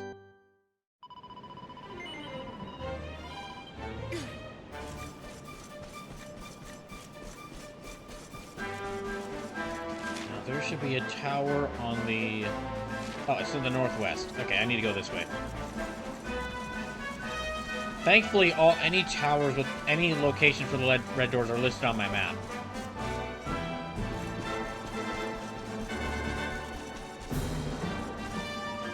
Alright, get it?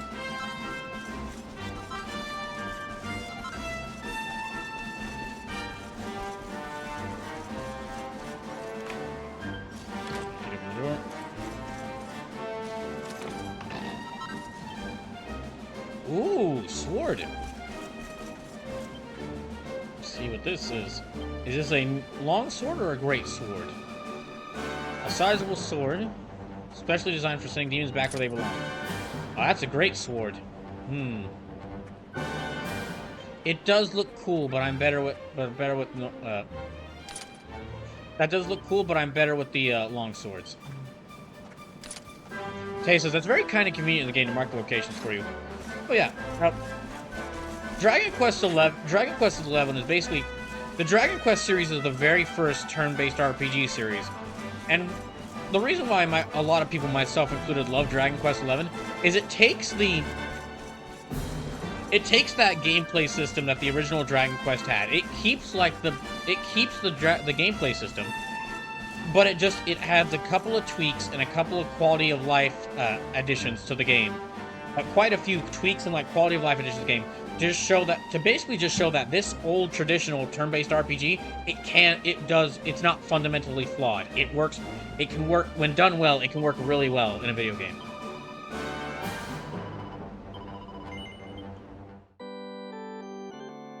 That's a great way of putting this. This is basically this is a newly made but very traditional turn-based RPG. Now, if I can go to... Okay, that was that one, the Hado Step. I can't go to Heliodor or Cobblestone right now, so the next one is Gallopolis. Now let me go back to Gallopolis.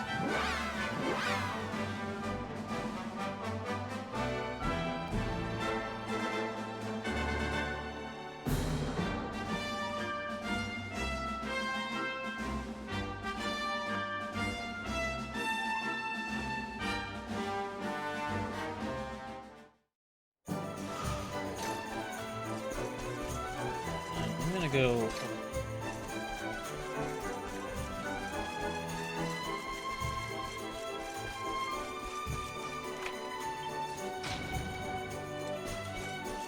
Ooh! There's a lot of treasure in this one.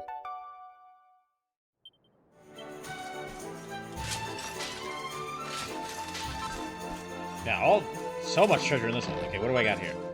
Okay, some gold. Making the magic happen.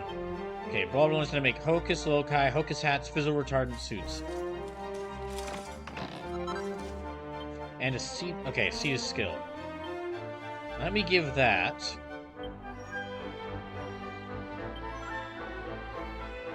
Do I have any other seeds, or is it just that one? It might just be that one. Okay, in that case, I will give that to... Let me give that to Brawler so I can actually get him closer to get it. Yeah, I'm gonna give that to him so I can get him closer to him, getting dual wielding.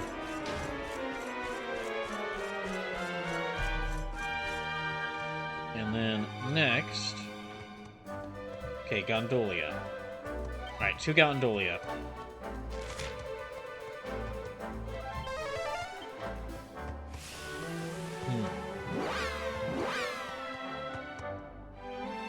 Okay.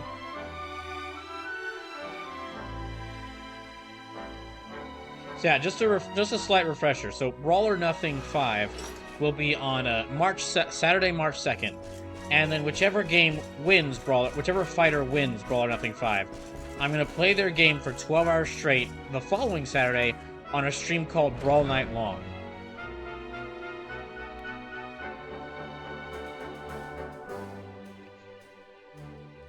And Brawl or Nothing will start at the usual Saturday time at 6 p.m. Brawl Night Long will probably start about 2 or 3 p.m. Probably 2 p.m. actually on that Saturday. Just so I a lot earlier than I usually stream, just because, well, I don't... That way, like, more people are able to watch. Because if I did it from, like, 6 p.m. to 6 a.m., I'm sure that a lot of people would not be interested in watching, seeing a stream happen, like, 5 a.m. in the morning.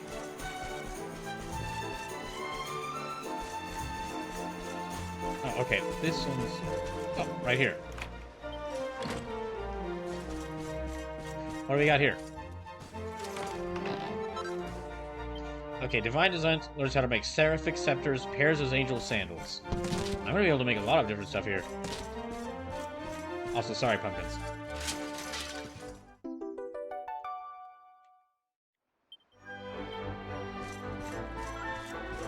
Ooh, and some barrels. Okay.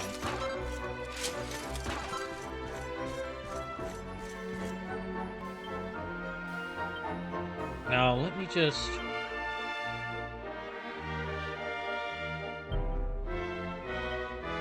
I'll use that on maximum MP. Okay, I increase maximum MP. I will actually give that to Jade, because I use her a lot of her abilities, and she doesn't have a lot of and she has like the lowest amount of MP.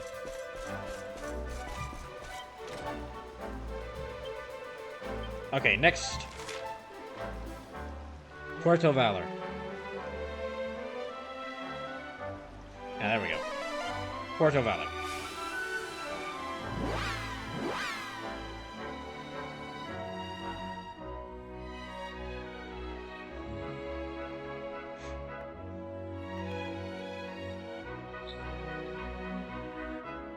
And then after I go through all these towns I've been to, there's a couple locations around the sea, around the different islands out in the sea.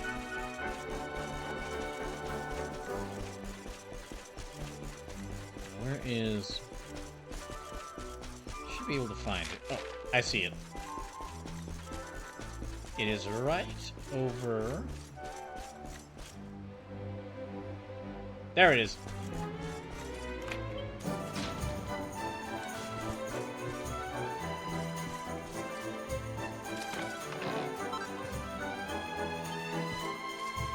Okay, and I think that's going to be either a...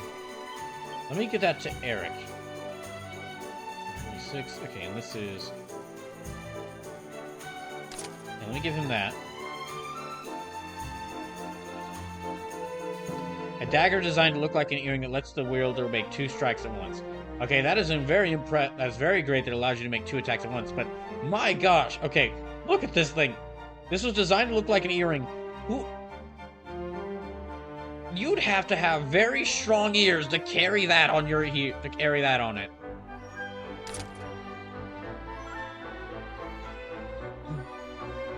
It's a full-size knife. You'd be carrying a full-size knife on your ear.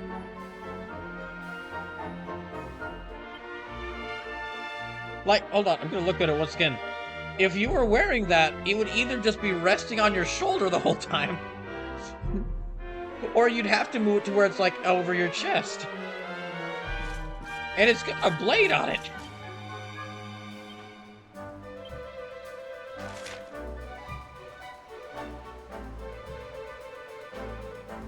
Okay, Dundrasil. Yeah, Dundrasil. Let me go back to Dundrasil.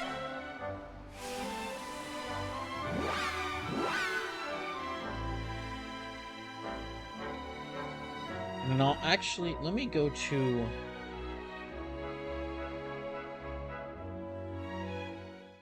I'll go explore the islands on the sea next after this. Let's see. Where is that one at? Oh, I see where it is.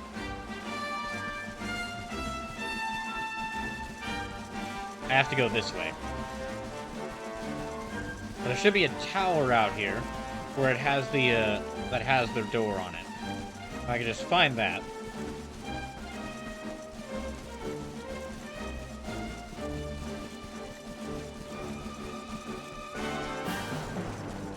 There we go.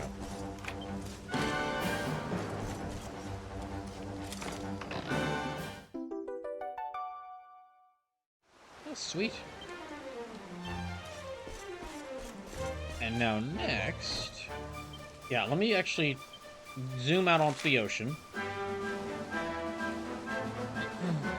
Yeah, I'll zoom out onto the ocean, and then from there I'll explore the 3 islands.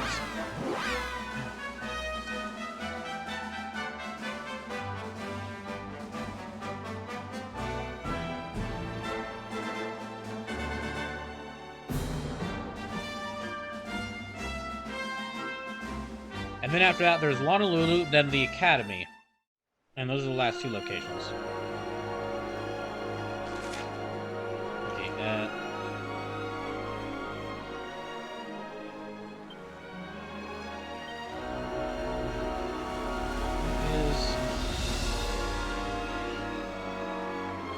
Okay, no, I can't zoom here. Where am I at? I'm at over here. Oh, dang it, I actually zoomed to the wrong location. Okay, map menu, zoom. Let me go to somewhere close to the different islands, so it's Nautica.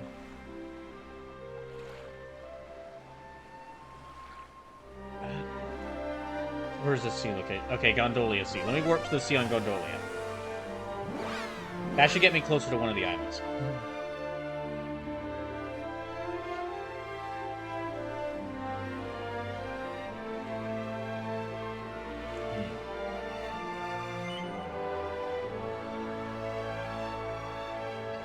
Come on.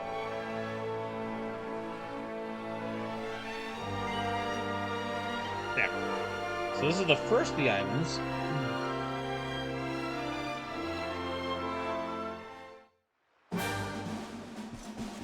Okay, Insula Australis.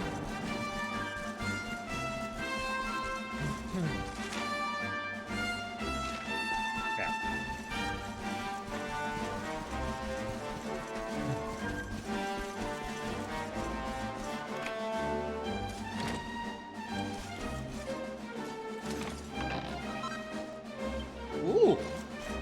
Well, slime crown. Let me see what...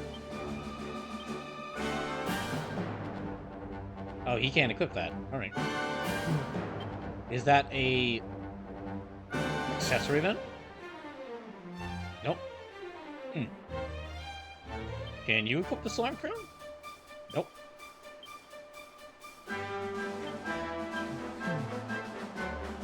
Nah. Oh, okay, that must mean a material. Yeah, that must be a material that, I can use for, forging stuff.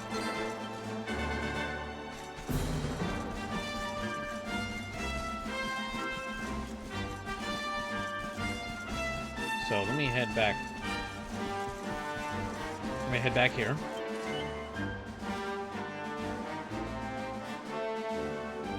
And there's also the Insula Occidentalis and Insula Centralis. Let me see.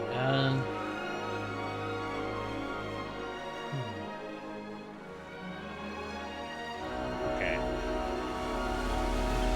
I'll actually zoom over to... Let me zoom to the Sea of Honolulu, because it'll actually be easier to reach the other 2 locations from the sea, from Honolulu Sea. Because I'm not sure if you can see, but like I'm not sure if you can see, haha. But the only other 2 like small islands. There's 3 small islands, but the one on the western edge of the map, that's the island where I saw Michelle. The one to the north, so the ones to the north and the east have to be the 2 other islands. Those 2 small bodies of water, or bodies of land, those must be the islands it's talking about. Although one of them might be that island to the south, so... But to reach all those smaller islands, actually going around the edge, starting from the edge of Honolulu is a little easier.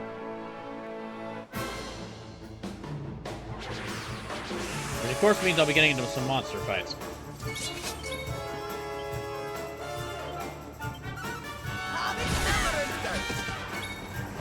Oh yeah, that's right, everyone's a lot stronger now, so they're gonna... I'll probably, like, easily destroy all these enemies.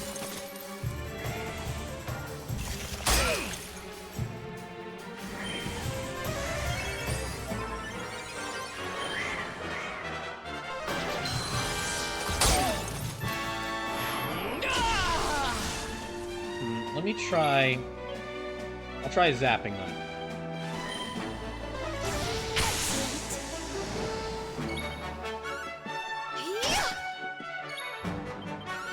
And just normal attacks.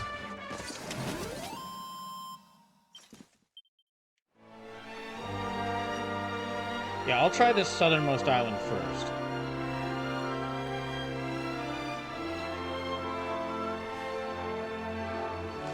It should be... Okay, I still got a little bit of ways to go. Let me quickly get over there. There you are. I'm gonna be doing a bit of sailing while I go over to these islands and find this stuff.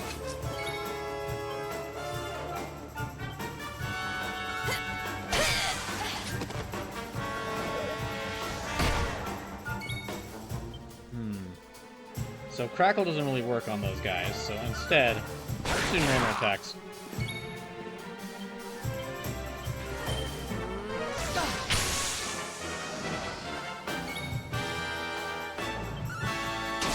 Okay, I should only have the sea slime left to deal with. Tatos thinks, thank you so much for a fantastic stream. I'd stick around for the whole thing if I didn't have to be back at work bright and early. No, that's fine. You go ahead. You have a good rest of your night, and good luck with the horses. There's life in the old dog yet.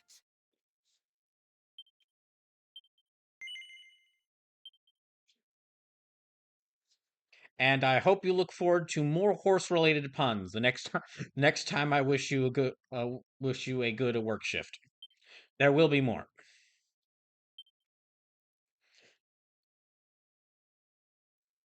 All right, I will go to.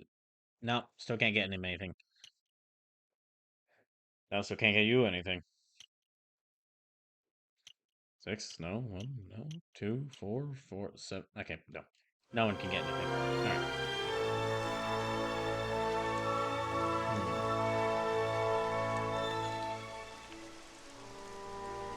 Yeah, this might be one of the 2 islands I need to go to. Ah, crabs!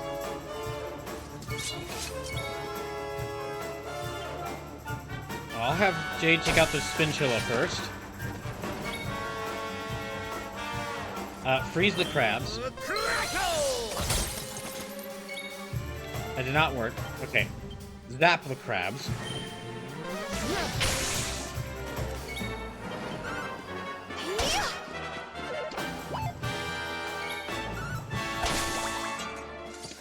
There we go. Alright.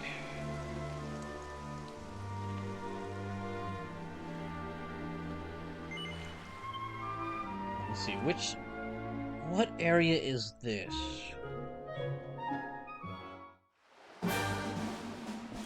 Insula Incognita. So this is actually not one of the areas I need to go to for the red chest, but I mean, while I'm here, might as well just go and go walk around, see what's here.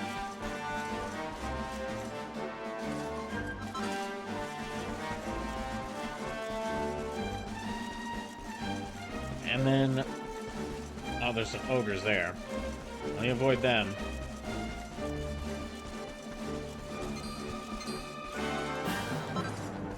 Oh, this area is going to become important in the later and very late in the story when I can view those things from above. View those lines from above. Let me actually see what's here.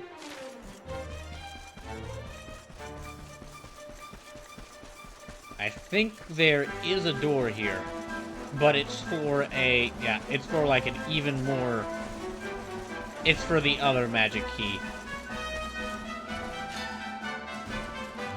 But while I'm here, you know what? Fuck you.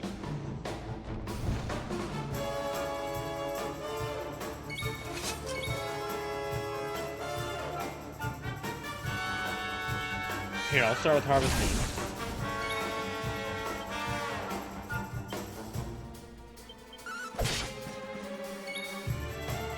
And mid-heal on Brawler.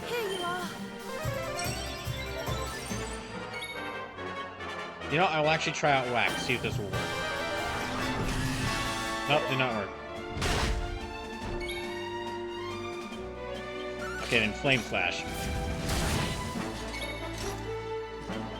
And Harvest Moon again. My gosh!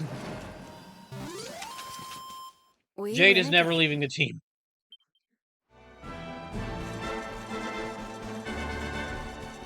So yeah, this does have a door on it, but it's not a door I can open now. Okay, where can I go to? I guess let me go back to Honolulu and restart around the other edge. Yeah, go around the other edge.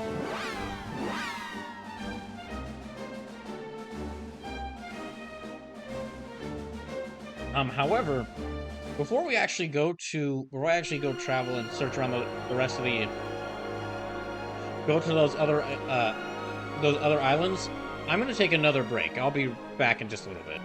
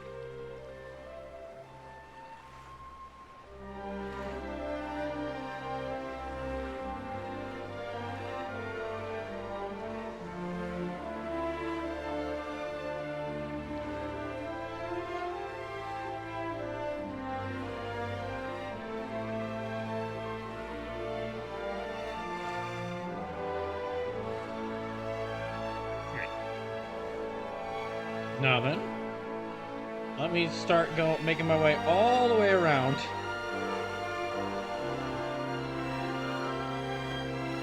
Over to these other islands. Basically, I'm making my way around the edge of the continent.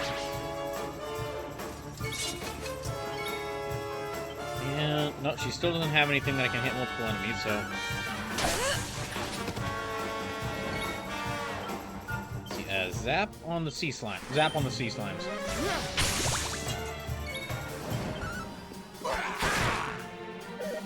And then, like, one or two attacks should take out the Spinchilla.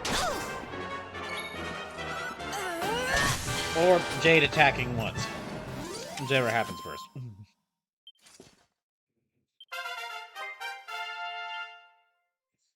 Second respawn raid with a party of 16. Oh my goodness. Second respawn, thank you for the raid. T-Fark Squared, thank you for following. How'd your stream go, second respawn? I'm just playing through Dragon Quest XI right now. Telling people about Brawl or Nothing 5 happening in 2 weeks. A stream where I'll be having a bunch of characters I've made in Soul Calibur 6 fighting each other, and you can donate to have them fight me, and whoever wins the game that character represents, I'll play for 12 hours straight the following Saturday in a stream called Brawl Night Long.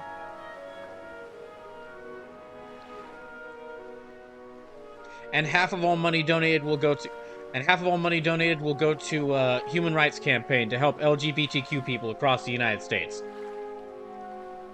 Second Roast Buzz says we are a WWFF tourney. Smash Bros. Amiibo fight for our pleasure. Ooh. Who? Well, I would ask who won, but I'm already seeing from what Detective's saying there who lost, which is clearly Trippy, Haps. Detective Hark says Trippy's channel points are in shambles. Trippy says I've literally got moss flying out of my pockets. You won't get away with this.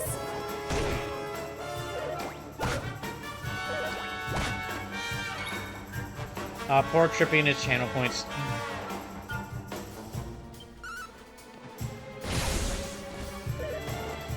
Huh, I thought that would kill them instantly. But yeah, like I was saying, about 2 weeks from now, I'll be holding my annual Soul Calibur 6 fighting tournament. Brawl or Nothing. And the games being represented this year, I'm going to bring up the poster again. The games being represented this year are Final Fantasy VII, represented by Tifa, Dragon Quest XI, represented by Trunks, Spells to Azure, represented by Yin, Metal Gear Solid 2, represented by Solid Snake, Xenoblade Chronicles, represented by Shulk, Yakuza Kiwami, represented by Goro Majima, Devil May Cry 4, represented by Virgil, and Nier Automata, represented by 2B. So, one of those 8 games I'll be playing for 12 hours straight because of that, on March 8th, I believe. Or no, excuse me, March 9th. Because of what happens in Brawl or Nothing. Here, let me shock these slimes.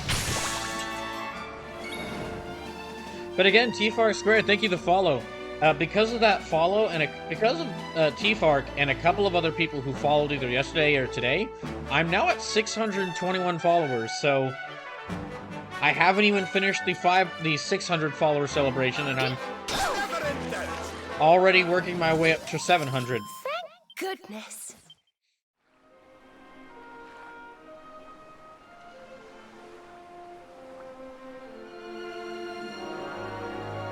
But for right now, I'm going around Dragon Quest XI, and I got a magic key, so I'm going to all these magic doors around the world and unlocking them to get cool stuff.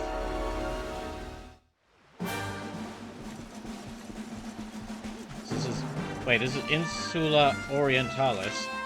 This is not one of the ones I was looking for. Oh, this is the Slime Island. Should have called this island Insula Gurientalis. No, I can't open that. Okay, well if I can't unlock that one, then I will leave the slimes undisturbed. And I will leave the slimes undisturbed on their island, and I will go elsewhere.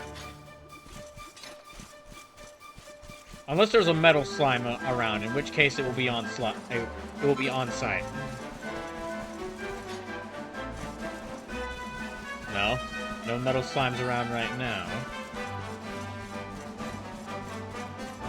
All right.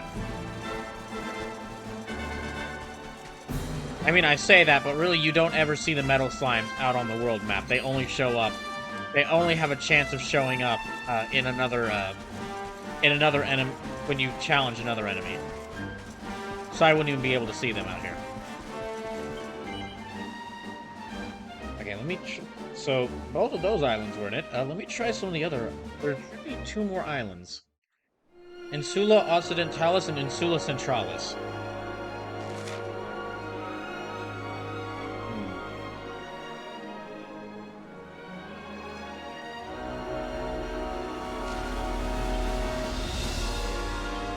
Let me check my zoom. Why?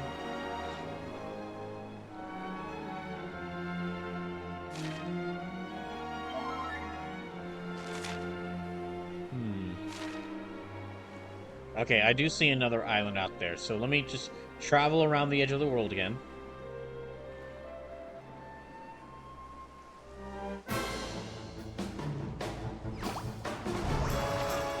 Ah, dang it. You won't get away with this.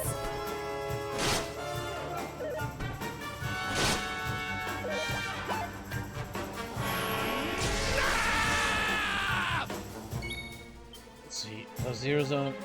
You know what? We'll do that for Jade.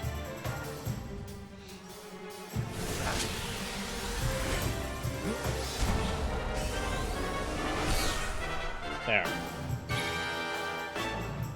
And now, let me pass Zap on the sea slimes.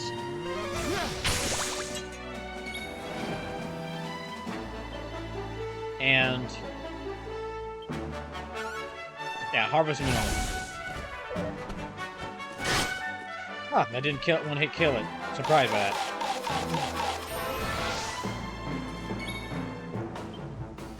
Oh, how about whoosh?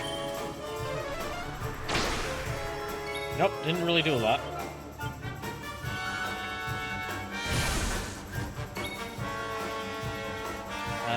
Crackle really won't do a lot either, so let me take out the...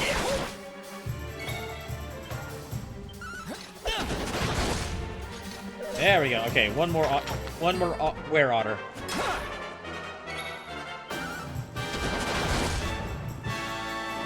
Okay, that's all the were otters down.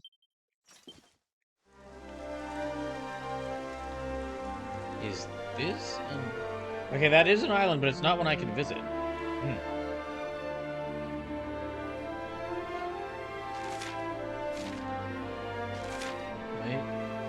Oh, that's right. I forgot about how there are these other portals around here.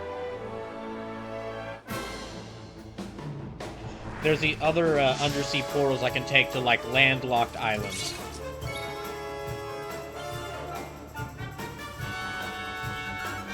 This might be in Beast... Nope. Okay. Not in Beast Monsters. How did he feel too good? Nope. Nope. Yeah, whoosh is not really that effective against most things.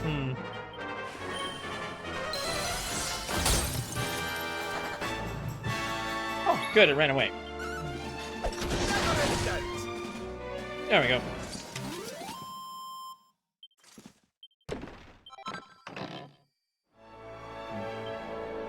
Okay, I need to heal all.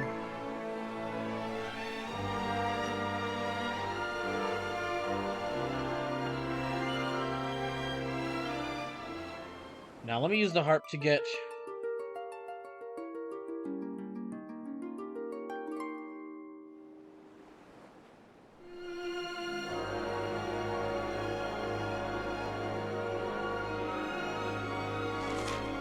Okay, I'm over here. So there should be an island right here.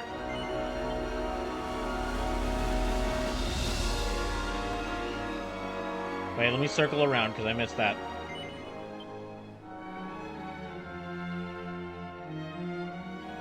Alright. Insula Centralis. Okay, this is the one I was looking for. Oh gosh, there's a bunch of big monsters around here. A bunch of rock monsters around here, it seems like.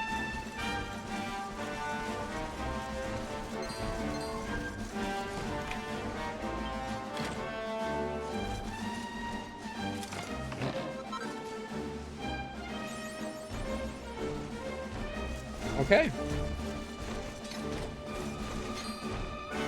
Now back to my ship. Is there anything? Okay, no, that was the only thing on here.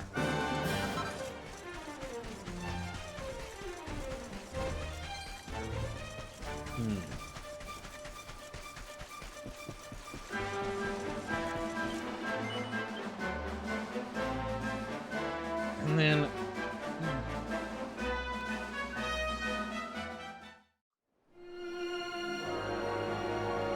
let me leave here.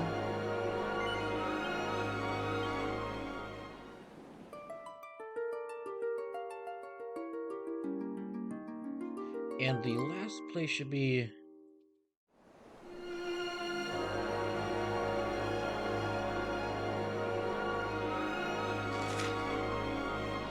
okay. There's about a couple of contenders. There's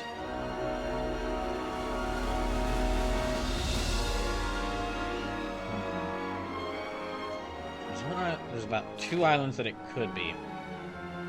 I'll stop by this one first. It's closer.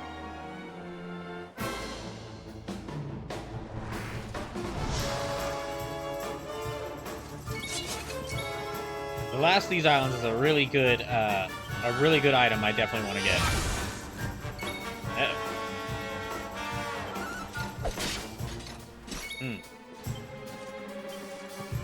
Nope. Okay, in that case, Zan. Surrender your soul!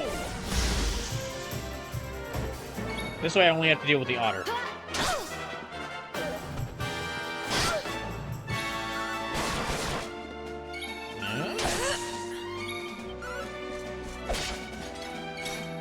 Dang, just a little bit more. There we go.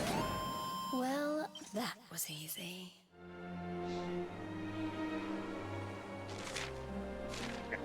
Right, there's the next island.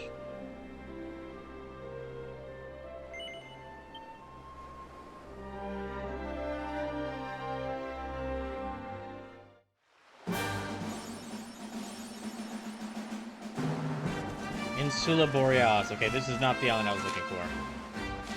What's over here then?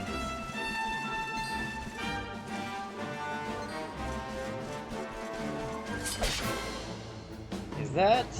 okay, Menowar. Okay, so those are just some slime, regular slimes.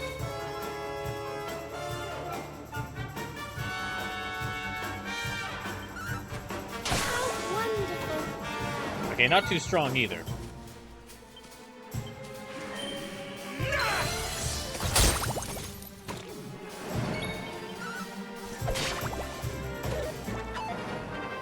Yep. What else is on this island then? And if this island isn't the one I'm looking for, then where is it? Oh gosh, what the hell is that?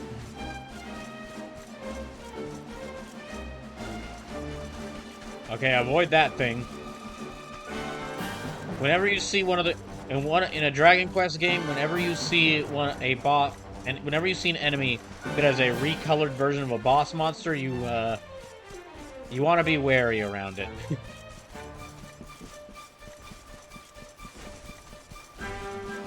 It's also generally a when it starts happening a lot is a good sign that you're getting closer, that you're in the latter part of the game. Oh, hello.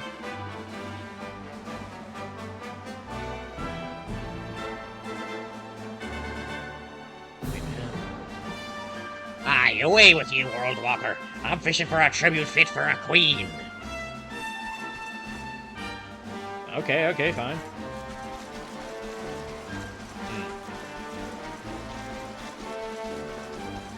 Can I reach here? I can.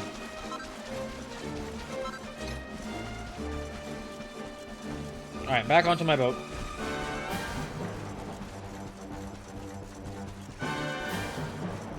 There's like one or two other islands it could be, so...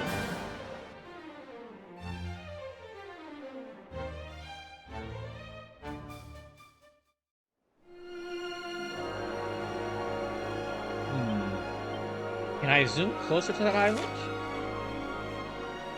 No. I have to take the long way around.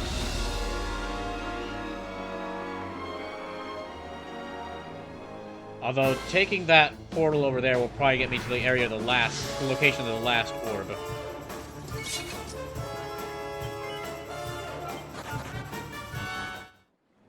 Yeah, I'm just gonna flee that one. Yeah, I think that portal will actually take me closer to the location of the last orb. Or, like, the area where the last orb is located.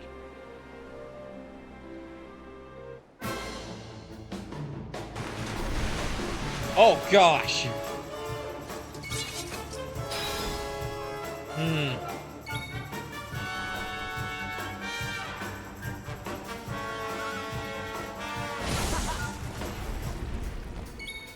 Oh, okay, so it's not as bad as I thought.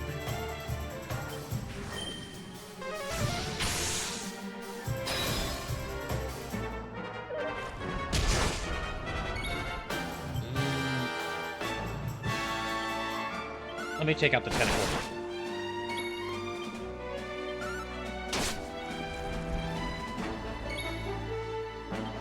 Alright, where... No, okay, just normal attack.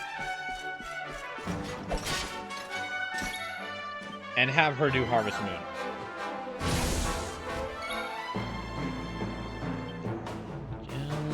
No, that won't hit it so much. That won't do much damage. Whoosh probably won't do much damage either. Yeah, it doesn't. No.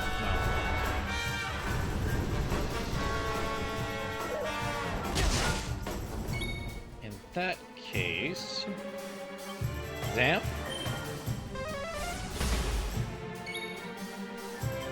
And yeah, just... You're doing the most damage, so Jay, just keep jump kicking it, flip kicking it.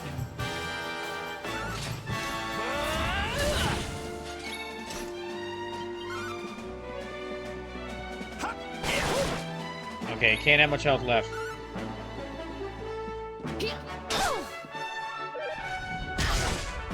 Ow.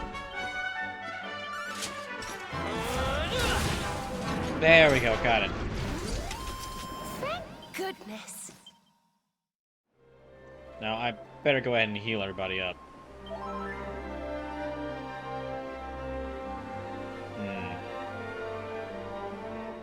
And... yeah, that's definitely the area to the left of me is definitely the next region.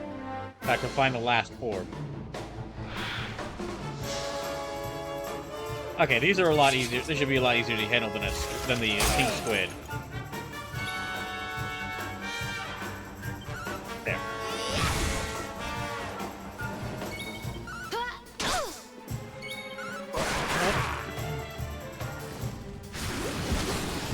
Oh no, damn it.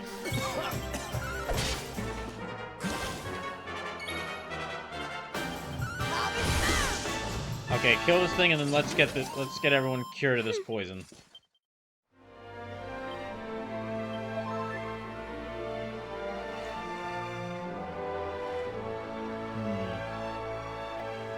So the the island I'm looking for is either gonna be like this one over here,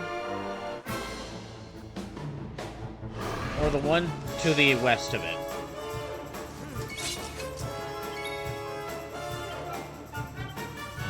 You know what, let me try Dragon Slash. I'm not sure if it'll be effective against this thing, but... okay, no, it is effective. Alright. And then Harvest Moon again.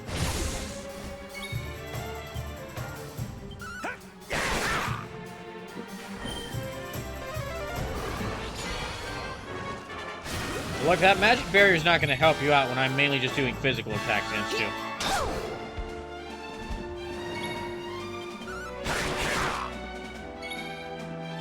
Okay, just a little bit more. There we go. Thank goodness. Oh, goody. Let's see. Okay, let me check characters' points. Do you have anything I can get? Increases when increased resistances. Staff of salvation. Ring of ruin. I will save your points then until I can get one of those abilities. I don't think anyone else can get anything. So let me try out this island next.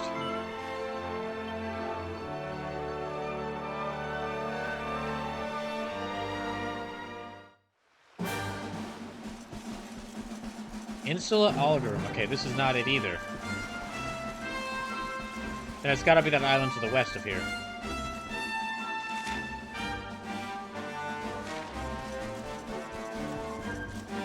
Oh, I can't even get over there now. Darn it. Have I been to this one before? You know, I might have been... Yeah, I might have been to this island before.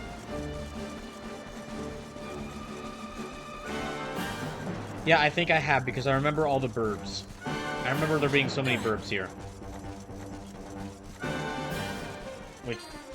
I'm guessing it's gotta be, like... I'm guessing it's gotta be that one to the, Oh, hey, Spleens. Yeah, I'm guessing it's gotta be that one to the right. It almost has to be. Alright, to the west. Excuse me.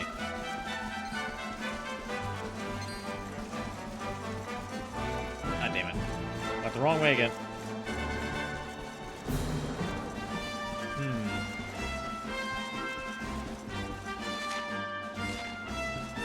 Okay, back onto the ship then.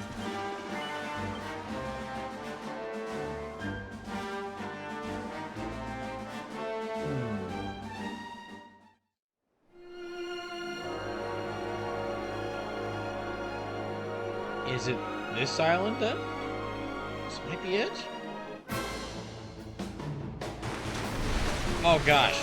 Okay, I'm gonna run away from this squid.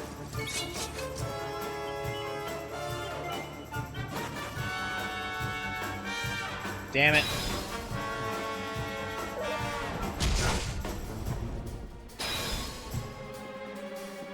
Okay.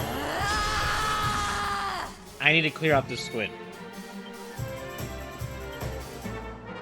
Some pieces. Scratch and stab a single mechanical form in submission. You know what? Let's see if we can clear out that tentacle. Yep, that's the tentacle defeated.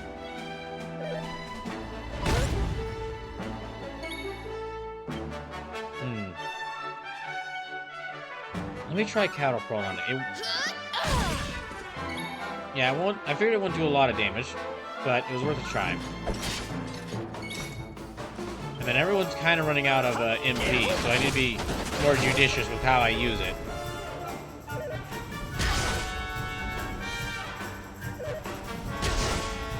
Ow.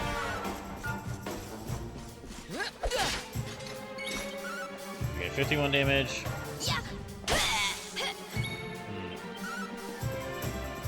Yeah, I'll just have everyone do physical attacks. See if we can kill the squids quickly.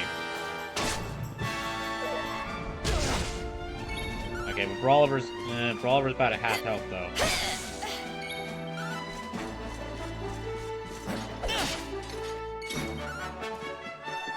But it's...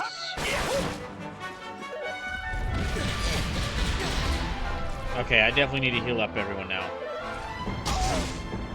Yeah, absolutely need to heal everyone up, though. Okay, Here you are. Earth. Alright. Fine, I'll use... Yeah, fine. I'll use the good old Harvest Moon. Okay, really should have just done that to begin with.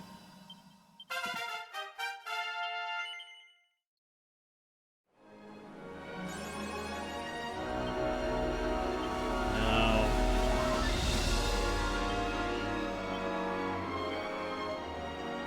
Everyone's almost at full health anyway. Oh, okay. Please let this be the island I'm looking for.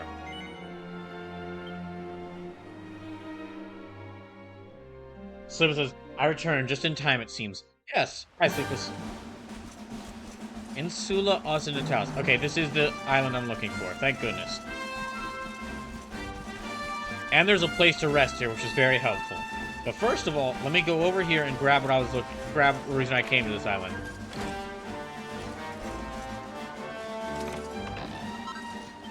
the Falcon Blade, which is one of the best swords in the game. It actually does less damage than the sword I've got now, a little bit less damage, but it allows but if you carry it, every attack you do does 2 hits.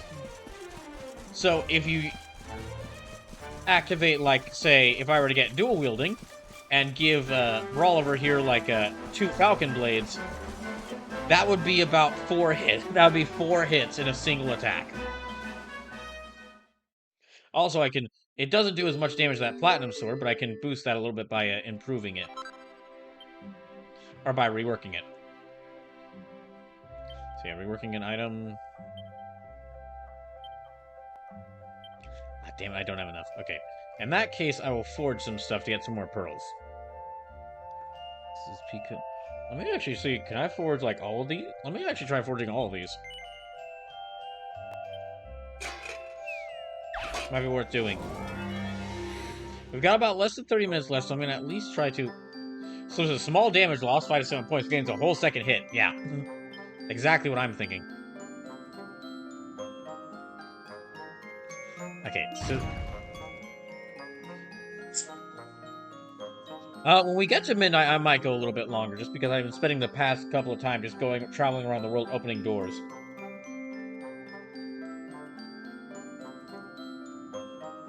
But even if we don't, just to let you know what the stream schedule is for this upcoming week. Because I've beaten Halo 1 and Neo: The World Ends With You, we're gonna have, like, things are gonna be a little different as we work build towards Brawl or Nothing 5. So Monday will be like a one-off stream of me playing through more Street Fighter 6, just me returning to the game.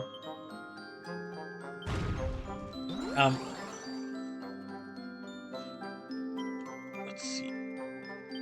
Tuesday, I'll be starting a small game that I've been constantly talking about, how much I like it, and I figured I should just go ahead and start it, and that's Tangle Tower. Wow, I messed that up really badly.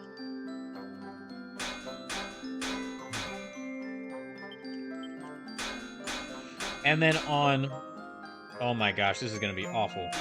Well, fine, fuck it. Just make it all completely terrible. Susan, you shattered this dress, holy shit. And then on, so yeah, Tuesday I'll be starting Tangle Tower. And then Thursday and Saturday of next week, I'll play more Dragon Quest XI on both of those days.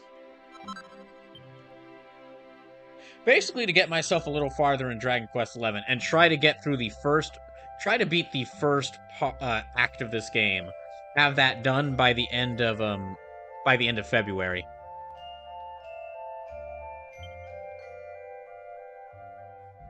Okay, let me try this one. Yeah, I've got enough. I can do it.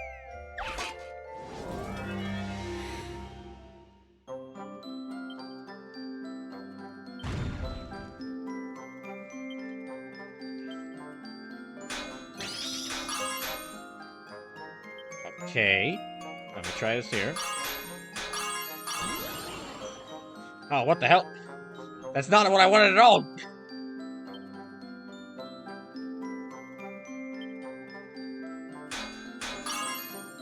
God damn it. Okay.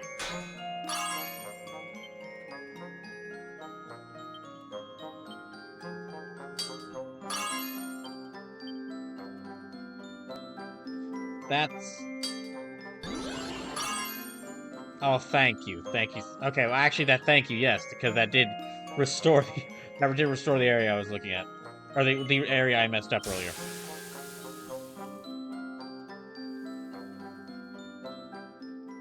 Huh? Okay, good.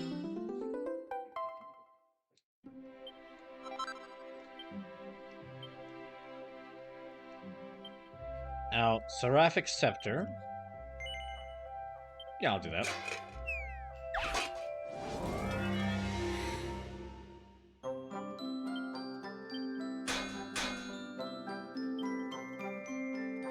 Oh, wait, I might want to do Sizzly Puff again. Okay. And instead, I'll just do double whammy. Why are you doing that now?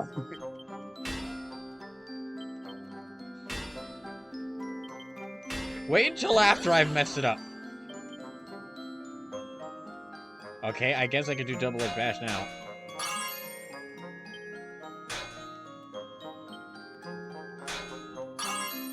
There.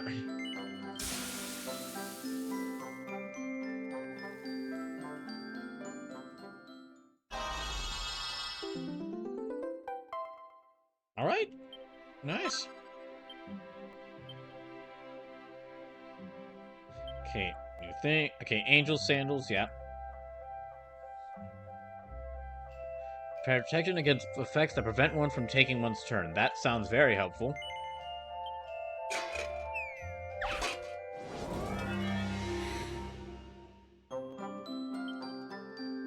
Okay.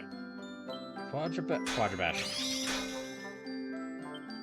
And then Sizzly Puff. Now, Quadrabash again. Okay.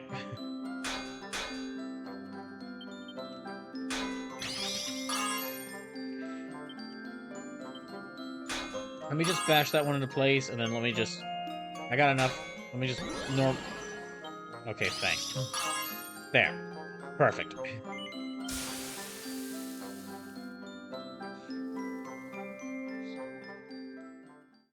There might be an... For whenever I get the, like, the recipes for the, like, the ultimate swords in the game... whenever I get the recipes for, like, the ultimate weapons in the game and try to make the ultimate weapons for the main characters, I might spend, like, half a stream just, like, working to get, like, get them to perfectly forging them and getting them to +3 in the forge.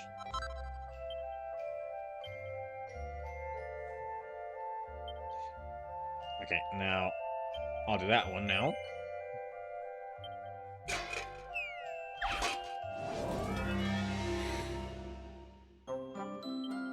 Okay, Sizzly Puff again. And now, there.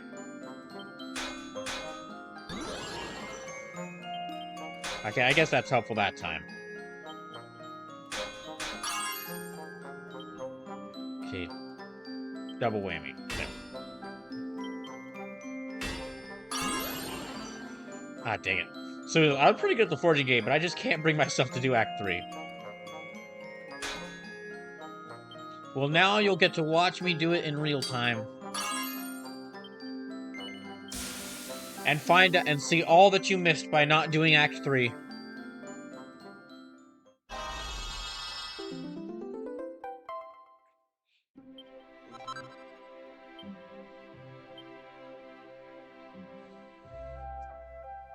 Alright.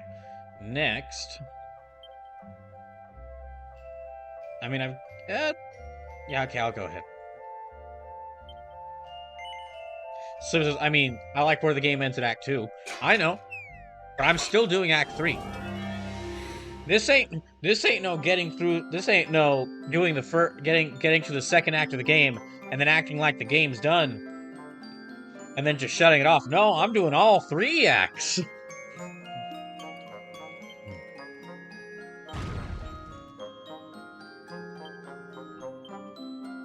I'm doing all 3 acts because that's when some of the best outfits, some of the best items, and some of the really good extra stuff in the game happens.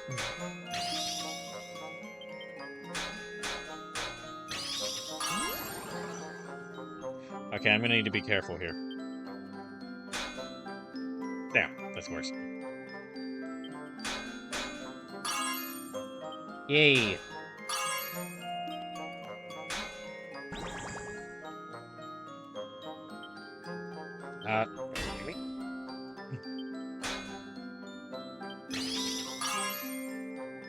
Oh, thank goodness.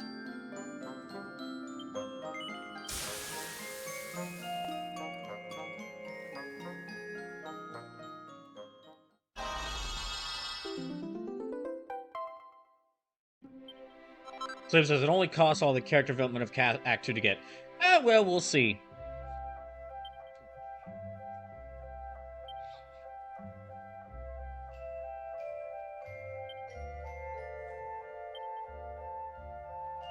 You don't have materials. Oh, okay. Can't be bought. Oh, okay. So some of the items can't be bought. Oh, darn. Well, at least I've got, like, plenty of, I got plenty of pearls now.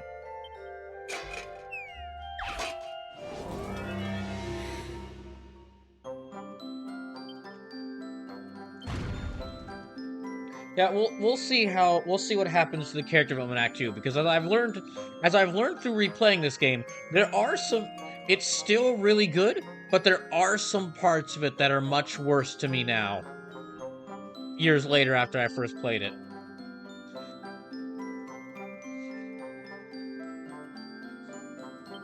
Okay, there. Come on. Oh, okay, I need to be careful. Okay, gotta be careful here.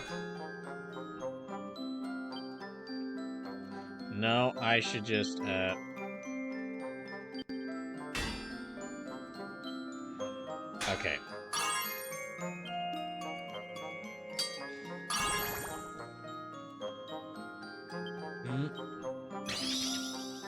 Yay.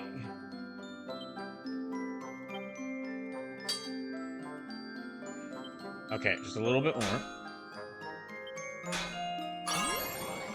There we go. Got it. So this is, I feel like that's most games. There's always glaring holes when you come back to a game years later. You do have a point there, but I will say there have been some games where I played them once many years ago, and then I've returned to them many years later and was either like, oh, this is just as good as I remember, or this is even better than I remember.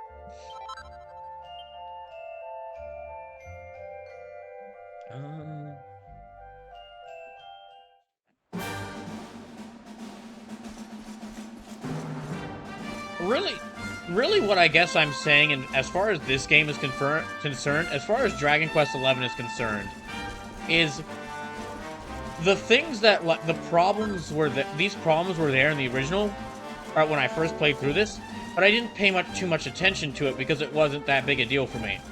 But now, after playing through some other games that are as good as this and don't have that problem, or specifically make sure to avoid those problems, it's much more glaring to me.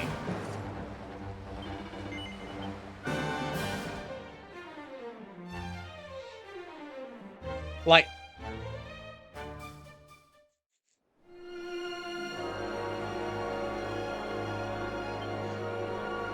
I guess basically to be more clear about what I mean, because it's clear if you've been watching this that my main problems with this game are related to some stuff, the story and character-wise so far.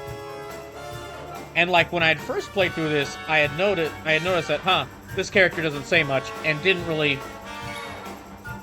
I didn't bring it up, didn't think about it much. I didn't think about it much when I was playing that game because there weren't many other games I had played like this. But now, having just played like Final Fantasy IX, Trails from Zero last year, and even like 2 years ago, playing through the original Paper Mario, which is also it's a game similar to this. It's a game similar to this, in that it is also like trying to be an RPG that's great at introducing people to RPGs. And the main character in that game is also a silent blank slate protagonist. And how that game does that better than this one.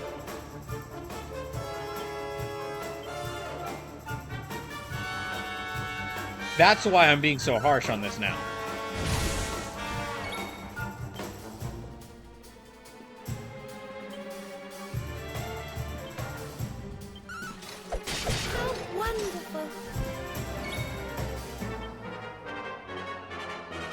Actually, now that I say that out loud and think about it, yeah.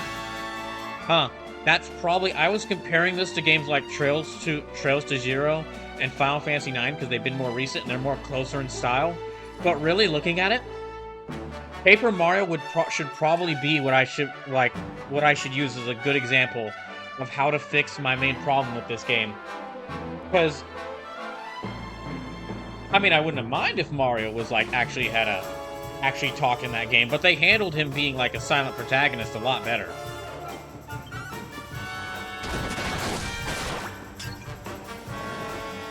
Sleepless Cheshire says Paper Mario or Mario RPG. Yes, both of those are good.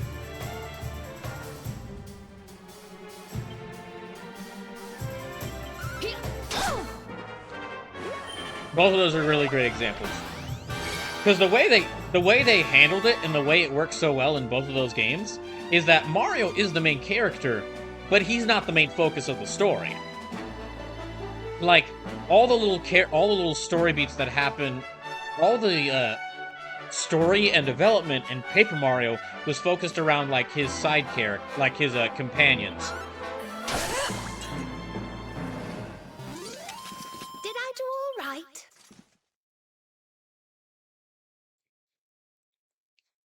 Slip says, another good option is the game this one released against, Persona 5. Oh, definitely. Definitely Persona 5, because while you're still a silent... Well, definitely Persona 5, because while you're still a silent... You still have a silent protagonist, and it would have been really cool to actually have him voice and say stuff. In Persona 5, you can make choices, and they do matter. That aren't related to combat. Like you can make choices in Persona 5 because of the whole like a scheduling system, because of the whole scheduling gameplay, and like planning out what you say to different people. You can make choices in that game, even though you have a silent protagonist. You can make choices in that game, and they are important choices.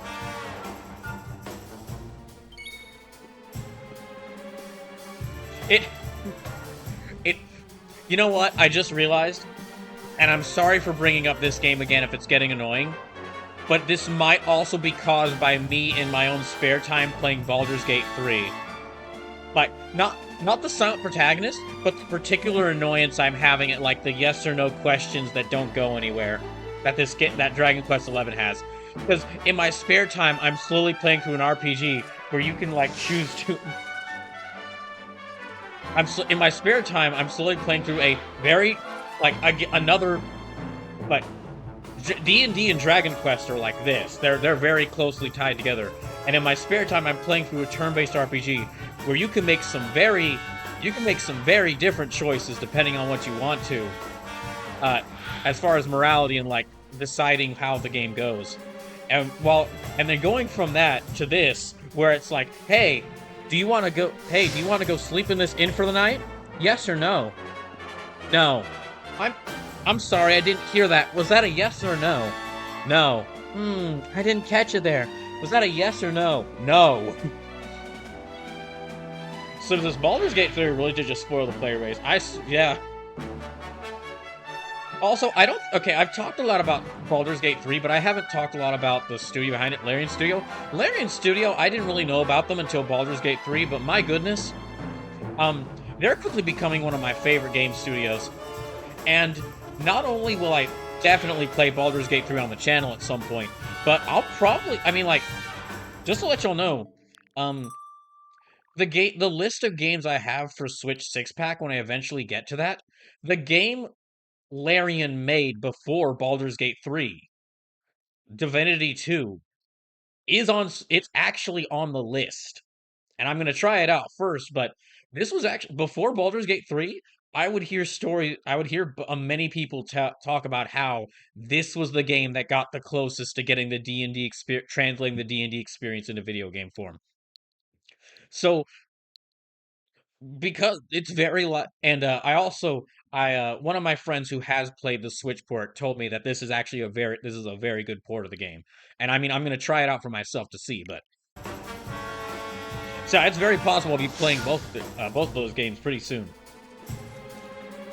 So this is Larian and Big Quiet Good Beans. Just, my goodness. People make it like Larian makes one of the horniest games in existence. They see all the fan art and porn, and they go, "We didn't make this horny enough. Our next update is a 17 gigabyte update that adds that makes the kissing hornier." Go at it, you animals.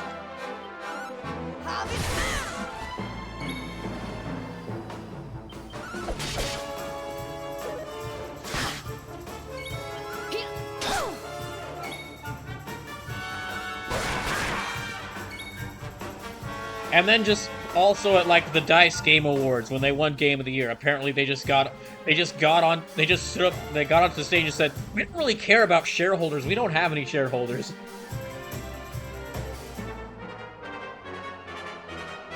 Oh, hey, XY Willie says it could be more horny.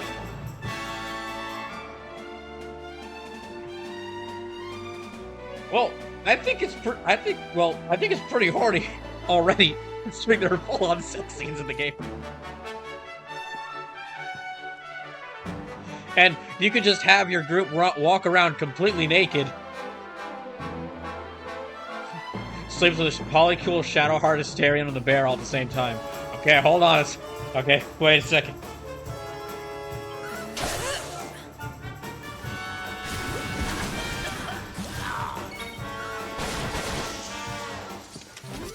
Thank goodness. Listen, I'm sure Trippy would be very interested if you said that, but that might actually be going a bit too far.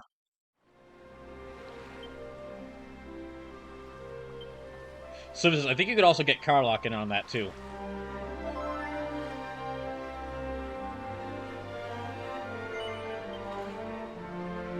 Okay, here we are, the location of the last orb.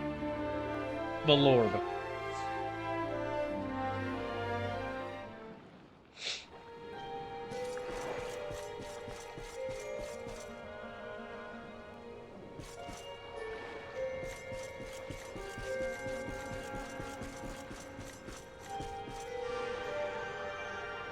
Okay, yep. Well, first, let me actually go through every character's equipment, see if I gotten anything they can use that's better.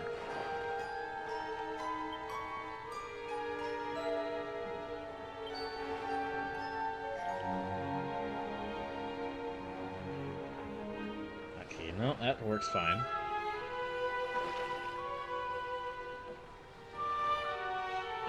Agility, defense. I do like having the tough guy tattoo, though, but...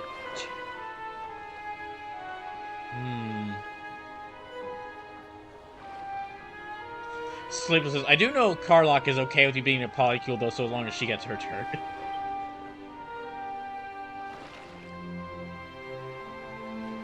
Okay. I've got them set to... Well... Defense and charm. Okay, yeah, I will equip this for more agility.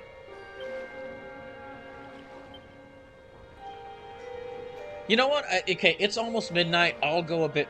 You know, it's almost midnight, but I'll go till 1 a.m. So we can start Sniffleheim. I can start my path towards the first orb.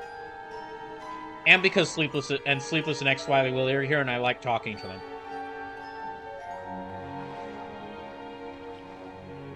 So I think you have to be playing as a creative character, though, and Dirge doesn't count. Let me see if I can... No.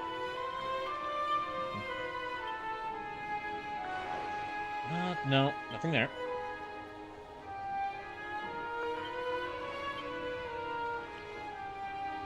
Let's see now. XY says, I've been messing with video rendering. Good luck with that! Oh gosh, there's a lot of... Okay, there's a lot of better stuff she can equip now. That's like 180, 164... Okay, let me give her this.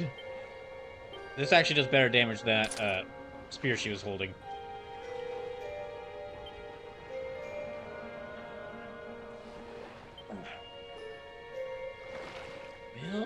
No. No. Oh, okay, yeah. This will work better for her. John says, are the bunny ears the hip girl's usual outfit, or did you put those on her? That's her, that's an outfit I put on her. XY says, it's been a time. Audio visualizers are a pain to get working for free. But yeah, John, Jade's normal outfit looks like this. A much more martial artist style outfit.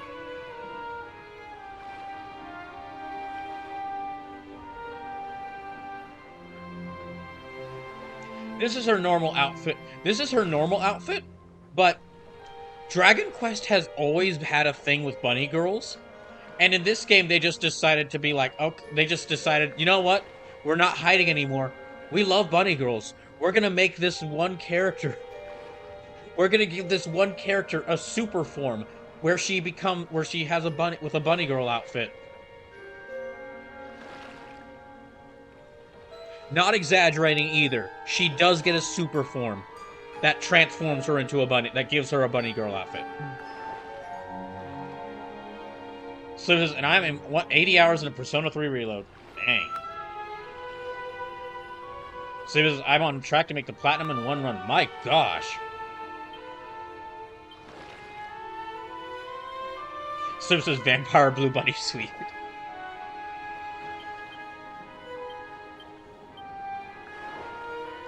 Oh, these actually all do better damage than the ones he's got. Well, yeah, okay, I guess I'll switch to these.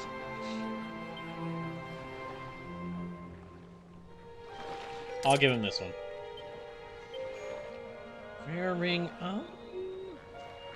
John says, say, Brawl, if you're the paladin, you're truly the bard. What does that make our man Sleepless Cheshire? Oh, that is a good question.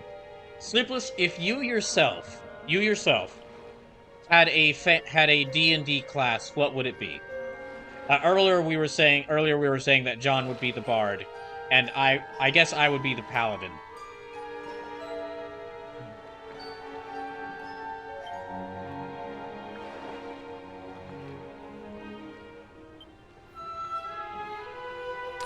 Let me give him that. And let me give her... But going back to your question, John, as for how I got Jade the bunny outfit, there's certain items you can equip, you can get in the game, and when you equip them, they actually unlock an outfit. And in order to get the outfit, you first have to equip the character with those items. But then after you do it once, you can just switch them to another thing, and as long as you can switch them to another other equipment, and they can just change it to that outfit. So in real life, I'd be a wizard probably. When I play at a table, I tend to default to rogue. Excuse me, I just pulled my computer there. Yeah, I was saying earlier, my personal favorite class that I really like to play is monk, because I just love. I mean, it's my favorite class in like a lot of RPGs.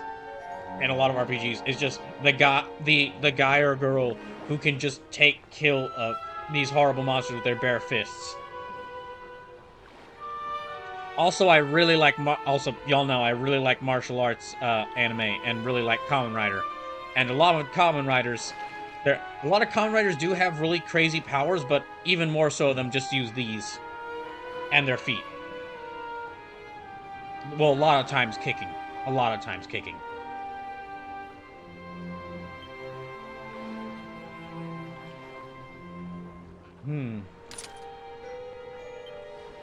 that's right, he's got... Oh, he can only... Oh, dang it. He can only carry 2 weapons of the same type. My gosh. Well, that's gonna be annoying.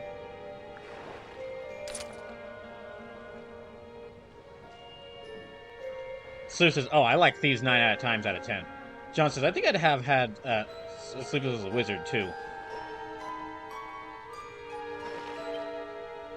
Well... Yeah, I could definitely see Sleepless as the Wizard. I was saying in real life, though, I'd probably be the Paladin, because I've had friends describe me as, who's told me, like, friends who've actually, like, DM'd games tell me, or DM'd and, like, played a lot more much more D&D than me, tell me that I would be the Paladin. And also, considering what my life has been like for the past couple of years, it'd probably be fit. Yeah, it would actually fit. But I was saying this earlier, but what I would be is, I would be a paladin, but a paladin who's still, like... Imagine a paladin who found out that the holy order they were working for turned out to be the ones causing the problems they're trying to solve, and they still try to help people, but more so out of the they still try to help people, but not following They still try to help people according to code, but not following that order anymore. And that's basically me. Sim says, Open Fist Paladin. I am actually... Oh, gosh. I am already considering when I haven't even finished my first playthrough of Baldur's Gate 3, and I'm already thinking to myself, can I do a whenever I get to my second playthrough, can I do a paladin who punches?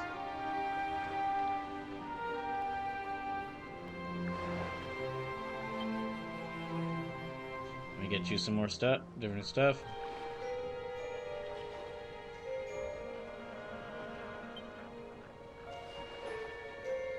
No, okay, nothing there. So I hate that I would probably be a wizard, given I think it is the least interesting of the spellcasters. Sim says, a punchadin?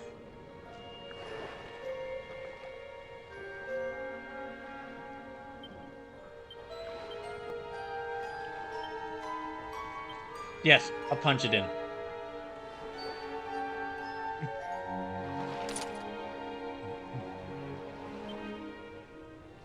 Or I guess, alternatively, you could say... Alternatively, a paladin who knows Tavern Brawler. Hey, die.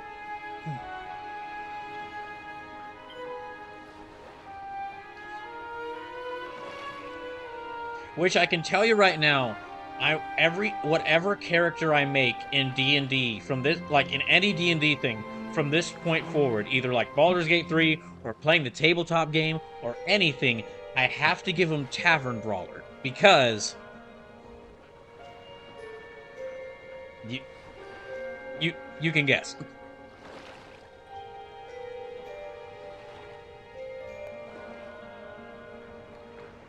John says, if I knew people in real life who played D&D, I could probably ask them what they'd think I'd be in a campaign, but given my musical prowess, it's a possibility I might be a bard. Alternatively, some other class who just happens to be able to carry a tune.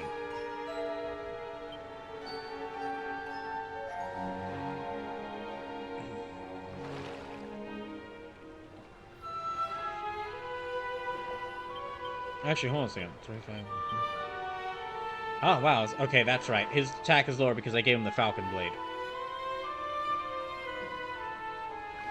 Okay, now that I've done that... Now that I've done that, let me actually have him... Or let me have everyone go into this town. Here we are, the Crystal Kingdom of Sniffleheim, home to the famous Blue Orb. It's a fair wee while since I've visited, but it warms my heart to be back. That must be about the only thing that is warm around here. Let's hurry up and get inside before we all freeze to death. Huh? What's this? You just now noticed the ice? Look, they're frozen shards. I figured that would be the first thing you notice.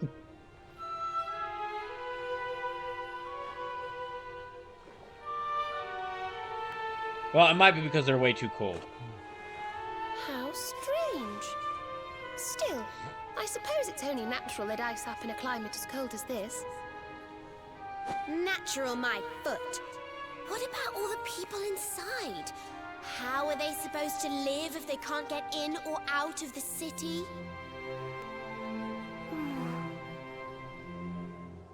Ah, you've a point there, lassie. They've always made sure to keep the main gate free of frost, even in the dead of winter. So, what are we supposed to do? There's an orb in there we need to get to. Climb over the walls. Well, if we can't go in through the front door, we'll just have to head round the back. Yeah. Yeah.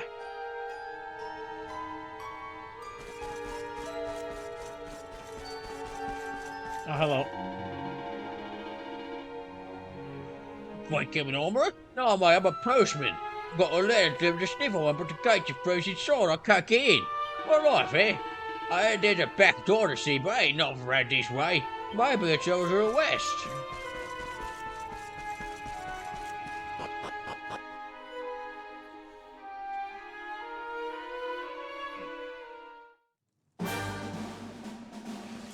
Okay, this is just the Sniffelheim region.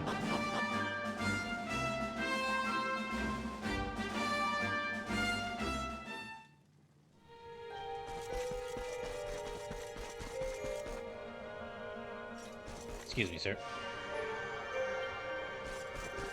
Okay, back around. Oh, here we go. Nice swarm of fire.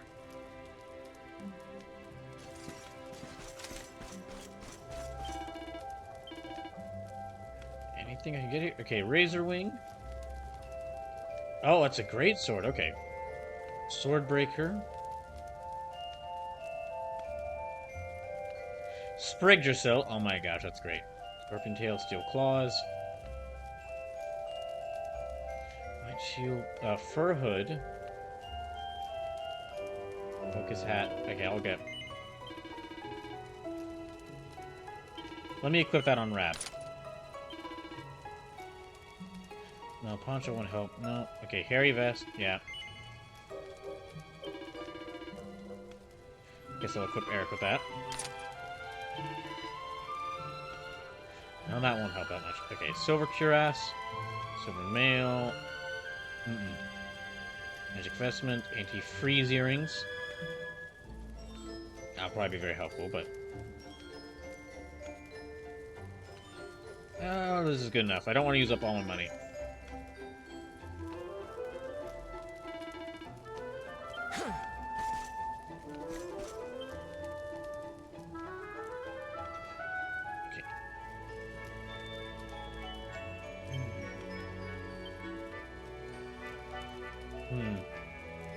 Now, I'm gonna have to be careful about it. Okay, a lot of weapons are gonna have greater damage than Brawliver's Falcon Blade, but I'll have to remember to keep the Falcon Blade on him because of its because it's double extra hit. Okay, yeah. Oh gosh, yes, we need to heal.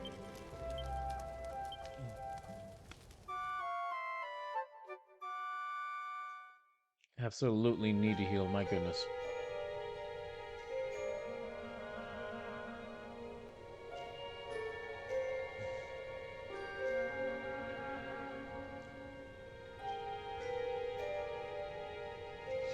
Oh, wait, that's right. I got all these mini-medals. Okay, hold on.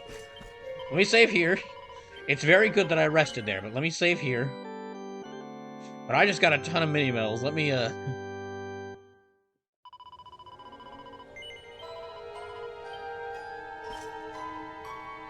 Let me zoom on over back... Let me zoom on over back to l'Académie de Notre Maître de Médailles.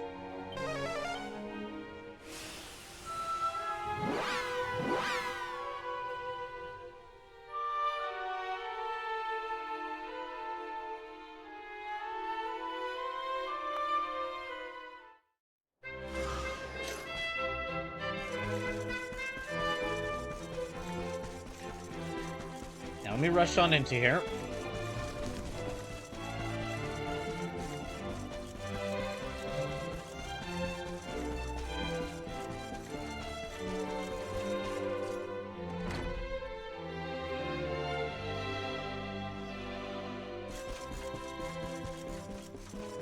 Got it.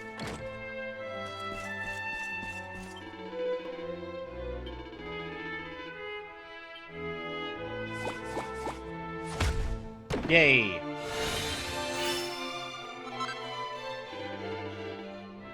So his rune set, alright.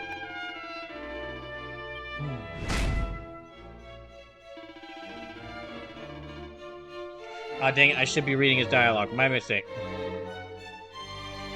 You may have black stars this page, but your career as a metal detector extraordinaire is not yet at an end. None, it is time to turn over a new leaf. Animal Crossing new leaf, that is. Yet voila, you have now collected a total of 22 stamps. Kissimmee Metals coming, and when your total reach 25, I enrolled you to a uniform like Del Academy. Now is it that the maximally magnificent prize?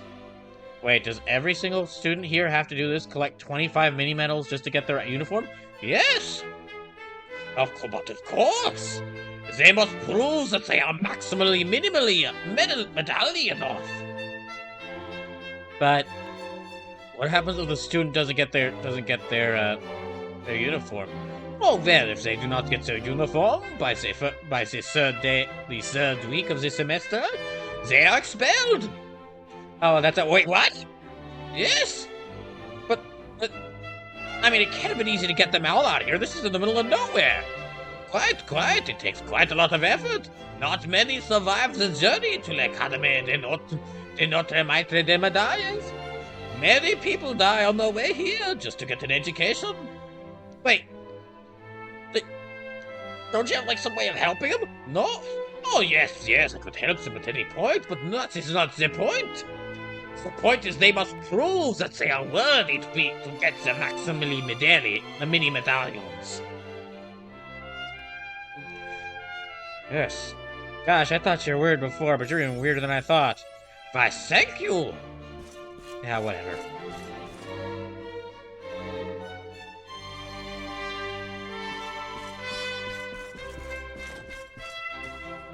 Oh, wait, there's a door. There's a red door around here. Let me go to that red door.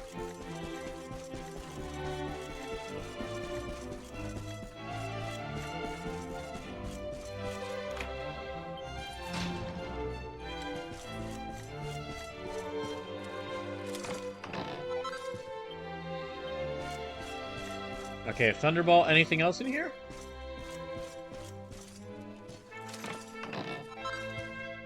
Uniform de Academy. Oh, okay.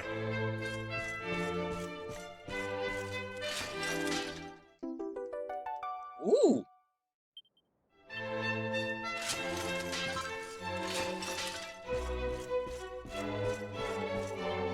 Okay, I think I got...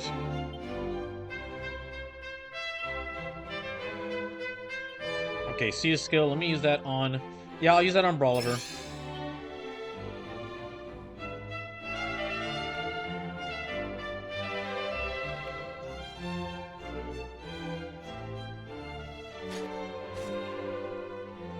John says, qui etat c'est faux? French for who is that idiot? That is... Oh, wait, hold on.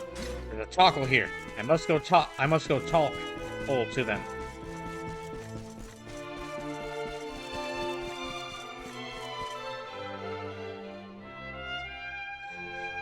Tut, this is disturbing my precious few seconds of sleep. Wait a minute, you're the chosen one, aren't you?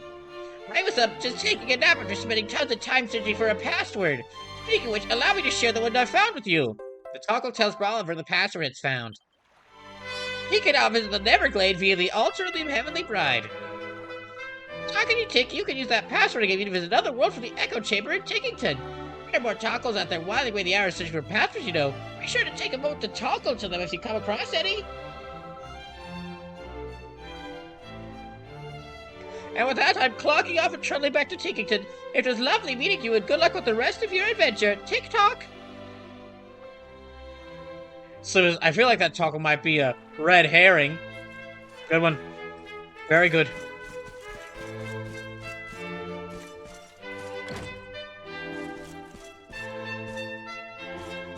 But, okay, to explain who this is, John, there are these little things I've been finding around the game world called mini-medals. And they are, let me see if I can actually pull them up, if I can actually show them. Can I actually show them? No, okay, they're not in my items here.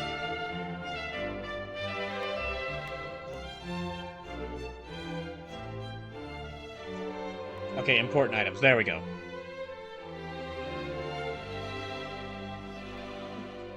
Oh, I guess they don't show up here either. That's surprising. Okay, well, there are these things you find around the world called mini-medals. And they're just tiny little medals. But the thing is, this guy is absolutely obsessed with them. So obsessed, in fact, that he used his massive amount of wealth to create an academy for young girls, where these young girls pay to be enrolled in here, and they are basically take classes to learn more like mini-medals. In this guy's view, in order to be proper young upstanding ladies in today's society, they must learn to be more like mini-medals. This answer probably just leads to more questions for you, I'm sure.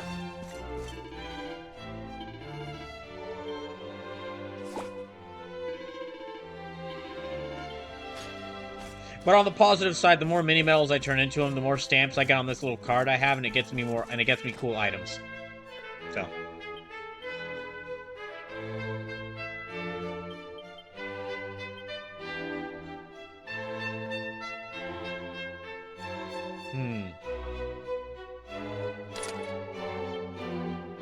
John says, how on earth do you be more like a small piece of a precious metal? Well,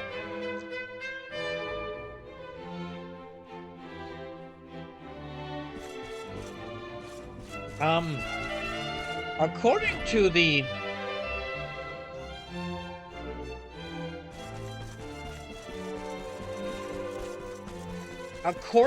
headmaster himself, or one of the people here, it's to be, I think it's to be, like, to practically perfect in every way. But that doesn't really answer the question. That doesn't really answer the question.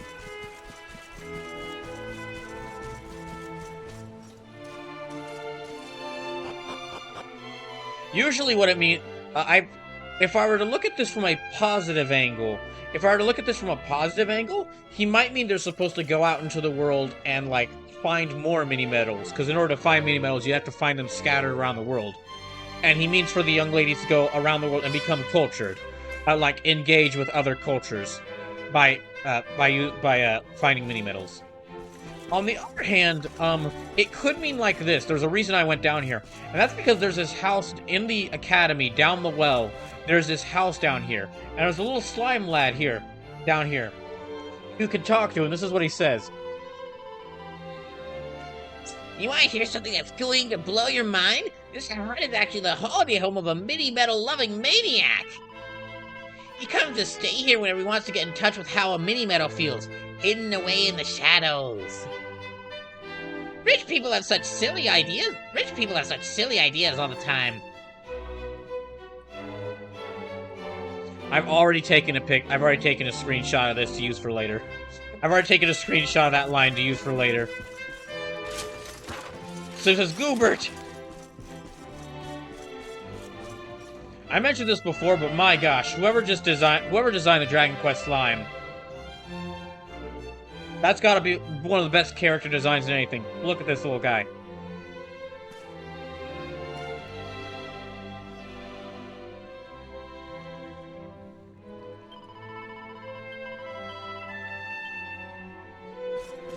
Just look at him.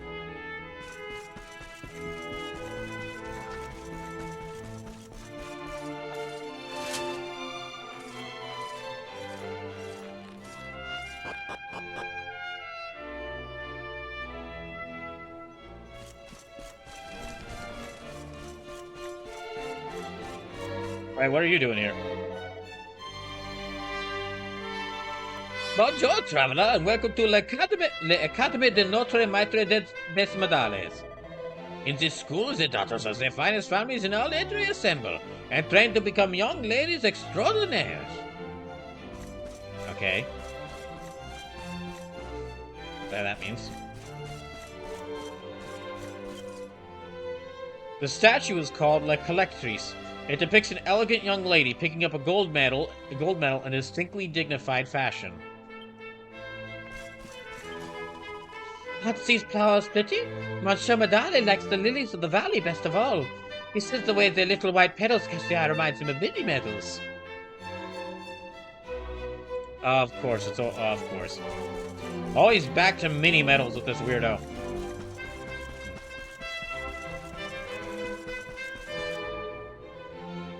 Hey, what is it? What the heck? Wait a second. Is that like little, like, dustbins? This feels slightly out of place here.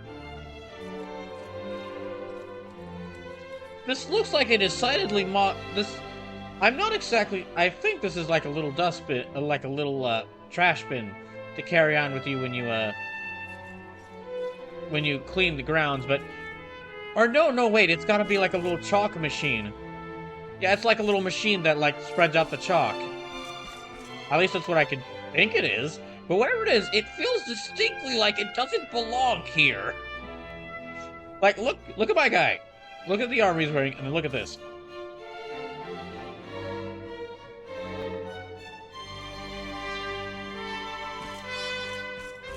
Yeah, it looks like it doesn't belong here.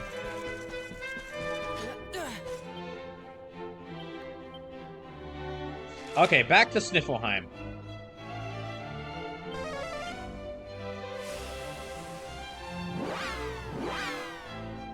I just had to turn those mini medals, but now that I did that, let me return to Sniffelheim.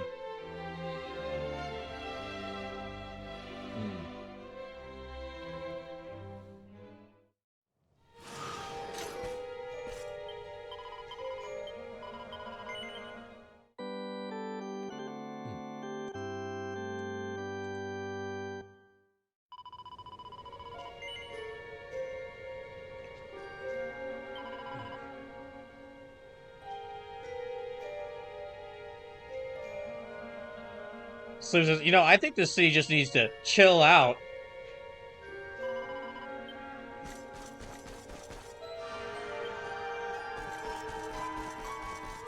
Got him once again, Sleepless.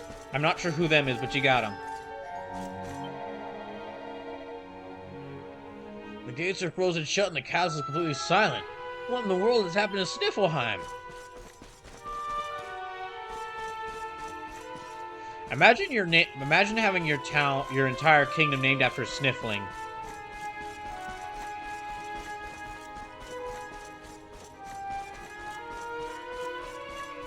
Bunnies?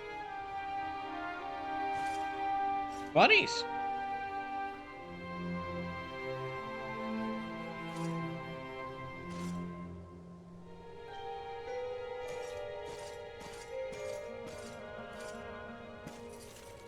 Anyway, I'll leave the bunnies alone.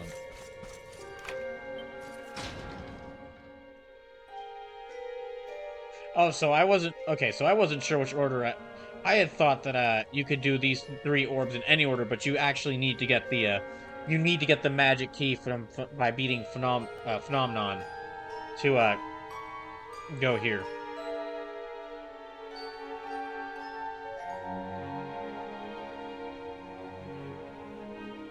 What's going on?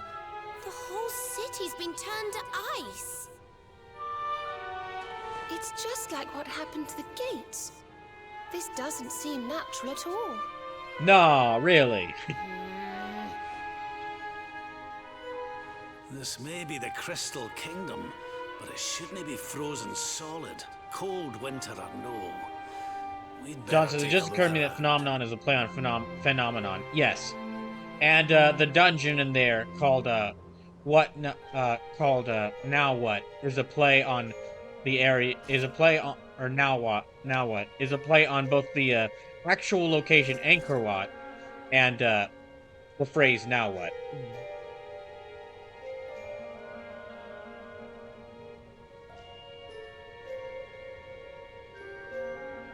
Slip says, I think I came here first, so I knew you needed the magic key first. I had just forgotten that you needed the magic key first. There has been some things, I've forgotten some of the smaller stuff in this game just because it has been so long. The horse is encased in ice. Looks like it was falling after its owner when it was frozen. The man is encased in ice. He looked like he was walking his horse when he was frozen. John says, I thought it was a play on Phnom Penh, the capital of Cambodia. It's likely a play on both. It's a play on both. Just how, like I was saying, Now What is a play on the phrase, Now What, and the location, Angkor Wat. Phnom Penh is both a play on, probably a play on Phnom Penh, capital of Cambodia, and the phrase, and the word phenomenon.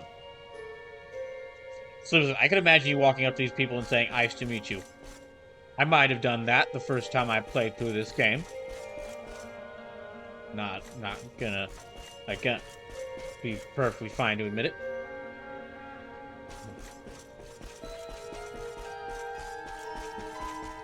Damn, Elsa really did a number on this kingdom, didn't she?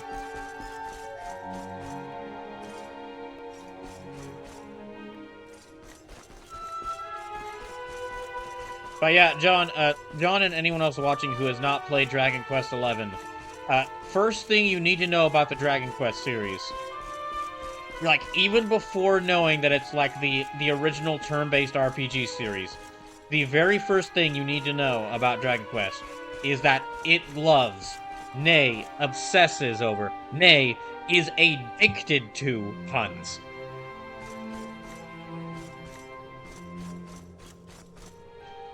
It's not a case of if there is a place where you could put a pun, Dragon Quest will have put a pun there. It is a case of by the time you have thought that you could put a pun here, Dragon Quest will have already come up with 2 puns to put here.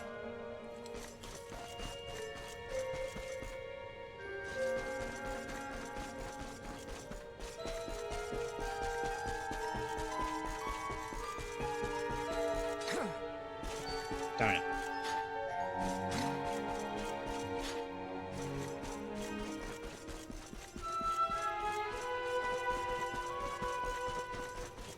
John says, so it's like the Hydra. No. No, it's not a case of... Oh, hold on. I'll talk with you in a minute, miss. I'll talk to you in a minute, only living person in the city. It's not a case of if you kill one pun, 2 more shall take its place. It is a case of by the time you've already thought that Dragon Quest could put a pun here, it is already came up with multiple puns that it could put here. I would not be surprised if the first thing that Dragon Quest comes up with for every game is thinking up a list of puns to put in the game. Like even before they started thinking of the premise of what the game will be about, they have started making a list of puns.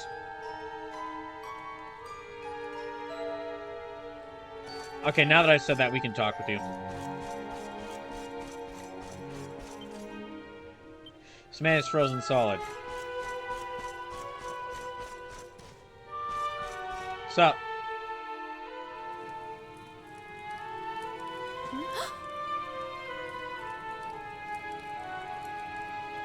Oh, I'm sorry. You gave me a fright. I hadn't expected to see travelers in town. Finally, someone who hasn't been turned into a block of ice. Can you tell us what happened here? Well, it all began 3 months ago. It was a bright, sunny day, just like any other, when suddenly... Angel Slane says, why is the armor blue? Oh, you mean the armor the main character's wearing? It was a witch. So it's a Sage Snow Lady. My goodness, that sounds like something from a fairy tale. Is that really out of question compared Just to some of the so. things we've seen? She chanted an ancient incantation, and just like that...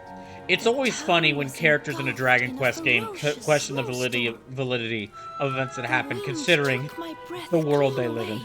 And before I knew it, I had fainted. And when I awoke, all was frozen. I was the only one spared. Gosh dang it, Elsa, you can't keep getting away with this! A powerful witch to freeze this whole city with a single spell. Wasn't messing with Kingdom Hearts 3 enough for you? But all this ice is more than my magic can melt. By the way, Missy, that symbol in your shawl, is that not... I figured y'all would have noticed the crown first. Oh, forgive me. I haven't introduced myself yet, have I? I am Frisabel, Queen of Sniffelheim. You're the queen? So, does that mean the old king is... I'm afraid so. My father passed away last year. Oh, I've only been in charge these few months, and just look at my kingdom. Whatever am I going to do? Oh, great! So out of all people, Elsa spares the royalty. A good time to ask about the orb. Not really, no. An orb? What kind of orb? Why, the big blue ball that's been handed down in your family for generations, lassie. And truth be told, We need to borrow it. Oh, of course. You would be welcome to borrow it, but I'm afraid it is locked up tight inside the castle, which is locked up tight inside the ice. Well, John that's says just freeze a bell? perfect. Yes, freeze a bell. So if we don't find a way to melt that ice, we'll never get our hands on the orb. Susan, don't, as her name, don't wear it out. Maybe if we got rid Much of like that these ice wicked puns will witch, be worn out by the it time we're might done with break this the area. spell. Oh wait, that wasn't a pun. Why did I thought do that just that the time? same thing. Why, only a few days ago, a band of soldiers from a faraway land came here to investigate what was Ah, happening. damn it, is it Hendrik? I Oh, wait, sent wait, them maybe out to they try all and got find frozen. the witch and fight her, but I haven't seen them since. Oh my god, wait, that means Well, Hendrik. Wait, we maybe can't Hendrik very and all well his leave men got them out frozen. in the cold. Let's go and give those soldiers a hand and bring spring back to Sniffleheim, shall we? I have no say in the matter, so I'm not sure why you're giving me a choice here, but yes. Oh, thank you, thank you. The Wicked Witch dwells in the Hexwood, a haunted forest far to the north of the Sneerfelt Steppe. Be very, very wary, for the witch does not live in the woods alone. She keeps a fierce, magical beast to guard against intruders. Aye. We'll be sure to keep an eye out. Thanks for the warning. Oh, Lassie. Angel Soslana? Come on, boys and girls. Let's Angel Soslana, to answer your question about why is the armor blue? So, this was this is a suit of armor that was in the original version of the game. In the original version of the game, this armor was silver. And then, for some reason, when they made this Switch port of this game, the definitive edition, they just recolored it blue.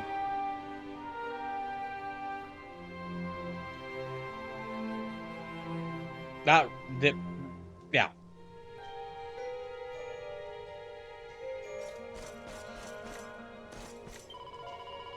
That's what okay.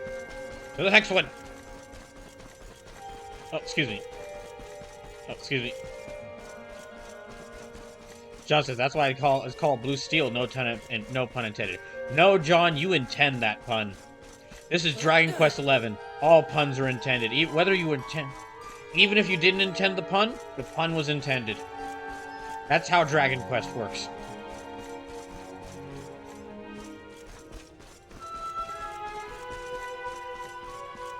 Hello, cow.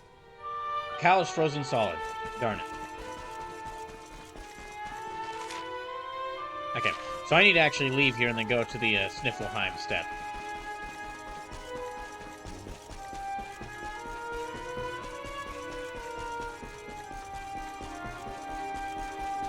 So I kind of have to leave out this way because the main gate's kind of frozen solid. Slip says Dragon Quest is a wonderful existence. Yeah, for those who haven't heard me say this, if you're wondering where I started getting what got me to start making puns so often, and which is why I now have streams titled things like Brawl Night Long and Brawl or Nothing. Yeah, you can thank Dragon Quest IX for that, because I played that when I was very young. And the way the game's dialogue was, where everything in that game is a pun, stuck with me too.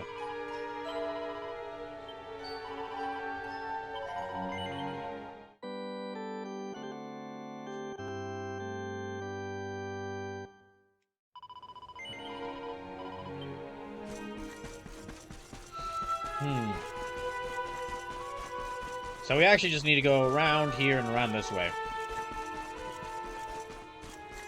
John says, just as long as Brawl Night Long is in reference to Lionel Richie. I have no idea who that is, so it's definitely not.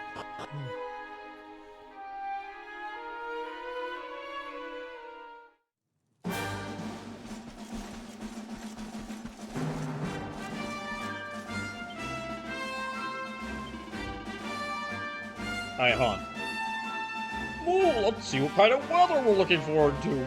It's like it'll start snowing here at dusk. Don't care for snow one bit. It's freezy and cold.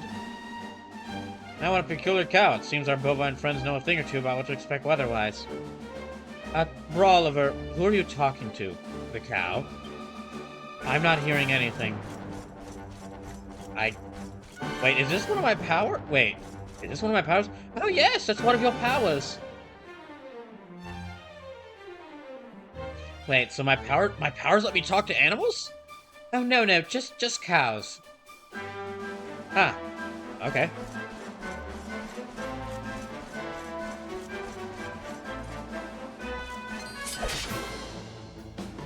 Sorry, small tiger cub. I'm gonna hate fighting these things. They're adorable.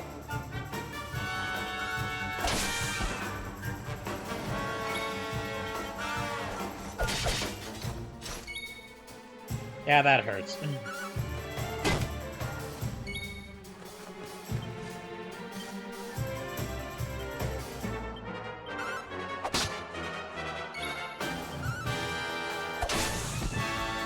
Alright.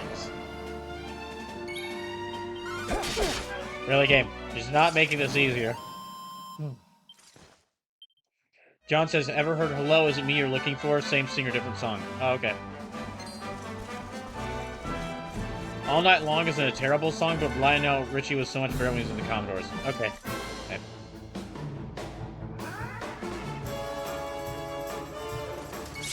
But yeah, I had no idea that there was a song called All Night Long by Lionel Richie, so it's definitely not a reference to Lionel Richie. It's really just, I call it Brawl Night Long because it's the phrase all night long, but Brawl. So it says, gosh damn, Xeno is hard selling this character, even 8 hours in this game. That is something I've been seeing tons of. I've been seeing people praise Xeno Robinson for his performance as Junpei in Persona 3 Reload. But I haven't played any of the clips because I'm trying to avoid any and all spoilers for Persona 3 Reload, since I've still never played through the original Persona 3.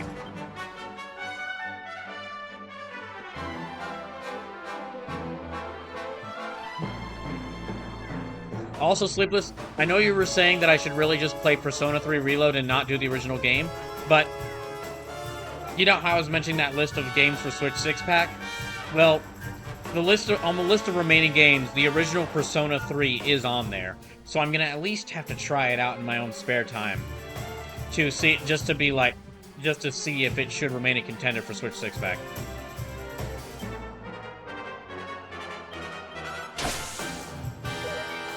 And at that point, if I have to see why it's if I have to try it out, might as well. Yeah, if I have to try it out, might as well play through the whole thing. Oh, Draco Magnus, thank you for the raid. Bubble the Ding Dong says League Champion. Zula says League Champion. So I'll just say Junpei fills the same character role that Ryuji and Ryusuke in P5 and P4. Oh, I kind of already figured that. He's got the same kind of, like, talkative sidekick look to him. Draco said Magnus, League Champion. Deluna says, oh, hey, Deluna says, we beat Emerald. Okay, okay, that's much better than I was thinking. That was much better than I was thinking you were referencing by saying League Champion. But congrats on beating Emerald. Sorry, Cap.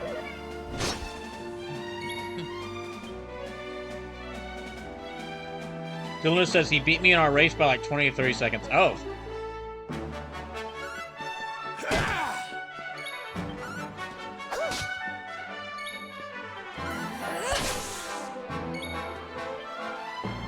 Damn. Dylan says, damn, spamming Swampert. Because it was really down to the wire.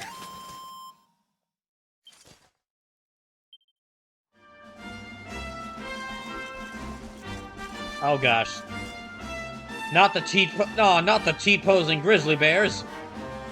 Oh wait, no, they're not T-posing. They're just like in a very aggressive stance, making their way closer to me. Still not as dangerous as T-posing.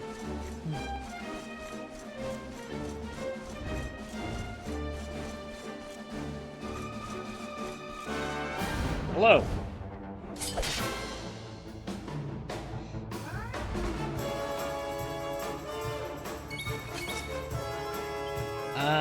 try cattle prod.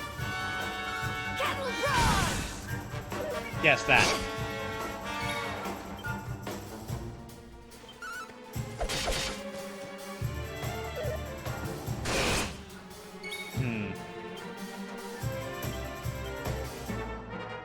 There. I'll use that. Do your worst!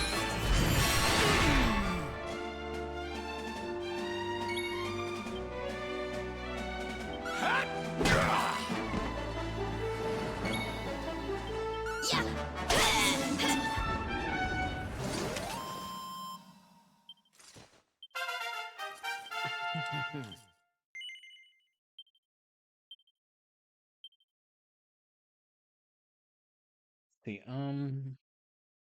okay, he's got 12 point. Still no, still not enough Miracle Slash. Probably get attack power wielding +6. Yeah, I'll go ahead and teach him that. Critical hit chance, Falcon Slash. Ooh. I'll definitely teach him Falcon Slash then when I can get to it. Oh, let me see if I can get any of this. No, gosh dang it. No, still. Okay, you know what? I can get this one. I can get Victimizer. Stabs an enemy in such a way that they're completely occasionally venomated. A Sly Strike that can see poison and paralyze enemies taking 6 times the usual damage. And now we see the basic Eric strat, which is just the most common Eric strategy, which is Cobra Strike to possibly poison an enemy, and then if they do get poisoned, Victimizer, which can do like 6 times the damage if an enemy's been poisoned. Now, nope. I guess. So this is by anyways, brawl. By good virtue of how good P3 Reload is, I in good conscience cannot say P3 Portable on Switch is one of the 6 must-play own games. See, I get that. I definitely get that. However, just to be thorough, I have to compare all the games. Draco says, "I love the Cobra Strike Victimizer combo. Eric is a beast." Oh, agreed. There's really good tech plant strategy you can do with any character in this game. But yeah, Sleepless, there's some games I don't want to be on here, but just to be thorough and give the objectively correct list, I have to include it because it was on the original list.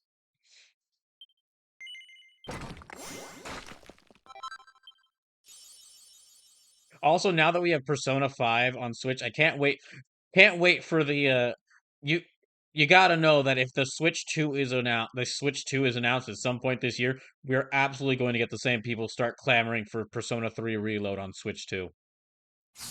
Either ironically, either people like actually asking for it, or people ironically asking for it.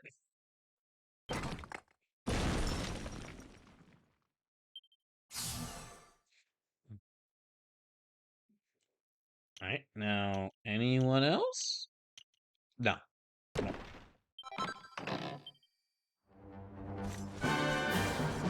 Okay, where am I at? Okay, the Snarefelt. Okay, I'm actually near the Snarefelt. Oh dear. John says, no, I'm gonna hit the set. Bonne nuit. Alright, John, you have a good night. Always great to see you. So, I mean, Play Asia more or less quietly confirmed it's happening. They have a listing for P3 Reload on a Nintendo console, I think. Oh, really?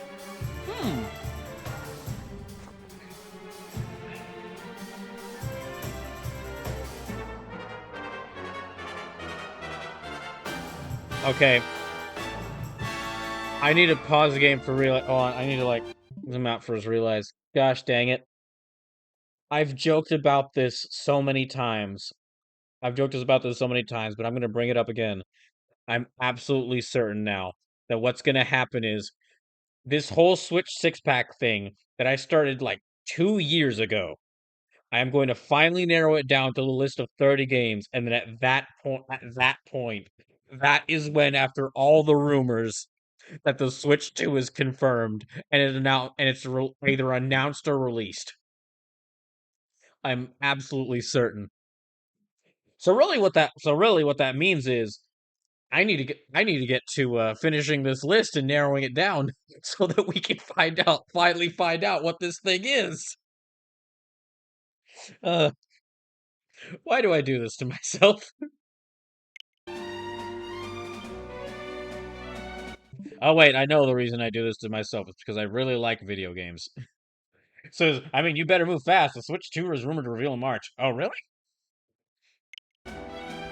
Okay, well, I'm gonna take that with a grain of salt because I know there's more evidence for it now, but also people have been rumoring that the Switch 2 will be released / be announced for the past like 3 years.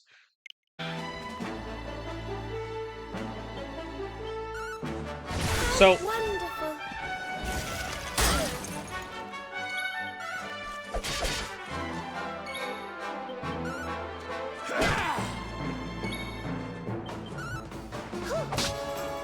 Pekka says, I'll believe it's coming out when I see it. We win again.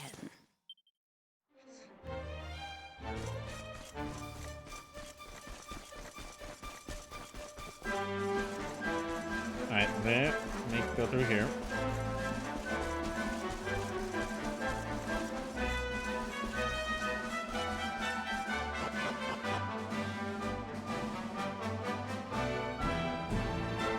Slim says, the rumor is next week we'll get a partner direct focusing on third parties and ports, and there'll be a next-gen's hardware the next month. March gives a lead-up time where a September release is reasonable. Okay. That is believable, and you know what? Releasing it... Okay, yeah, that is believable, and releasing it like before the right before the holiday season does make sense. Speaking of which, I guess I should say this now. If there is a Switch 2 announced, because I've never been able to do this before, but because I actually have money now, thanks to my job, what I could possibly do, depending on what the price of the Switch 2 is, I could possibly do a launch party for it. Like a big launch party event for the Switch 2 if it happens. The only time I'd be able to do this would probably be for a Nintendo console, because that's kind of like my preferred line of consoles, but yeah, if it does get announced, and there is like enough games releasing for it that I feel like I could get multiple of those games for it, then yeah. Although the thing that I'm wondering, okay, the thing to really ask the question is, everyone's saying Switch 2 will be releasing.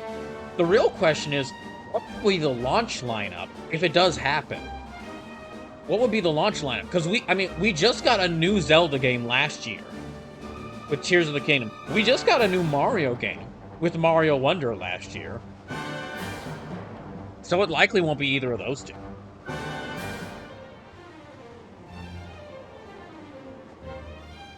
Yeah, that just makes me wonder, what would be the launch games for it? Unless they just decided to go with either stuff like big games from like PS5 games or Xbox Series X games release on launch day.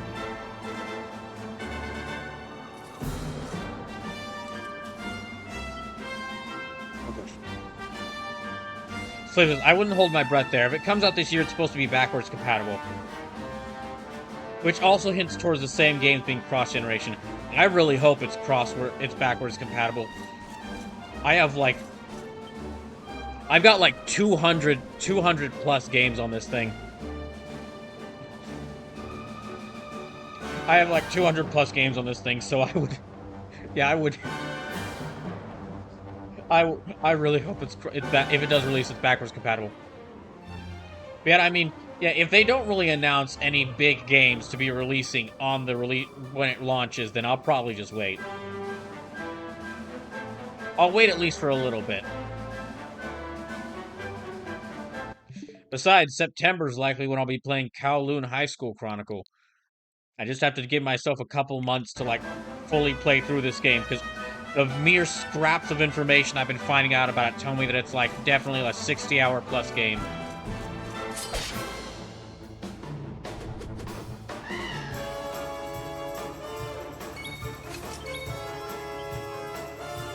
Crack build platypunks. Okay, that's a pretty harsh thing to just accuse. It's a pretty harsh thing to just accuse these platypunks of, when we haven't even seen them before.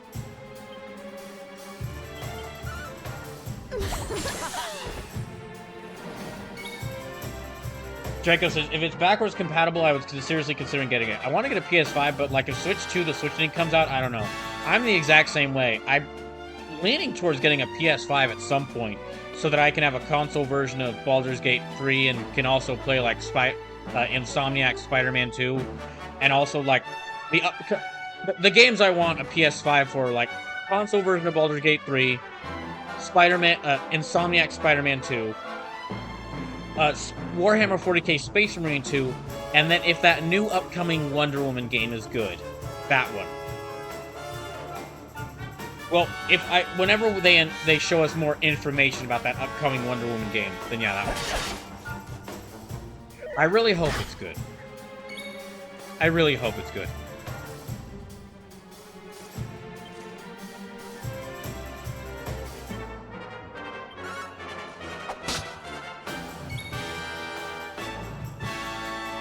So it says PS5 is worth it in the sense that PS4 is starting to be left behind. Switch 2, if it's cross-gen for a year or two, can wait.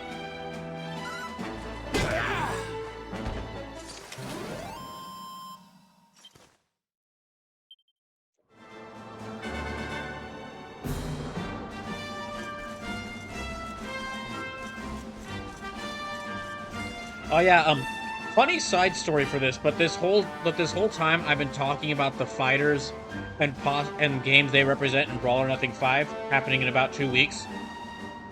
March 2nd.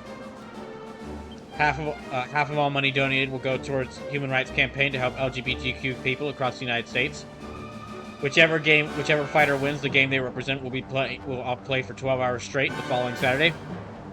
But to give you like a little bit of behind-the-scenes info on how the setting up for that works, what I usually do is come up with an initial list of like characters, an initial list of 8 characters, and basically try them out in Soul Calibur to make sure that there is a balanced, to make sure there's no clear winner amongst them. Like I basically run a test version of the tournament like multiple times.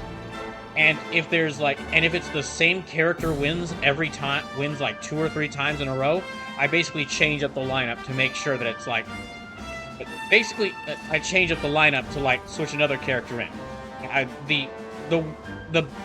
What I want is like it to be not a clear winner in this, so that whoever donates, that like if people donate, they basically end up deciding who wins. The donations combined with the actual characters fighting each other decides who wins. So it's not heavily relying on just one. But what happened when I first came up with it, I came up with a list of 8 characters, and I won't say what all of them were, because that would spoil some of the things I've got planned for later in the year that I've had to push back now because of this. But one of them was absolutely like absolutely was Karlach representing Baldur's Gate 3. She was the first character. I made a created character for her and everything, and I even like came up with a list of 8 characters, tried her out, including Karlach, tried it out, and somehow, at least in Soul Calibur 6 Brawler Nothing terms, Karlach is the equalizer.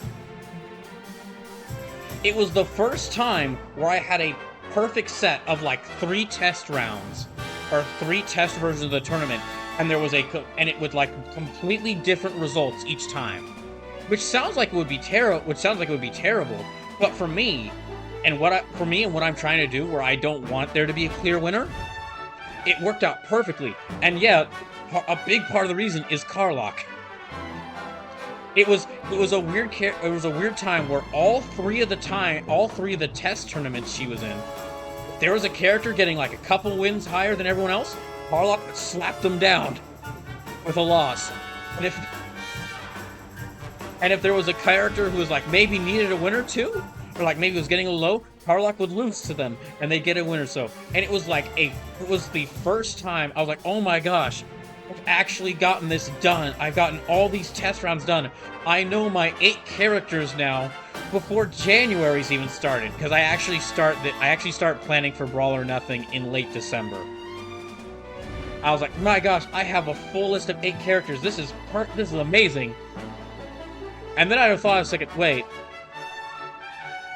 I can't really play Baldur's Gate 3 on my PC. I mean, like, I can't stream it on my PC. It works fine on my PC. But for those who don't know, Baldur's Gate 3 works really well on my PC. But whenever I run it, it uses up a lot of processing power. It uses up a lot of computer power. And so I feel like I'm very worried that if I were to try running the game and try streaming on OBS, a thing which also takes a lot of computer power, that it could have caused the computer to crash from doing too much at once. So my main option there is to like I realized that and I thought, okay, well, I guess what would happen there is if Karlach were to win, I'd have to buy a new version of Baldur's Gate 3. I thought, oh, so which would mean I would possibly have to, on top of all the costs for Brawl or Nothing 5, I would have to add a $500 for a PS5.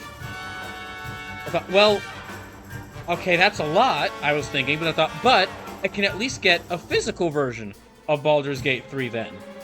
I looked it up and found out, no, the physical version on PS5 for Baldur's Gate 3, it hasn't released yet. It's like releasing at some point in the first quarter of this year, but it probably wouldn't release in time for Brawl or Nothing 5.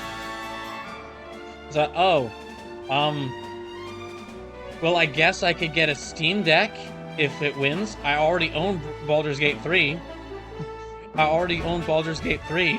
could get a Steam Deck, and I looked up prices on Steam Deck. I was like, in order to get this, I would need to get, like, the hundreds of dollars costing Steam Deck and the Steam Deck dock. Which would cost a Steam Deck dock and the external controller, which would cost a bit more money. And then as I found that out, I realized, wait, Valve is already planning on releasing a Steam Deck 2 at some point this year, an advanced Steam Deck. Which would mean I would be buying the Steam Deck 1 at this time when it's right before the sequel is about to release. And to add to all of that, if it did win, if I got either of those systems, what would happen is I'd have to take like a week. I'd basically have to like spend at least a day, possibly multiple days, setting up the getting everything on the Steam Deck and PS5 set up and making sure that it can work with streaming. Because I'm very cautious when it comes to using new consoles. So I had reached the perfect I had reached the perfect tournament roster. The perfect tournament roster for Brawl or Nothing. And I had to go spend like a couple extra weeks going back and redoing everything and finding a different set of characters because I couldn't get Baldur's Gate 3 yet. So yeah. So don't be surprised if because of that. So don't be surprised if Karlach turns up for a Brawl or Nothing 6. I don't know what game she's going to represent, because my goal is to play Baldur's Gate 3 at some point before I stream Baldur's Gate 3 at some point before the end of this year. But don't be surprised if, I don't know, maybe she's representing like a Dragon Age game. So it says PS5 is worth it in the sense that, okay, XY says go old school and use phone to record the screen.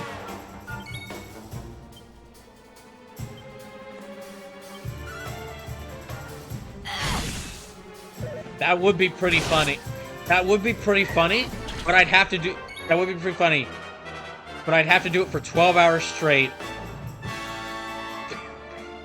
Just imagine me holding up my phone to the screen for 12 hours... Like this, for 12 hours straight. Okay,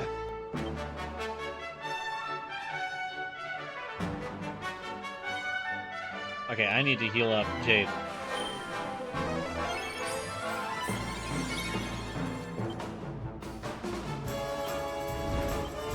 Swoosh.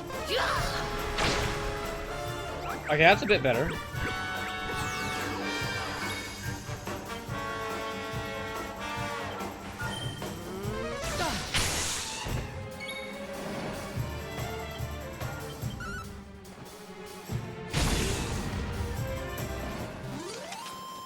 Okay, good.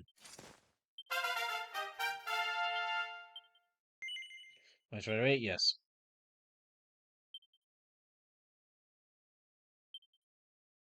Actually, I was just okay. I know going back to a topic earlier. I know I just said what games could they even announce to release on a Switch 2, but considering that you know what, because I'm playing through Dragon Quest XI right now, if this Nintendo Direct that does announce the Switch 2 happens next month, it'll probably be Dragon Quest 12.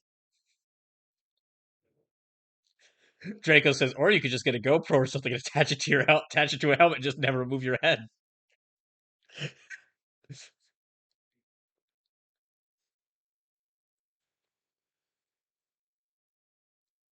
You know what?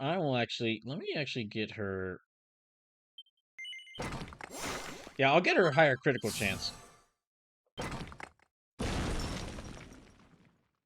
Ooh, okay, good, multi-thrust. XY, this is POV streamer.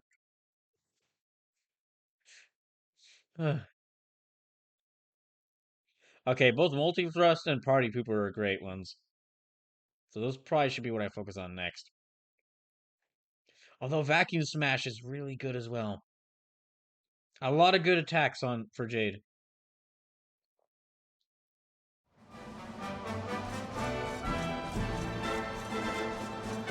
Okay, but it is actually already past 1 a.m.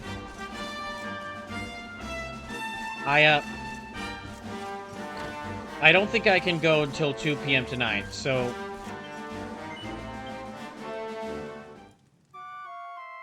what I'm gonna do is let me find a good save point.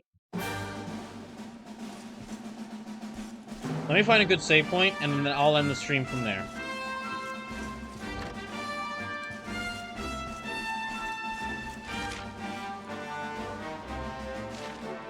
Oh, okay, there's one right over there. Oh, you know what? I'm just gonna keep going.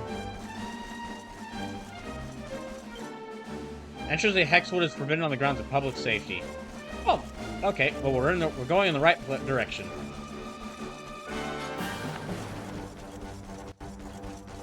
I just want to say thank you to everyone who stuck around watching for this long.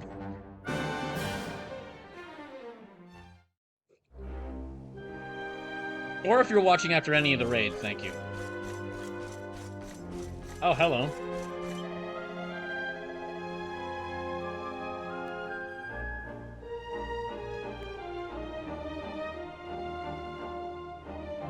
What in the world is civilian doing here? This forest is extremely dangerous. I'd advise you to leave immediately. What am I doing here? I'm a soldier from Heliodor. We were dispatched to investigate why all contact with Sniffleheim has been lost. And to stab anyone looking suspicious. It seems the city was frozen by an evil witch and she and her monster protector at large somewhere in the forest, which is why you shouldn't be here. Now you go away, or else if you start looking too suspicious, I'ma stab you.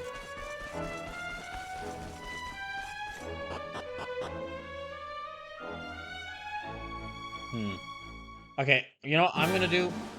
I'm gonna actually go back, because I know that next up, after this is like a big series of cutscenes and fights. Like pretty close by. I'm gonna actually go back and I'm gonna save at this save point earlier in the area.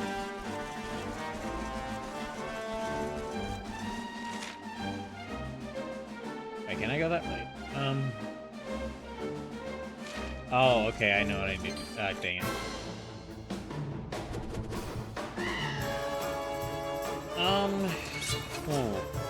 Let me see if I can flee.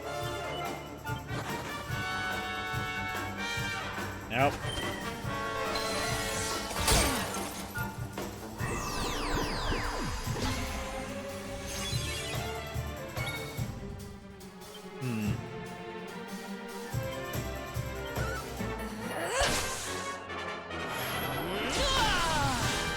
Let me think for a second. I guess let me go back out and then go to the area where you can actually save and do that.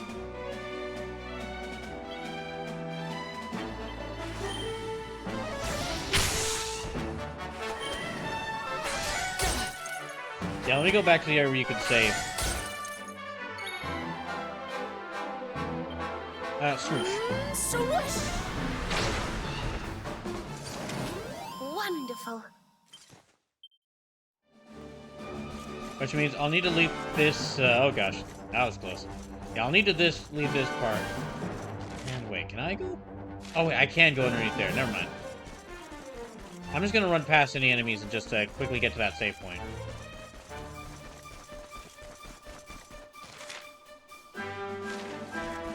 And then from there, I'll save, and then I'll be where I end the stream for the night.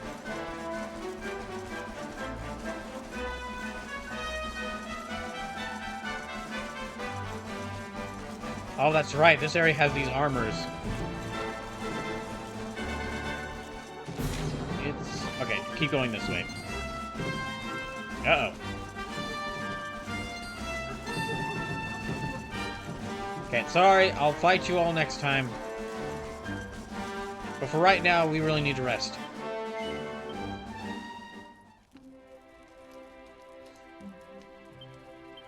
Okay, rest until dawn.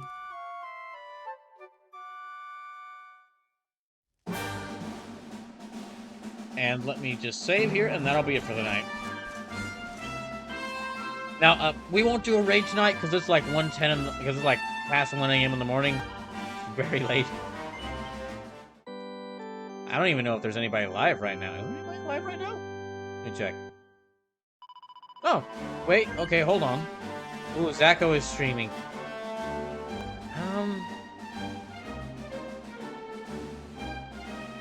I don't want to spoil myself on anything for Yakuza Like a Dragon Infinite Wealth, but you know what?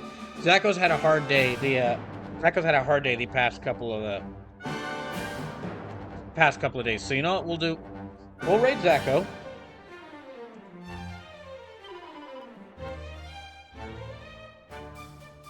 We'll raid Zacho with the message. We'll raid Zacho with the message. Thanks for all your work. Or thanks for all the work you do. That's what we'll do. That's what we'll raid Zacho with. So then, y'all have a good rest of y'all's night. Y'all have a good rest of y'all's night, and I hope I can see y'all. So, just a reminder for what the streams will be next week. Monday, I'll be returning to Street Fighter 6 for like a one-off stream. Tuesday, I'll be starting Tangle Tower.